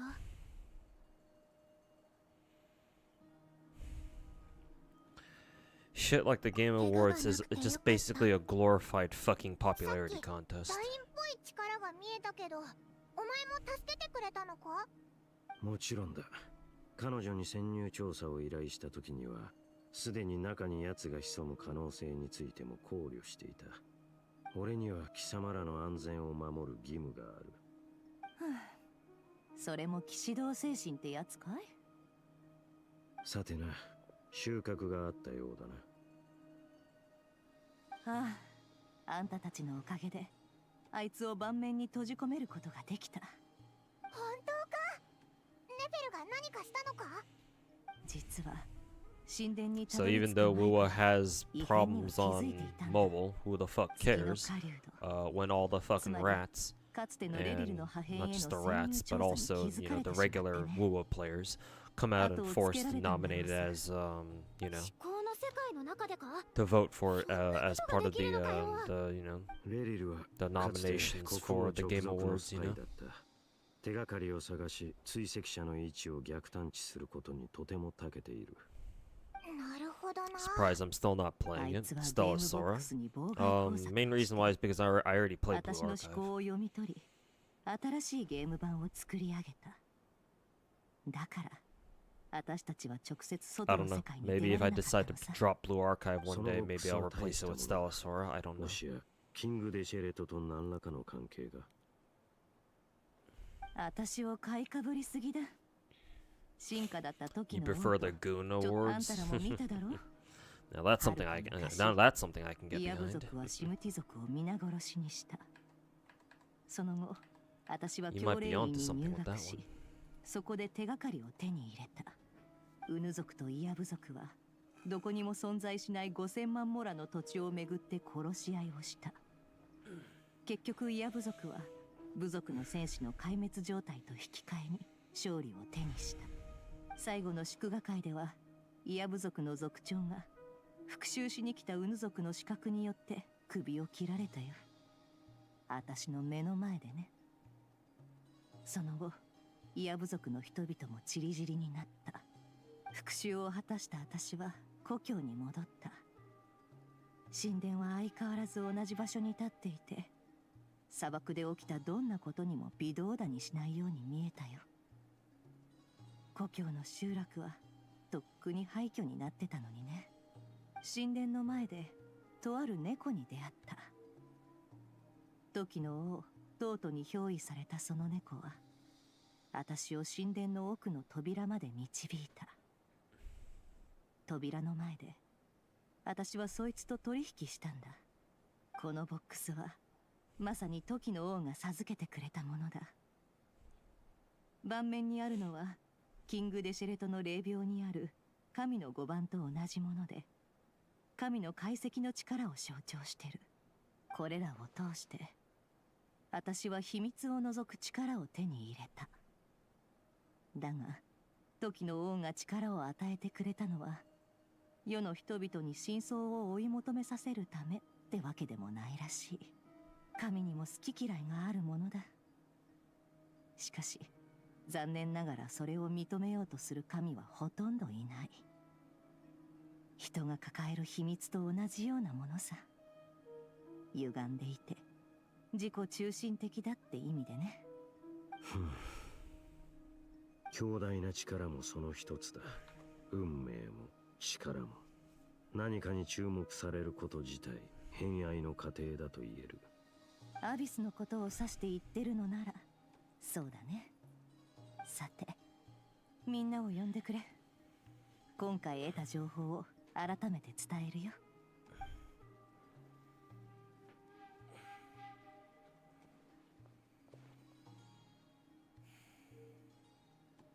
みんな集まってくれてありがとう。月の狩人の件を調査すると約束したが、今回の作戦ではかなりの成果が得られた。月の狩人レリル、彼はかつてカーン・ルイヤの国王の臣下だった。私が得た重要な情報は次の通りだ。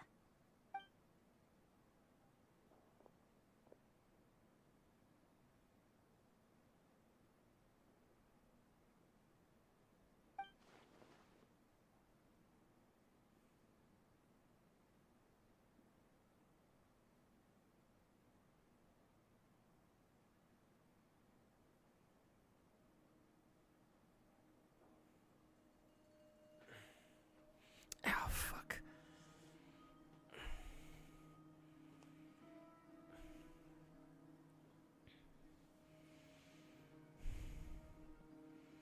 Were Blue Archive pull rates good? No, not really. Base rate to get a 3 stars, what? 3%. So technically it's not bad, but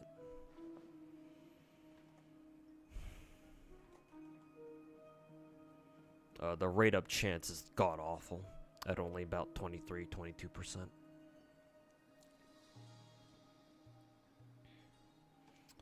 For what it's worth, Blue Archive does do like festival banners every now and then, and they do double the base chance to get a 3-star from 3% up to, all the way up to 6%. So during those banners, yeah, you should be getting a ton of 3 stars. But obviously they don't happen all the time. Maybe like twice a year, maybe.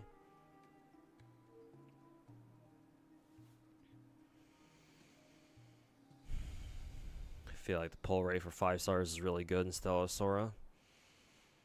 How did the gacha go again for Stellasora? I think I remember somebody explained to me how the gacha worked, what the gacha rates were in Stellasora. I forget exactly how it goes.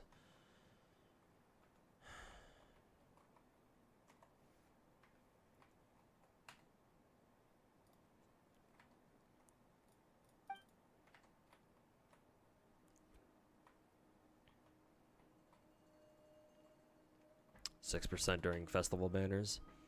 Granblue Fantasy, but high school. In a sense, yeah.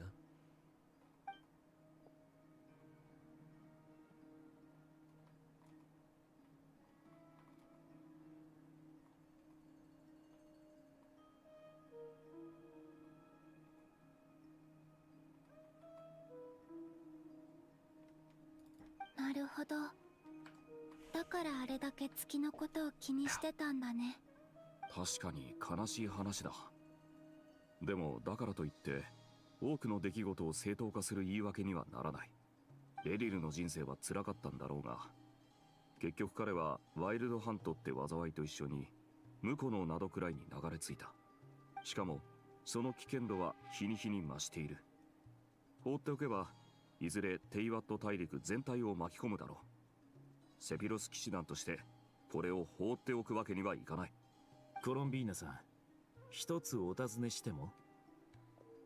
レリルの記憶にあったという神秘に包まれた空間への扉を見たことはありますか？ないかな。でも聞いた限り、Stellar is 2% for base 5 star. At 120 you can spark once. Though it has a 160 guarantee that transfers over banner. Really? So it does have a transfer. Okay. Actually, no. I think I was told that it does have a transfer of some kind. 時には未知に通ずる扉を。私も月の扉の伝説は聞いたことがある。だが、実際に目にしたものはおらぬ。If you lost 120 spark, you can guarantee a 40 pull for the next banner. Okay, that's pretty good actually. Yeah. Maybe it is worth the lower base chance rate from 3% down to 2%. 力を持ってるし、力もかなり回復してきた。扉は答えてくれそう。しかし、それはあくまで月神の力の一部なのでしょうか。うん。月の神は月の扉を開ける資格を持ってる。それこそが月の刑。でも、さっきネフェルも言ってたように、空間の扉を維持するには強い力が必要なの。まずは月の狩人に対抗できるだけの力を貯めないと。今はまだ扉の奥にある秘密を解き明かすことはできないかも。ええ、確かに今は軽率に動けませんね。それとは別に扉の向こうの世界についてある大胆な仮説を思いついたんです。レリルとソリンディスは扉の向こうの世界に行くのに失敗したのかもしれません。だから月の狩人は無数に分散した破片という形で現れた。アビスの力を有する月の狩人は極めて強大な力を持っている。そこらのものでは到底倒せないでしょう。しかし彼の破片に引き寄せられたワイルドハントという魔物の大群は USSR is in CZN. You got Hugo for Tressa? Who's Hugo? Is that a perma 5 star? Oh yeah. Hugo's the wolf guy, right? Hugo's the furry, right? No, haven't gotten Hugo yet. I did get lucky. I did do recently. I did do a multi on standard banner. I did get lucky, and I did pick up Orly, the fat titty nun. So she's my latest. She's my latest 5 star. でも、アビスの力は呪いのように。その通りだ。アビスの力は Will I try it then? What, Stellar Sora? At the moment, no. I don't have any plans of trying it. どんな形になろうとも。I already have enough gacha on my hands. I can barely keep up with all my gachas at the moment alongside my side hustle. And I have yet to play. I have yet to actually sit down and really grind out DNA without fucking knocking the fuck out on stream. So. ネフェルさんに感謝しよう。おかげで月の狩人の生態についてより深く知ることができた。どういたしまして。私の情報が役立てば何よりだよ。ライン、どうしたんだ？顔色が悪いぞ。いや、ただレリルがどうしてこんな風になったのかと考えていたのだ。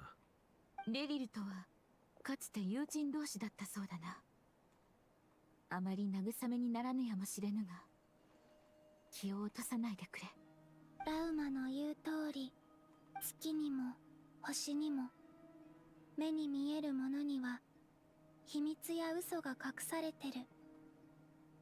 人生ってそれ以上に波乱に満ちたものでしょ。誰かに慰められたのは久しぶりだな。感謝する。みんな、会議はここまでとしよう。ネフェルには休息が必要だ。今日一番大変な思いをしたのだからな。ずいぶん気にかけてくれるんだね。当たり前だ。よし、じゃあそれぞれ休憩を取るとしよう。後でまた具体的な計画について話し合うぞ。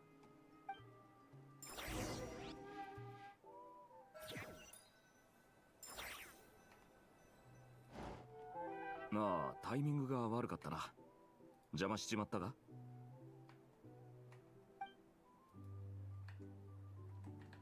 いい部屋だな。おっと、俺はここでいいぞ。気にすんなよ、ただの宿だぜ。俺も騎士の端くれだ。レディの部屋に入るのは悪い。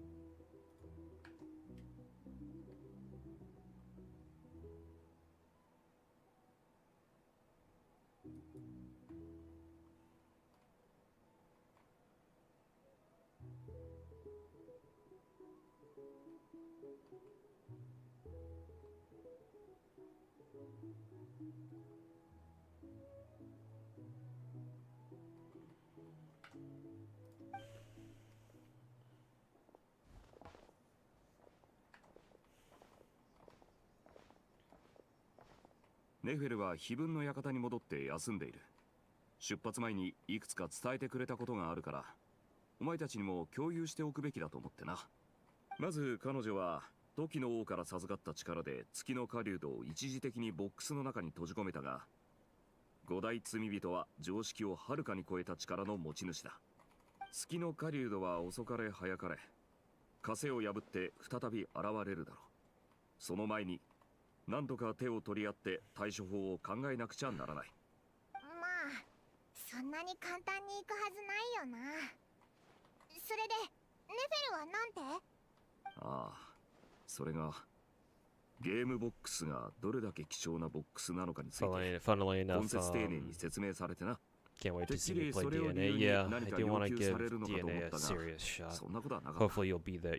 Hopefully I'll be able to stream during a time slot that you can catch the stream at. 限界だとよ。2日？たった2日で何ができるんだよ。まさにそこだ。そこで2点目だが、状況は緊迫している。ダインスレイブの立場は複雑だが、何としてもあいつの助けが必要だ。お前は彼と親しいんだろ？可能なら Warframe's creative director is also playing DNA as the character who has the same name as her.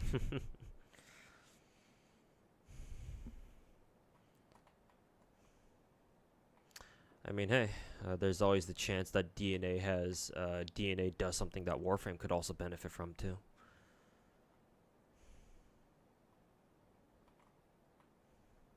Because a lot of how I see Chinese games, or just a lot of Chinese stuff in general, if it applies, but especially in the realm of gacha games, the Chinese, not only are they really good at obviously copying shit, but they can also be pretty good at like knowing how to optimize some shit too.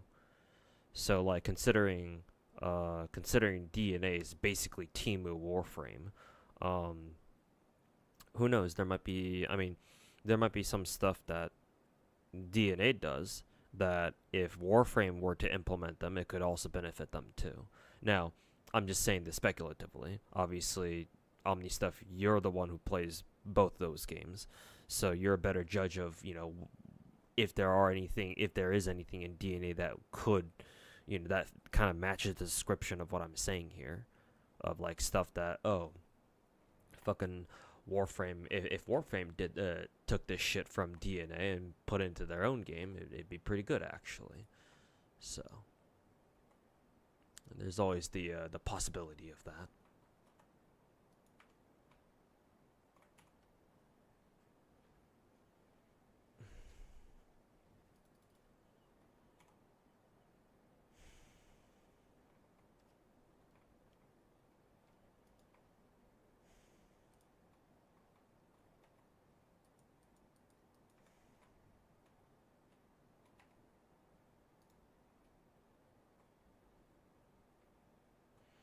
definitely. In DNA, you don't have to wait 3 days. You have to wait 3 days for a character. So yeah.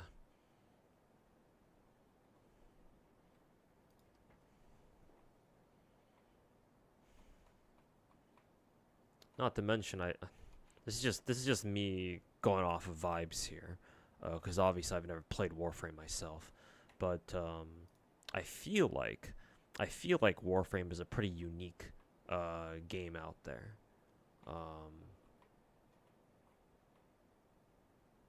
So like the fact that, you know, the Chinese decided to copy a game like Warframe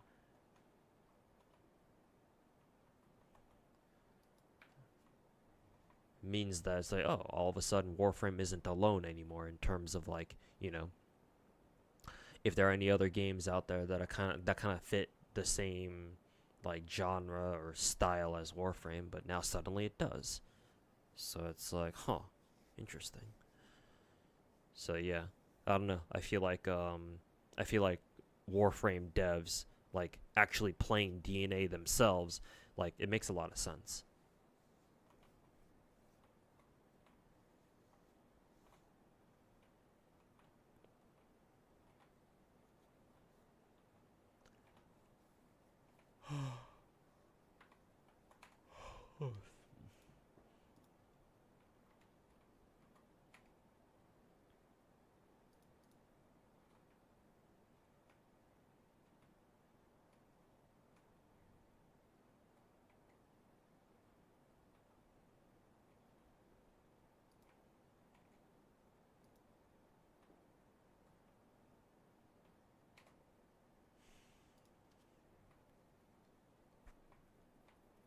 Oh, Genshin. ありがたい。あとな、アルベドとドゥリンと一緒にいくつかの計画を考えてみたんだ。仕上がったとまでは言い切れないが、行動案のひな形はできた。まずはお前にだけでも伝えておこうと思ってな。みんなが元気を取り戻したら一緒に詰めよう。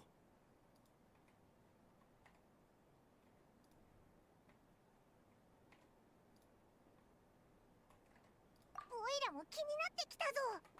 計画はこうだ。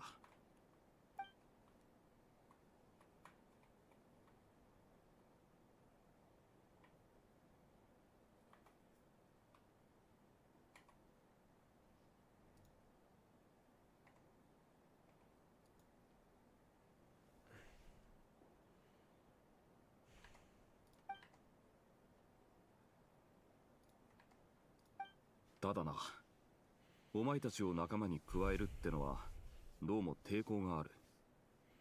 お前はここの人間でも俺の部下でもない。お前には断る権利があるんだ。Kind of wish DNA allowed players to trade amongst themselves, since one very big thing that Warframe does that lets people trade items as well as premium currency.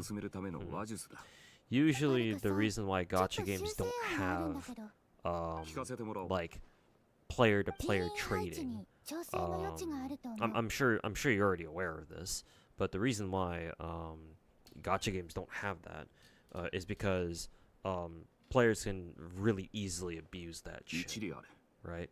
Because if gacha games had that kind of thing, then there's nothing that's stopping players from like making like dozens of alt accounts and like mass pulling on gacha through them or something, and then as soon as they get like a 5-star or something, or anything that they want, they'll just funnel it all to like a main account, right? That's kind of like accumulates all the riches, all the good shit that they've been able to farm from all their alt accounts, right? 人間は普通不利益を避けようとするものだが、 I don't know if Warframe has anything like that. Maybe they don't have to worry about it as much. But yeah, like, that's definitely a concern for gacha games. There's many economy abuses in Warframe too. Yeah, of course. But like, you're the Warframe expert here. So if if you feel like Warframe is like similar enough to DNA or like vice versa, where like you want to insist that like you truly believe that DNA would benefit more from having like player to player trading than they would get hurt by it, then man, perhaps there's something to be said of that.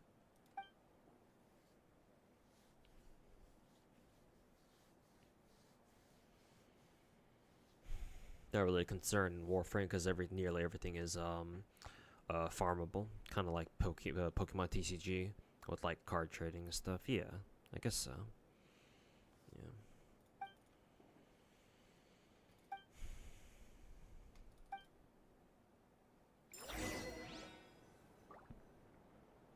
Finally.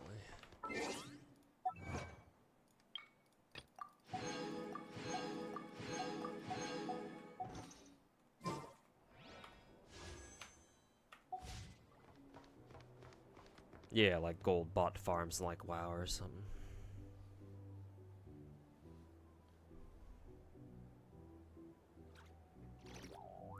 Took on too much stuff. We'll need to take a break and put something on hold if you can get into a good spot. Also drop some money on Nikkei's banner, despite being only 2 chapters in the story, so try to play more of that. Yeah, I gotta spend some money on gacha pretty soon here. If only I didn't fucking lose 250 bucks over the weekend just because I locked myself out of my own fucking house.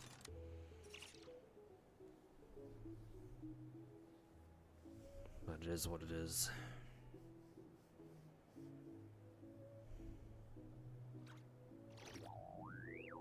Stuff that isn't farmable is locked behind weekly activities, and those can't be traded. Yeah, I'm sure that Warframe has like certain like controls that are placed on the game, so that way, you know, people can't just trade literally anything.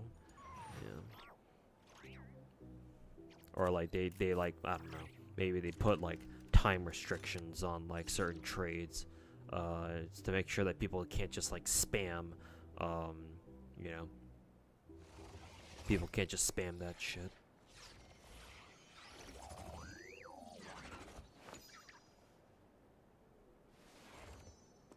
It's already 3 a.m. Fuck. Okay. Anyways, chat. Probably a good time for me to get off now.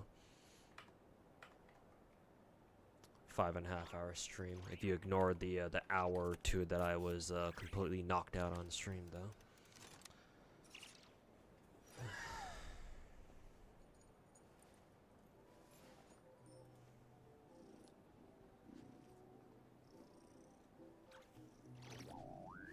Anyways, thanks for hanging out, everybody. I send you guys over to Genocide. Give him the usual.